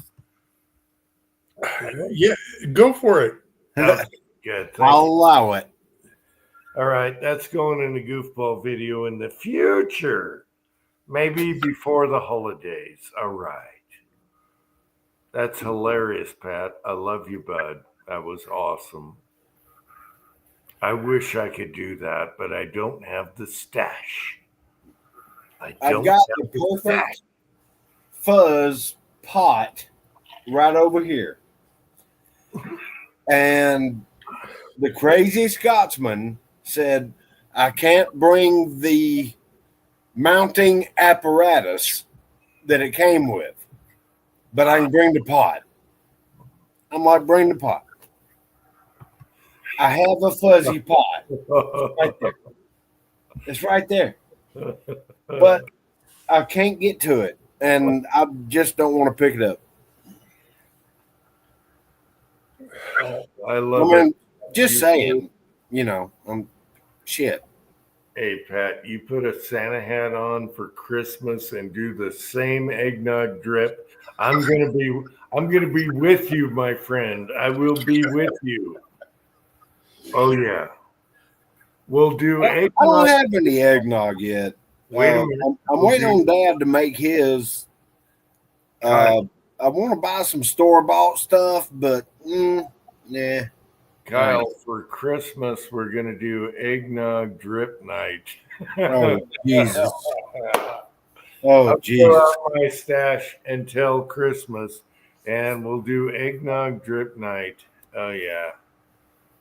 Oh, yeah. Loads of fun. Everyone wants to see a drip night.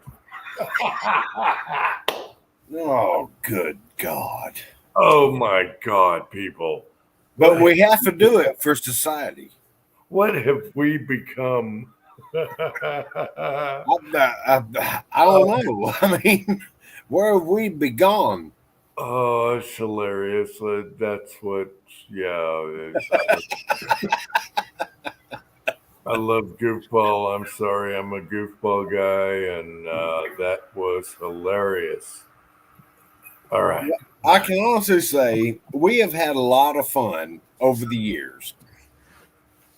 And I hope it really continues. And Jesus Christ, it's cold out here. We have never had a eggnog drip night. All right. We'll do it. I'll get the screwball peanut butter eggnog. I'll get it. We can all experience it together. We're gonna have to do an eggnog drip night, and we're gonna have to make Tin Man do it too. He hates eggnog, and he's gonna have to do it with his damn wife beater T-shirt and no mustache. No mustache, but Mrs. Tin Man's gonna make him do it, and we're gonna have an eggnog drip night, people. Oh, I can't wait. Let's see. Shit. Scotsman, I think it's colder here than it is there. You know how Hang on, let me check. You know how things just happen on their own, and now it happened. It happened. It's going to be an epic eggnog drip night. Now that could be right before Christmas, could be after Thanksgiving. We'll figure it out. All right. Let's see. What did Scotsman say? Oh, it's 48. Oh shit. Ain't that some stuff? It's 40. Oh yeah, we're getting cooler at night. I tell you that. Now that's warm. That's warm right now, unless the sun's out. No, it was cold 2 days ago. Let's see.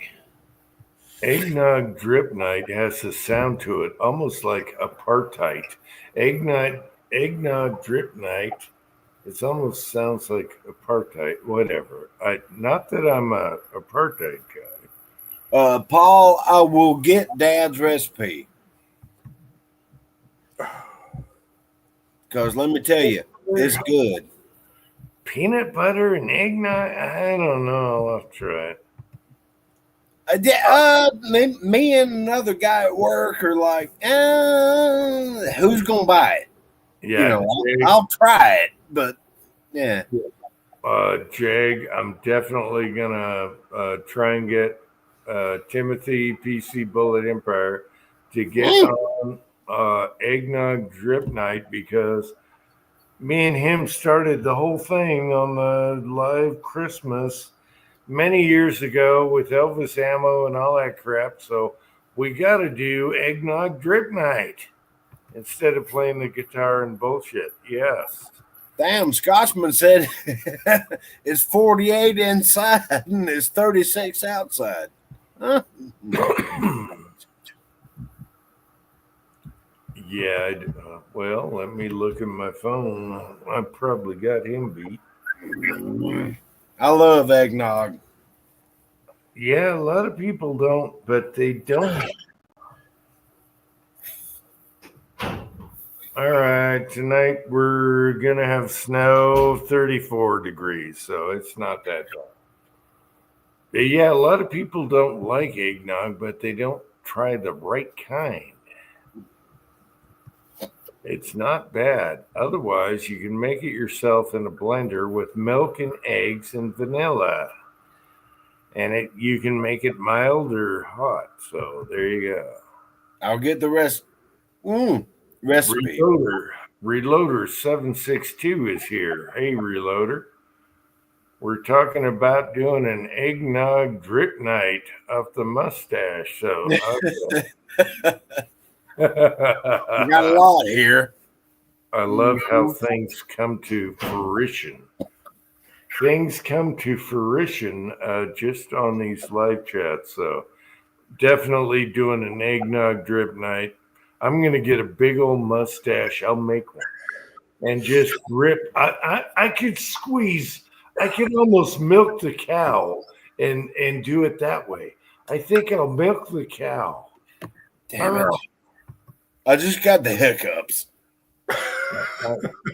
I'm gonna put tits on my mustache and milk the cow and squirt the eggnog. Oh yeah. I'm putting tits on my mustache. Sorry, people. Mm. Oh yeah. How about tits on a mustache? I gotta come up with that. Hopefully we can make it work. All right. Mm. Udders on a mustache.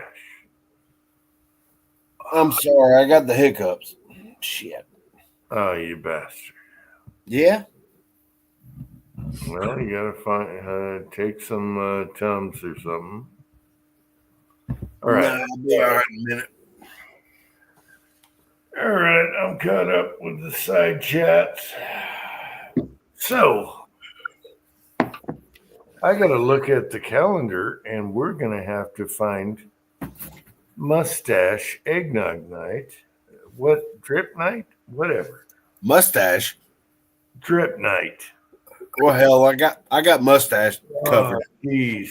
I'll be right back. I got to rinse this thing off. All right, I'm thinking. Okay, he's gone. I'm thinking Thanksgiving night. Everyone's going to be home and everything. We're going to do mustache eggnog drip night. We can do that. And I will get the screwball peanut butter eggnog. Okay, so this Thursday, we're all going to do mustache eggnog drip night. And we'll see what happens. You can drip from your armpits. You can drip from your mustache. Whatever. Armpits? God. Pat, can you make it on Thursday, Thanksgiving Eve, on a live chat, same time? No, Thursday is not Thanksgiving Eve. Thursday would be Thanksgiving. I'm talking Thursday, the same time I always start the chat, 6 o'clock my area, 8 o'clock to you. Pat is 5 o'clock. I will be eating turkey. I know. I'm off. No, it's whatever. On Wednesday, I'm going to be driving. No, Thursday is 6 o'clock. Thursday is Thanksgiving. Yeah, I'll be cooking and eating. It's dinner time. Until when? I don't know. I got 5 people to take care of. At what time are you going to be done so we can do eggnog drip night?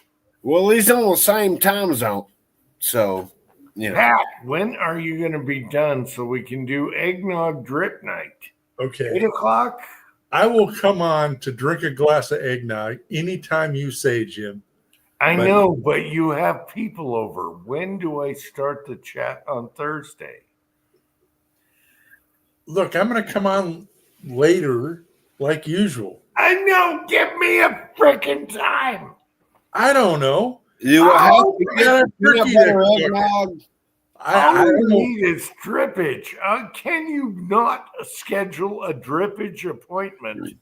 Okay, I can schedule a drippage appointment. I will walk on stage to drink a glass of eggnog, but I got to handle people.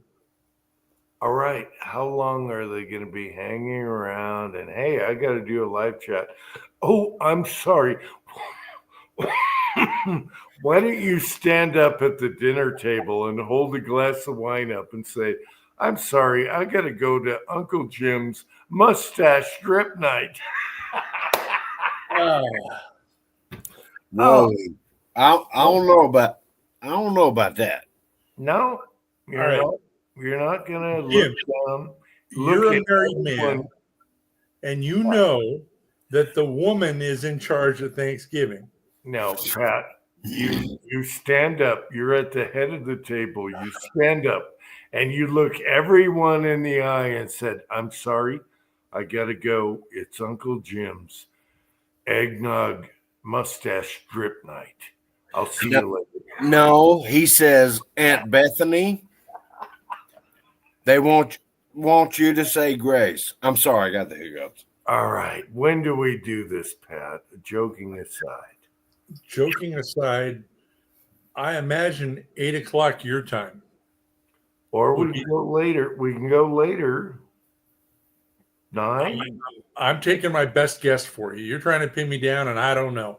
No, But I'm trying to everybody's get. I'm trying to, no, Pat, you're still in the same time zone.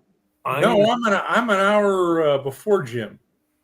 I am trying to give you more time because your balls shrunk. All right. So Jesus Christ. Oh, Fuck. I got the hiccups. Yeah.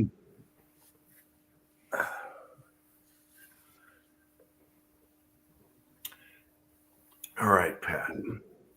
One more time. Scotsman's got to put some Thanksgiving night. cream on his stash. Mm. One more time, Pat. Thanksgiving night. Should we do it 9 my time instead of 6 as normal? That'd be really good. So we're going to be late at night on. Everyone's going to have the day off anyway tomorrow, the day after, right? They get a big weekend, don't they? If they're working. No, I got to work on Friday. You bastards! I don't know what it's like anymore. All right, so I will do a live chat, eggnog drip night, whatever. Let's do it. Let's do it. We'll do it on. Okay, we'll do it on Thursday. Yeah, fuck it. Let's do it. I'll try and make it like it would be 8 my time, 9 your time. No, you're earlier. Mm-hmm. 10 my time. I'll do it late at night. And we'll see what happens. All right. Haven't decided the time yet. God damn these hiccups. Son of a bitch. Mm. Yeah, for Kyle, it'd be like midnight almost. Yep. Mm. That's all right. All right. So anyway, we're doing eggnog night, mustache drip night, whatever the hell it's called. Oh. We'll do it later than normal, and we'll do a Thursday night, Thanksgiving, and we'll get her done and see what happens. And I want everyone to get inebriated and have fun. All right. Mm. Drink from a what? Mm. Drink from a fleshlight. Fleshlight. Whoa. No bad note. Okay, Tin Man's got a 4-day weekend. I better see Scotsman there. He's got a mustache. All right, you guys. All right, so Thanksgiving night, we'll do a live chat. Eggnog drip night. Now, what's funny is Jim doesn't know what a fleshlight is. A fleshlight or a flashlight? I know what a flashlight is.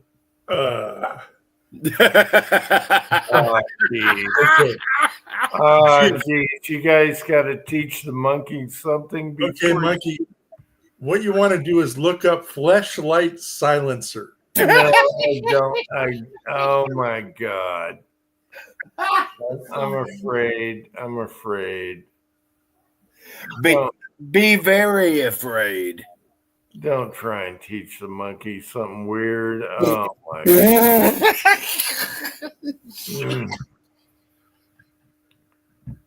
Oh God. Well, obviously Gunswatter knows what that means. Yeah, y'all are making it really hard to not be drinking. Just saying. Good. Vanessa Kitty knows what that means. Vanessa.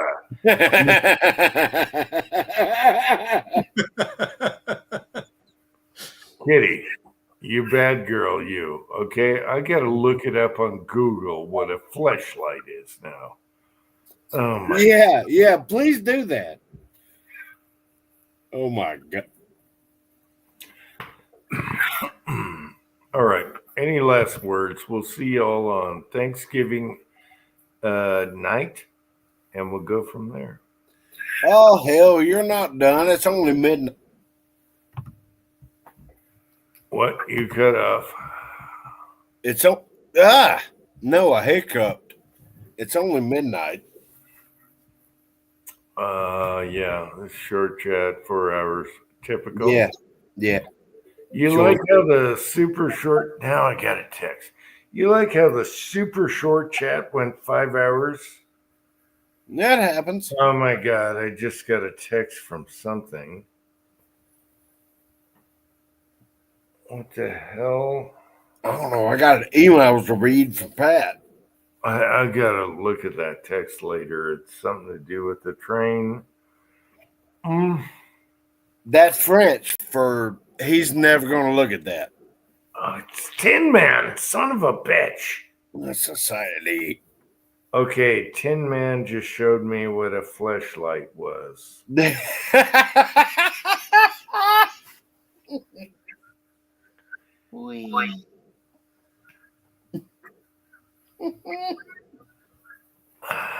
All right. Thank you, Tin Man. It's your own Pringles can.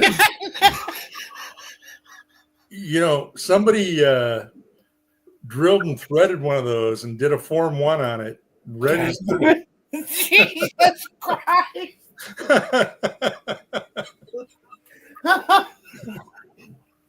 Oh my God. I'm sorry. That was funny, Pat. That probably didn't last well. Yeah. Mm. All right, guys. Oh my God. Oh shit. That's what it's all about, boys. That's why we do what we do. Having some freaking fun, yeah. Uh-oh, what happened to Pat? Why is he winding? You see that? Kyle? Pat. Kyle, do you see him winding the circle of death? Yes, he is circling. He's got the circle of death. Sounds like too much math, Vanessa.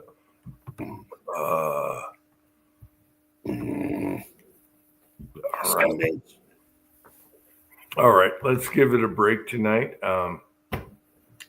We'll see you. We'll see you guys Thanksgiving Eve. Kyle, any last words?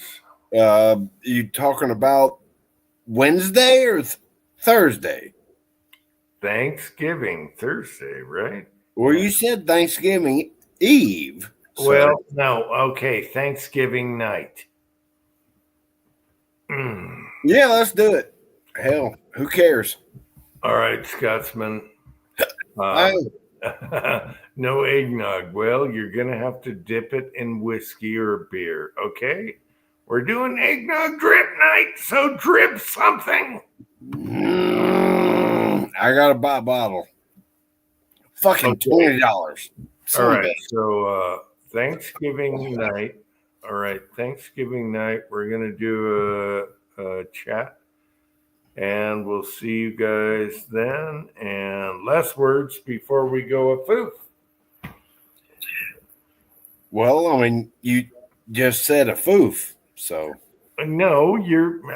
All right. No, dude, I'm having fun all the way till the end.